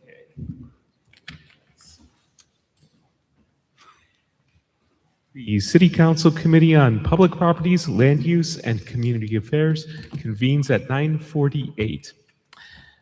Acceptance of minutes from the committee meeting held on July 6, 2026. Do we have a motion to accept? So moved. Motion. Second. All right. All in favor? Aye. Aye. First order of business is PCO 24-26. This is Councilman Muto, Ward 6. So, let's see. Yep. Thank you. Thank you. We're This is an ordinance amending the zoning ordinances of the City of Warwick, MJV Enterprises, LLC, applicant. This is 2281 and 2279 West Shore Road, Assessors Plat 350, lots 84 and 661. This is for second passage. Do we have a recommendation? recommendation is for favorable action. Recommend favorable action. Do we have any questions, comments, members of the committee? Members of the council? Members of the public? Hearing none, I'll just briefly state that we did have a hearing and discussion at the time of the first passage. So with that said, do we have a motion for second passage? Move favorable action for All second passage. All right, we have a motion. Do we have a second? Oh, thank you. Councilman Kirby. Okay, so all in favor? Aye. Aye. The ayes have it, 4-0. Okay. Second, and also final on the docket is PCR 52-26. This is for first passage. This is under the council president. I believe that this item may be in Ward 4. So I'll read through the title. Resolution approving an easement to the Narragansett Electric Company for the installation, maintenance, and operation of overhead and underground electric distribution system at Hoxley Elementary School. Would either the council president or Councilman DeLuise like to speak to this? I was just going to request favorable action if requested, but otherwise the resolution speaks for itself. Narragansett Electric says we need the easement in order to do installation and maintenance. So it's a request for the easement. Thank you. Recommend favorable action. I see that the chief is here. I'm just going to mention if there are any questions, Kevin Oliver, the director of capital projects, is here for the school department to answer any questions, which sounds like the council president summed it up perfectly. Oh, very good. Any questions, comments, members of the committee? Okay. Questions, comments, members of the council? Nope. Questions, comments, members of the public? Nope. Okay. I'll just briefly say that having reviewed this, looks pretty standard. So with no further ado, do we have a motion? Move favorable action. Second. All in favor? Aye. Aye. There being no further business of this committee, we adjourn at 9:52 p.m.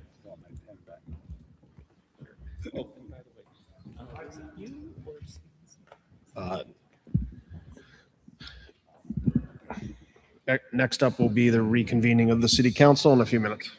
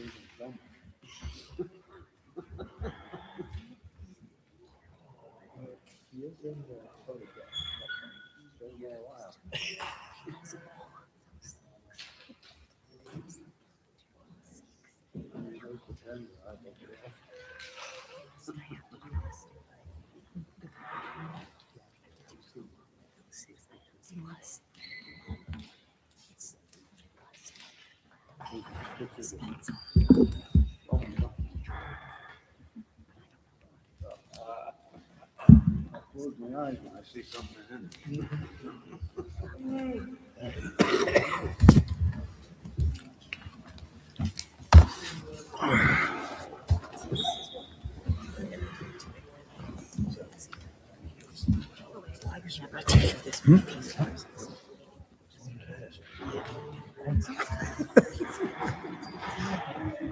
I still ain't letting them use the head on my boat. I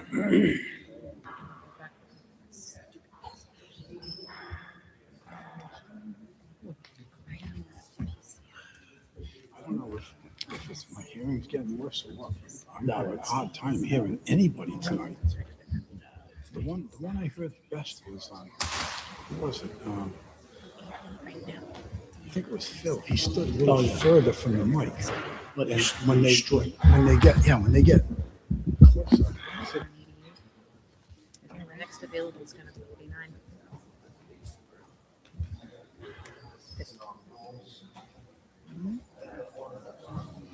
Did we do 88? Yeah, that's the abatements. Okay, all right. Oh, yeah, 8826, yeah. Okay. So this number I have totally. All right, so the full city council will resume now at 9:56 p.m. We'll take up where we left off, which would put us at appointments requiring confirmation. These are all for the Juvenile Hearing Board. First up is Tracy McDermott, Committee Report Intergovernmental. So Councilman Gephardt. He recommends favorable action. For action, Councilman Foley. Second. Seconded by Councilman Lattiser. Any discussion on the motion?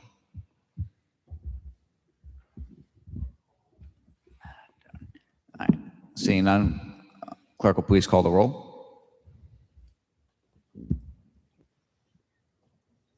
Yes. Mr. DeLuise? Yes. Mr. Foley? Mr. Gebhardt? Yes. Mr. Kirby? Yes. Mr. Lattiser? Yes. Mr. Muto? Yes. Mr. Napa? Yes. Mr. Ricks? Yes. Motion passes. Next up is the reappointment of Jeffrey T. Minor, committee report intergovernmental. So Councilman Gebhardt. The committee recommends favorable action. For action, Councilman Gebhardt. Move favorable action. Seconded by Councilman Lattiser. Councilman Muto, any discussion? Seeing none, clerk will please call the roll. Yes. Mr. DeLuise? Yes. Mr. Foley? Mr. Gebhardt? Yes. Mr. Kirby? Mr. Lattiser? Yes. Mr. Muto? Yes. Mr. Napa? Yes. Mr. Ricks? Yes. All right, next up, we have the reappointment of William Russo, committee report intergovernmental. So Councilman Gebhardt. Committee recommends favorable action. For action, Councilman Gebhardt. Move favorable action. Seconded by Councilman Lattiser. Any discussion on the motion? Seeing none, clerk will please call the roll. Mr. Yes. Yes. Mr. Foley? Mr. Gebhardt? Yes. Mr. Kirby? Yes. Mr. Lattiser? Yes. Mr. Muto? Yes. Mr. Napa? Yes. Mr. Ricks? Yes. 9. Next up is the reappointment of Kara Holtz. Committee recommends favorable action. For action, Councilman Gebhardt. Move favorable action. Second. Seconded by Councilman Muto. Is there any further discussion? Seeing none, clerk will please call the roll. Mr. Sinapi? Yes. Mr. DeLuise? Yes. Mr. Foley? Mr. Gebhardt? Yes. Mr. Kirby? Yes. Mr. Lattiser? Yes. Mr. Muto? Yes. Mr. Napa? Yes. Mr. Ricks? Yes. 9. All right, on to the consent calendar. First up is PCR 80-26, resolution relative to bids. This is Finance, Councilman Lattiser. Committee recommends favorable action. All right, and we had several items pulled off, right? There were 5 items removed from the consent calendar bid package. Bid 2027-132 has become PCR 8326. Bid 2027-085 has become PCR 8426. Bid 2027-086 has become PCR 8526. Bid 2027-057 has become PCR 8626. And bid 2026-033 has become PCR 8726. All right, are there any questions regarding the bids that were not pulled off? All right.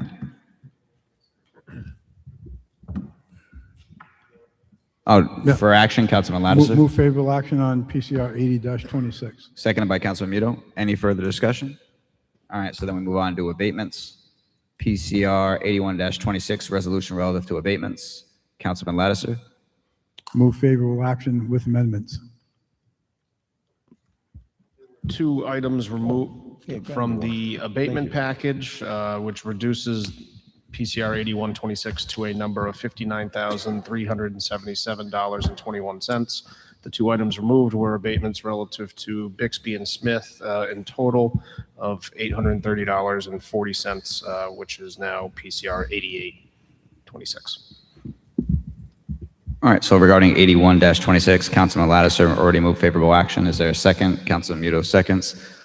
Are there any further questions on the abatements? All right, seeing none. Clerk will call the roll on the full consent calendar, please. No. The abatements? The abatements, not full consent. Abatements. We pulled off the other abatements, so this is a vote on what the consent calendar is, the remainder of the bid package of items that weren't pulled and the abatements that were left alone.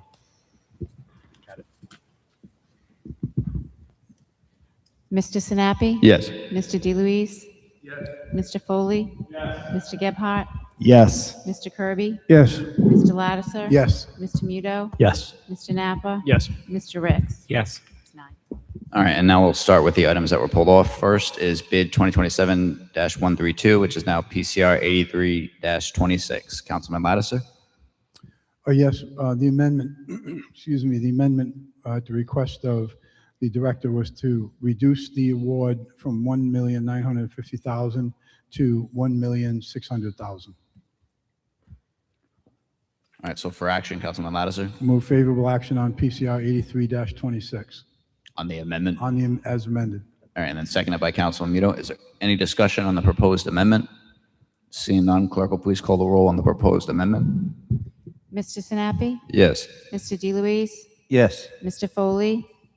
Mr. Gebhardt? Yes. Mr. Kirby? Yes. Mr. Lattiser? Yes. Mr. Muto? Yes. Mr. Napa? Yes. Mr. Ricks? Yes. All right, and then now PCR 83-26 stands before us as amended. So Councilman Lattiser, Move favorable action on PCR 83-26 as amended. seconded by Councilman Muto. Is there any discussion on this PCR 83-26 as amended? Seeing none, clerk will please call the roll. Yes. DeLuise? Yes. Mr. Foley?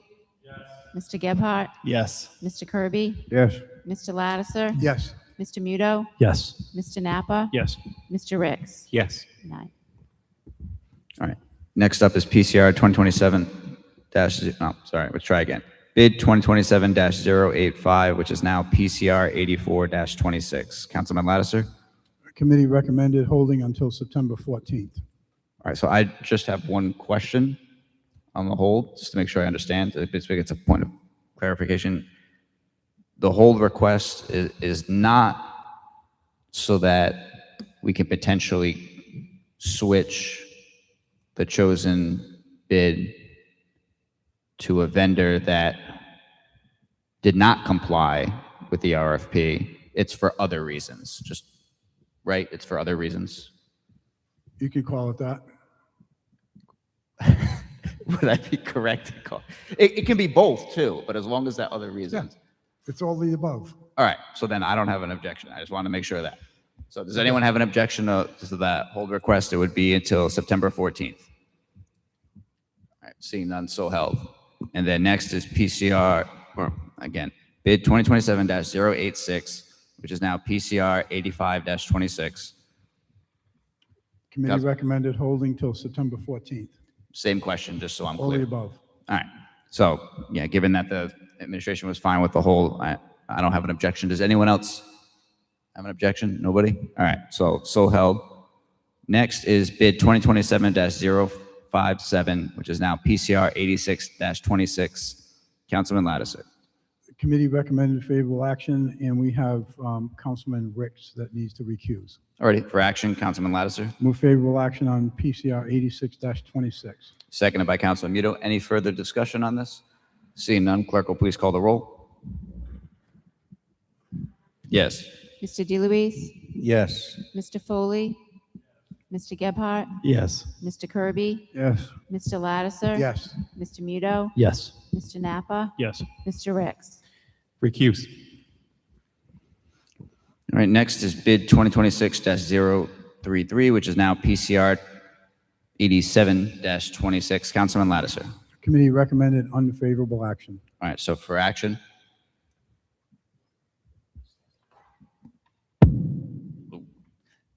For action, I assume. Move unfavorable action on PCR 87-26. All right, is there a second? Is there a what? All right, Councilman Muto seconds. So discussion, does anyone have anything for discussion for PCR 87-26? This is the water department bid. State Street Water Pump Station. Oh, okay. Councilman Foley. A point of clarification. So a vote for unfavorable action would not allow the $43,000 purchase. Correct. Okay, thank you. Councilman Napa.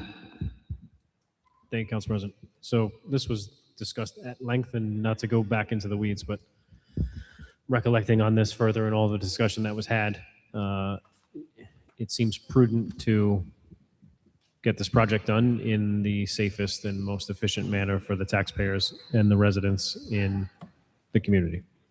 That being said, I have no doubt in my mind that this was an omission at the very best framing, an error, likely, and most, I think probably both.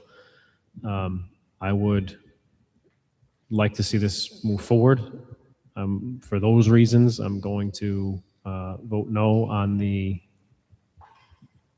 unfavorable action because I want to see this done in the safest and appropriate way. However, I would ask and implore the administration to hear everything that we said tonight, all of the things that we discussed, and seek every available option to discuss with council, to seek damages, to reimburse the city and the taxpayers for the monies that they should not have taken out of pocket for what should have been known and seen, suggested, planned for, accounted for from the onset from the engineers that we paid a significant amount of money to. I want to see it go forward for the taxpayers in a safe way, which is, I think, executing the plan that's on the table. But the administration has to do right by this committee, by the council, and by the taxpayers, and investigate every avenue and vehemently pursue recovery through damages. That's all I have. Councilman DeLuise. I just want to reiterate what Councilman Napa said. I have reservations about this. However, I do know for a fact that this construction project, they're going to run into other types of delays, other types of contingencies that are going to cost more money.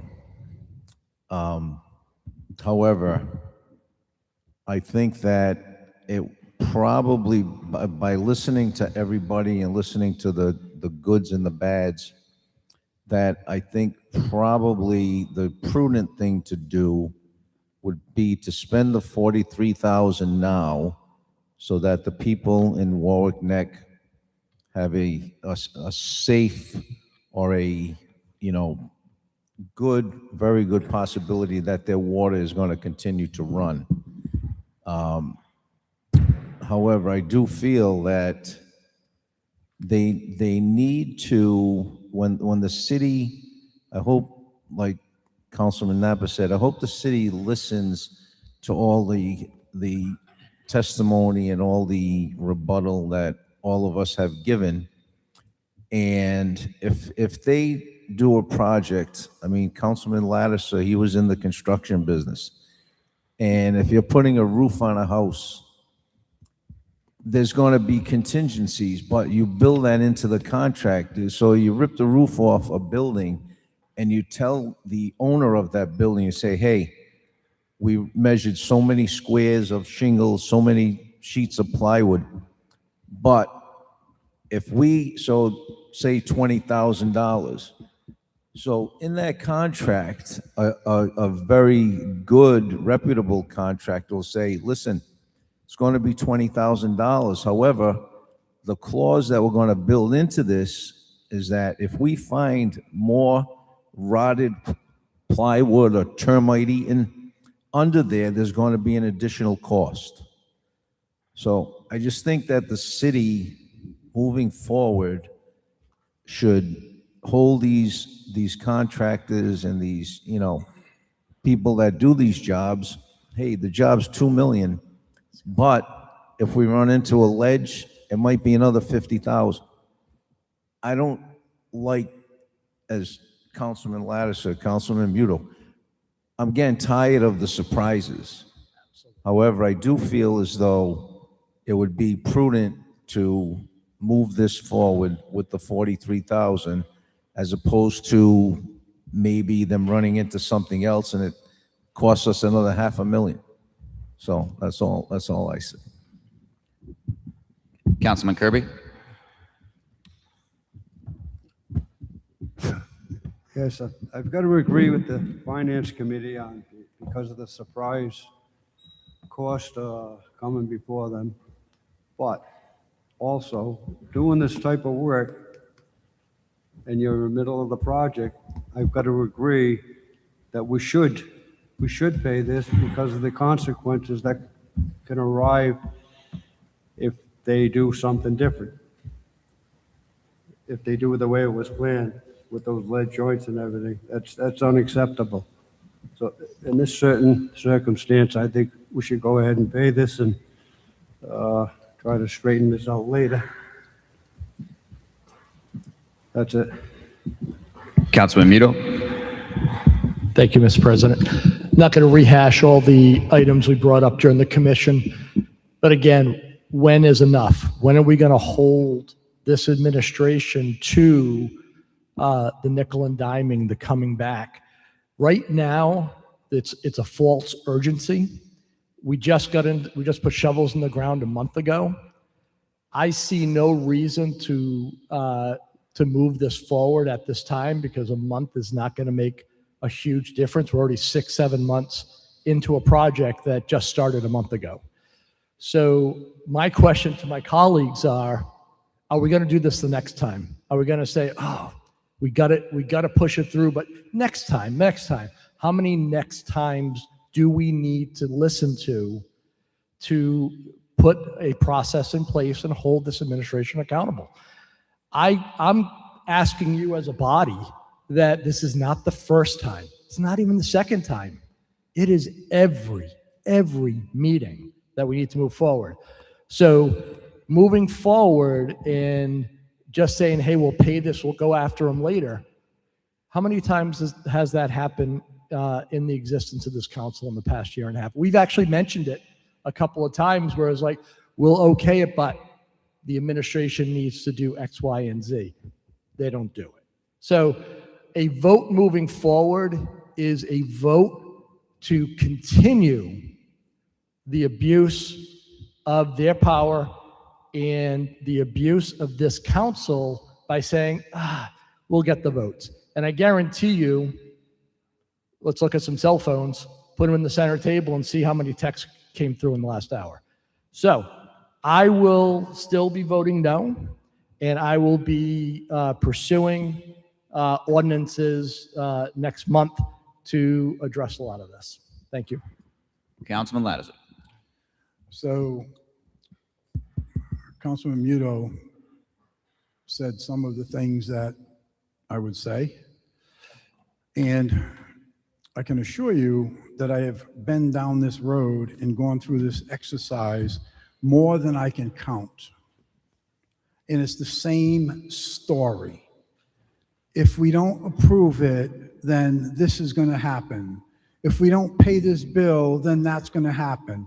And this happens time and time again. We are being held hostage, and it's being put on this city council that if something is wrong, it's our fault because we didn't pay for that or we didn't allow this. It's always our fault because things are not done the way they should be done in the first place. It comes to us and it's our fault. If this project goes forward in the manner that they're talking about now, after everybody knows what the problems are, it's criminal.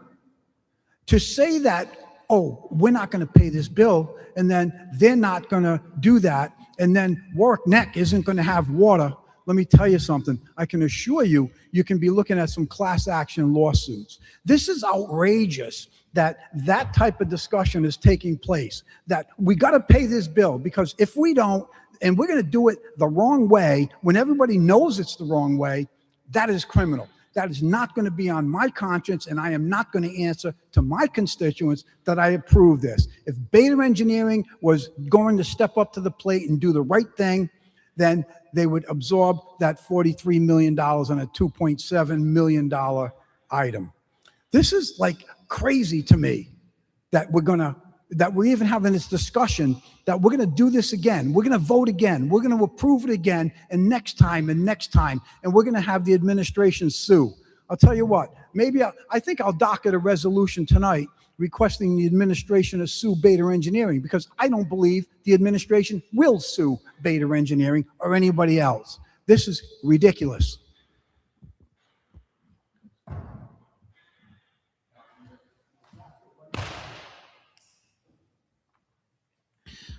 I agree with Councilman Muto and Lattiser.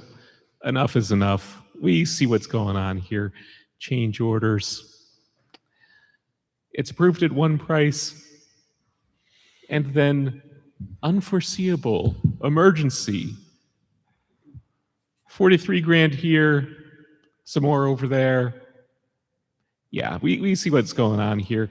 Enough of the artificial emergencies. I'm voting no.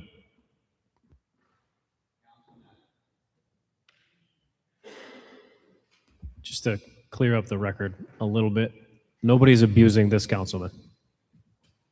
Let's just said nobody's abusing this councilman. So let's just get that straight. It's not, we're not doing a back and forth. Councilman Napa, keep going. The suggestion that if we approve the spending to do this appropriately, that we're somehow being held hostage, I hear it. I think what we need to keep in mind is that the engineering firm came up with the plan, right? The contractor is the one, separate entity, is the one that's going to be doing the work. Beta is not going out there and shoring up lines. They're just the one that said, here's the plan, do it. I promise you it's right. Oh, wait, no, it's not. Because I should have probably told you that I knew what was going to happen beforehand. The contracting firm is not going to go out there and do the work on their dime in the manner in which that we all can probably agree is the safest way. So I think the assumption of if we deny this $43,000 expenditure, that the contractor is then going to say, okay, well, you know what? That's the right thing to do. I'm going to go do it the proper way and take the $43,000 hit to their end, because the hit's not going to Beta directly. It's going to go to the contractor. And I don't know any contractor that is going to say, you know what? The engineer jacked this up. I'm going to take the hit and hopefully I'll get reimbursed later. So I think we need to keep that in mind. Alternatively, what I've heard was that we can go forward, and I think the intention was, if Director, maybe you can correct this, if we don't approve the spending authority tonight, is it the city's intention to move forward in the improper manner that's going to possibly cause a catastrophic failure? Now remember that your position paper said that if we go forward without the change, it could cause catastrophic failure. All right, is that the intention? If we don't approve 43,000, are we going to go forward in a manner in which we think that could possibly cause a catastrophic failure? Yes. All right, so then alternatively, I would suggest to possibly hold that to come up with a better option, because that's awful.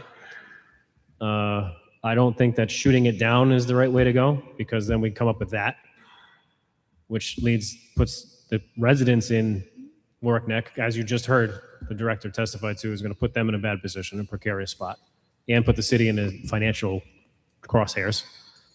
And alternatively, I hear and understand exactly what you're saying with, if we approve it tonight, we're condoning more of the same. So as an alternative to going forward with the 43, I don't see the sense of emergency. Like you said, it's a 7-month delay on a project that's going on since last year. So the 4-week hold, I would support to get the mayor's actual position on what the city is intending to do, consult with Solicitor Ursillo and get a road forward as to here are our actual options, if there are any viable options for recourse. So we can make an informed decision on all angles. I don't know if that's palatable to my colleagues here tonight, but that's what I would suggest. I certainly don't want to go down the road of, yeah, we'll just throw it up to the wind and hope we don't have that catastrophic failure. That's an awful plan. Awful plan. That should never even be on the radar. Chief? So the plan was designed and it will work. There's a potential. Well, Councilman Kirby is the one, is the expert on the council and in this room. The engineer has never dug a hole and connected a water line. He's designed it. No, he's I can't even hear you. in the Two, let road. him He's finish. the one that does the work in the road. Councilman Kirby is the one that has been doing drain laying for decades. He's the one that is suggesting that we move forward with the $43,000 expense to do it the right way. I think you're misinterpreting what I said. We're not, same thing we told same thing we told Councilman Lattiser. We're not doing a back and forth. One person gets to speak until they're done, and then another person gets to Our speak. options are, we started this project in November. The contractor, Hot Engineering, is mobilized. They started the actual work for the bypass. They dug the hole, the test pits, to see what was there. They're mobilizing. They have to buy equipment. They have to get the contractor to do the tap and sleeve. They have to line up all their suppliers and their subs. So a 4-week delay can cause ripple effects. So to say that we're premature because this project has just started, no, it hasn't just started. They're doing the work. This is the preliminary work to put the bypass in so they can do the pump station, to fix the pump station, to do the upgrades to the pump station. This is to make sure that the residents of Warwick and Warwick Neck have water during that work. This is one piece of the puzzle. So to say we're going to hold this for 4 weeks or a month, and to ask the solicitor, I mean, I don't know how long it takes to come up with a plan for a lawsuit against an engineering firm. You know, this is going to delay the project further. So Yeah, when you hold something for 4 weeks, it's going to cause a delay. Yeah, we all understand the scope of the project. We didn't need you to run down the whole You can do project. whatever you want, up or down. It doesn't matter. It doesn't Well, matter that's the what we're trying to administration. do. Right, up or down. That's what we're trying to do. Okay. Well, it's not up or down. We have other options. You just don't So- like the other options. So I'm tired of hearing about all these catastrophic emergencies that are coming forward. We're at the tired of 11th hour. hearing We're the trying to do administration try to work tell us that- how to do our job. but nobody's So doing. aren't we? You know, no, neither side is helping the other side right now. So is it fair to say that the administration's position is that they'd prefer this either go up or down and not have a hold? It's okay if it's not. I want to make sure it's clear for everybody. So the point is, I don't know what the ripple effects are going to be if we can go down the way it was designed. That is the way it was designed. It will work if there are no problems. We're trying to provide the best solution to a design that may or may not work. I get Okay? that I you're understand stealing my. if you vote it up and pass it, we can still go down the road with the solicitor and asking for the errors and omissions and liability and culpability and all the other abilities. Yep, But- you're literally taking my talking points. Right, That's why I so- only asked the question that I Right, asked. so I would prefer an up or a down so we know which way we're going instead of coming back here in September, spending more time discussing it, not getting the answers you want because the solicitor may not have an answer on whether we have an ability to sue or not. Yeah, and the solicitor can't make the September meeting, which is why we had the other discussion tonight. Correct. Okay, so we heard that the preference is an up or down one way or another, and we also heard that there are potential consequences by holding it, both due to construction season and just elsewise. Councilman Lannister, just please make sure it's new, whatever it is. So, in case anyone is interested, Hot Engineering or Hot Company, typically how these things work is when your subcontractor screws up and costs me, the general contractor, money, I back charge you. And that is exactly what Hot Engineering can do, is they can back charge Beta. You're shaking your head. Of course they can back charge them. The thing of it is what we're dealing with here is blackmail. And the blackmail is, if you don't approve this, then Warwick Neck is going to have, problems with water because we ended up with a stupid plan in the first place. That's what we got.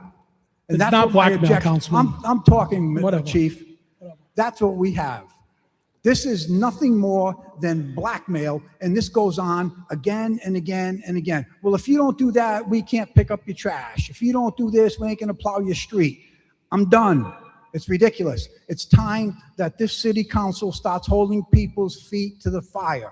Let Hot Engineering back charge Beta. Beta's the one that should have done the professional task. They should have advised the administration. They should have said, you can do this for short money, and let's be sure. And they didn't. I'm not going to be blackmailed. Alrighty, so before we vote, I'll speak my piece and then we can have the clerk call the roll. So a couple things. One, when time isn't an issue, we don't have a problem holding things such as with the fire trucks where there's concerns, even though I have my own thoughts on those concerns. There wasn't an issue holding that. The issue here is this one does have somewhat of a time issue, which was not created by the administration in this particular case. The testing was done mid-June, and it came to us, it sounds like, as soon as possible thereafter, for as far as when our meetings are, which happen to be once a month in the summer. I'm kind of getting tired of the dichotomy that keeps getting touted, that if we don't do this, then that. I hate to break it to everyone. Literally every single vote we will ever have will be that. If you don't appoint someone, they don't get on the board. If you don't pay a bill, that item doesn't get done. Every single thing we ever will vote on will have an if not, then this. It's just a fact. The fact that people are harping on this particular one is interesting because it's a very weird one to harp on. The item presented to us is that the work can happen either way, with or without the $43,000.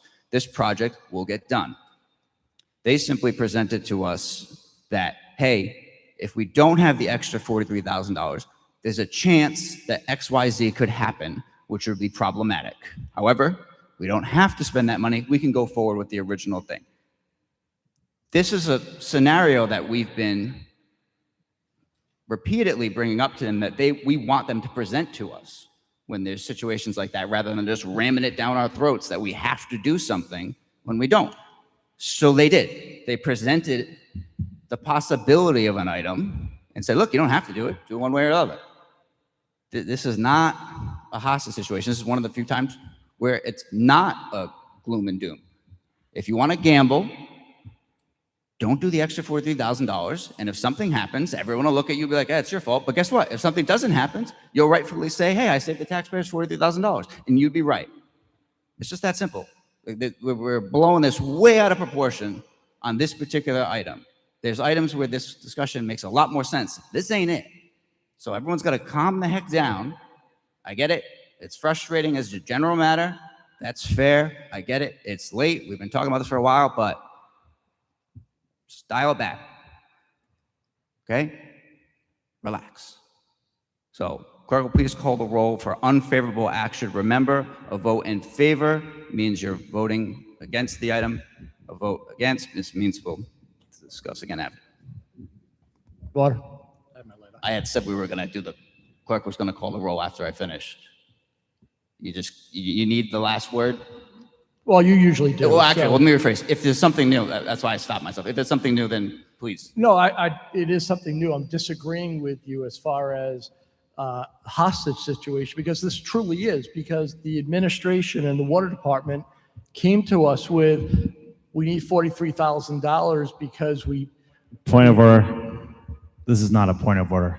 This is continuing discussion. So let's either hear the point of order or be done with this. I didn't even know you called the point of order in the first place, so I apologize.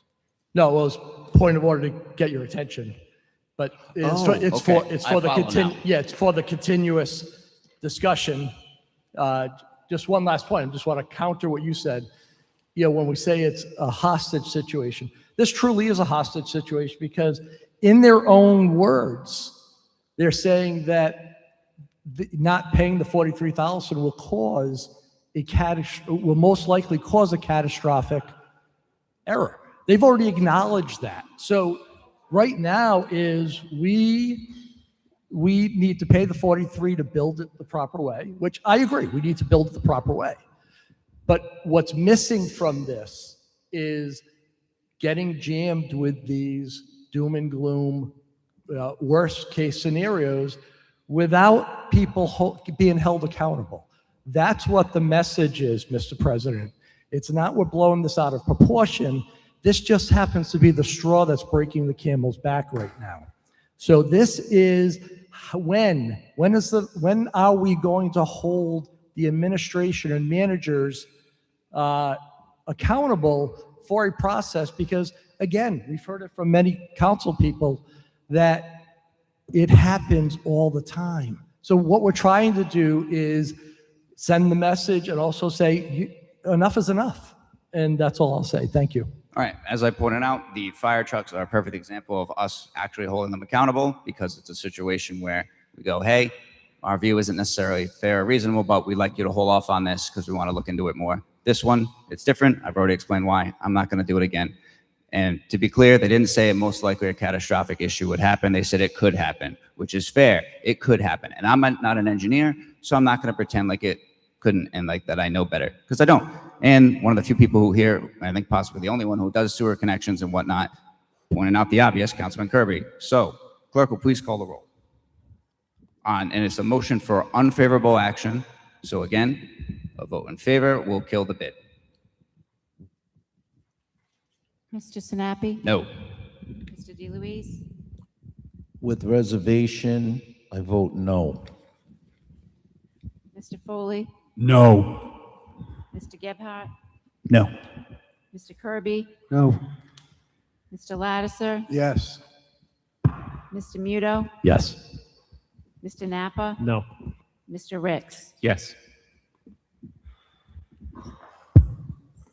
All right, so is there a motion for, well, let's try again. Is there any other motion for this item? To hold. Okay, is there a second? Second. Seconded by Councilman Lattiser. What would the date be? So it'll be the next council meeting. We've heard from the administration their stance on the hold. I don't have anything new to add other than the obvious. Just like with the original bid itself, there's potential issues. So, Mr. President, the reason I seconded to hold is to give Hart and Bader the opportunity to talk about this, hash it out, and hopefully come back to us saying that that 43,000 will not be passed on to the taxpayers. That's why I'm seconding it. right, and just like with the other one, that could work out, but it might not, and there might be consequences of it not. Just like with the original bid, which is fine. It's okay that these things are possible. It's okay to acknowledge them. Perfectly fine. So, any other discussion on this? All right, clerk will please call the roll on the motion to hold. No. Mr. DeLuise? Yes. Mr. Foley? No. Mr. Gebhardt? Mr. Kirby? Yes. Mr. Lattiser? Yes. Mr. Muto? Yes. Mr. Napa? Deferring to the expert, I'll follow his vote. Yes. Mr. Ricks? Yes.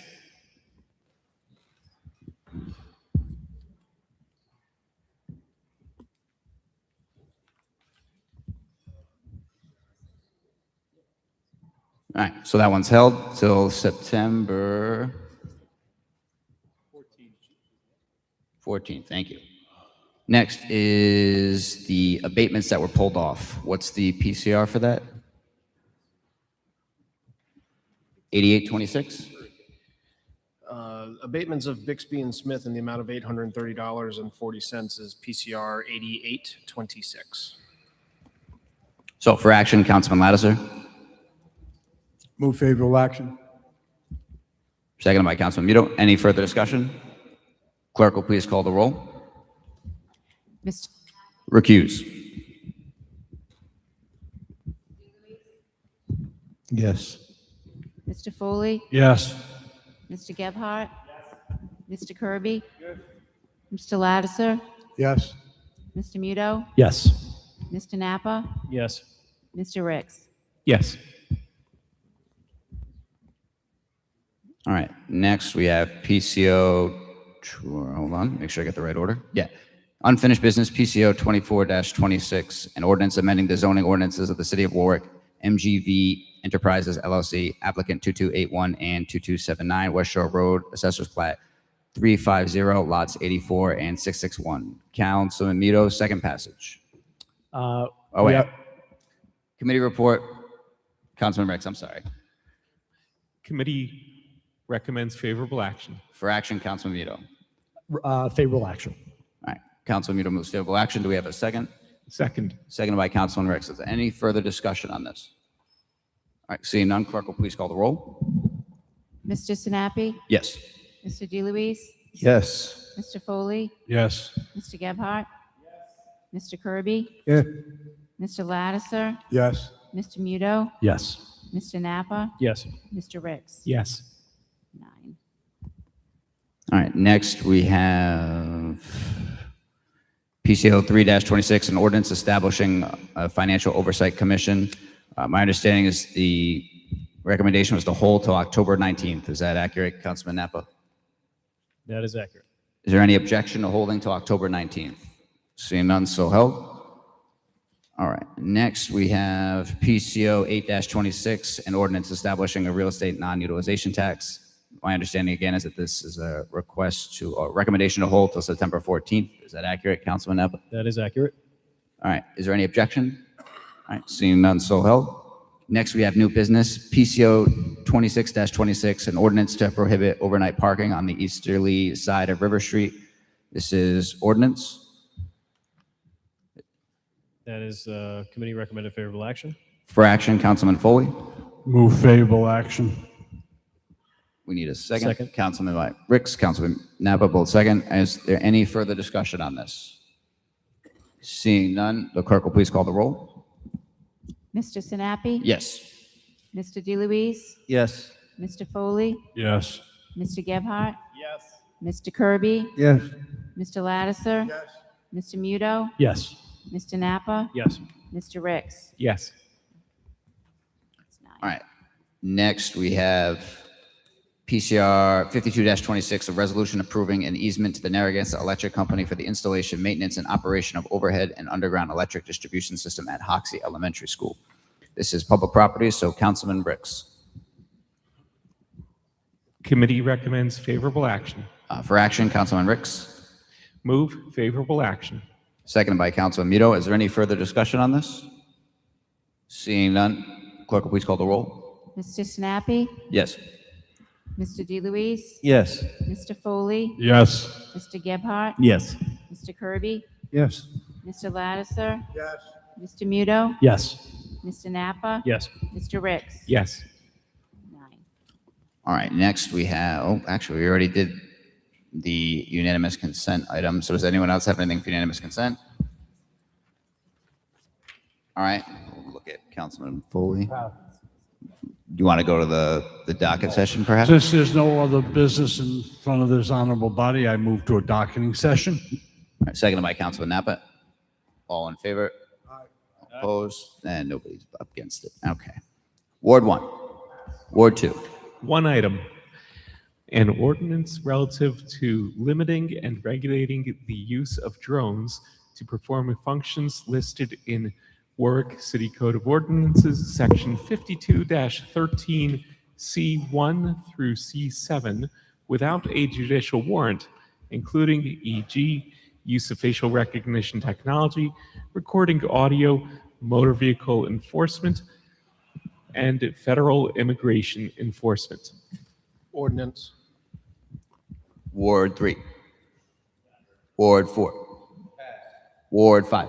I have one. It's a resolution, and the tentative title is the City of Warwick to take legal action against Hot Engineering and Beta Engineering. Intergovernmental? Question mark? Or finance?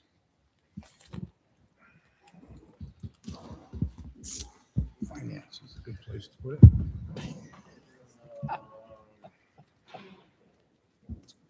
I second it.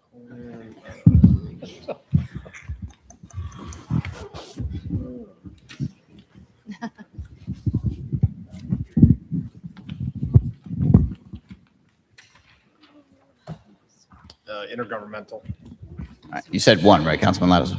Sorry? Just the one? All right. Ward 6. I have two.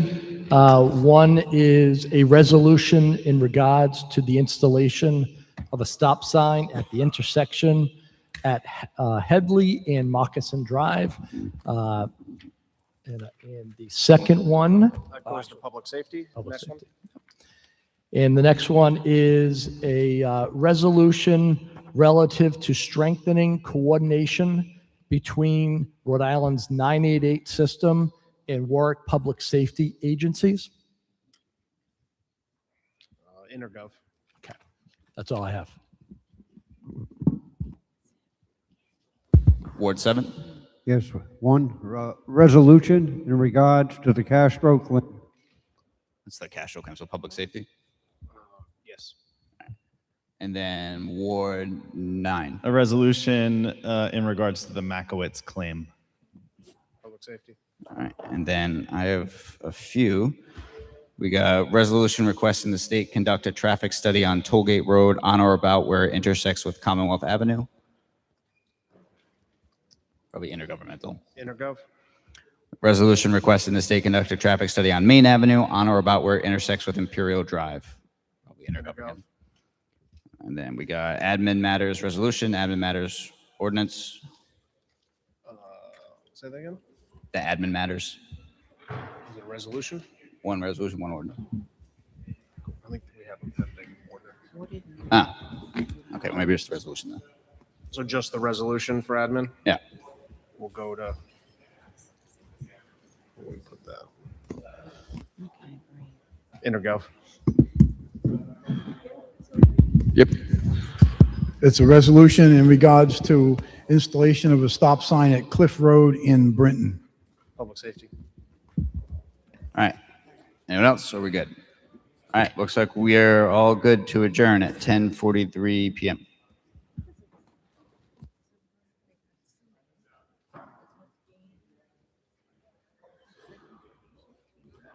Right, so these are the ones that we had.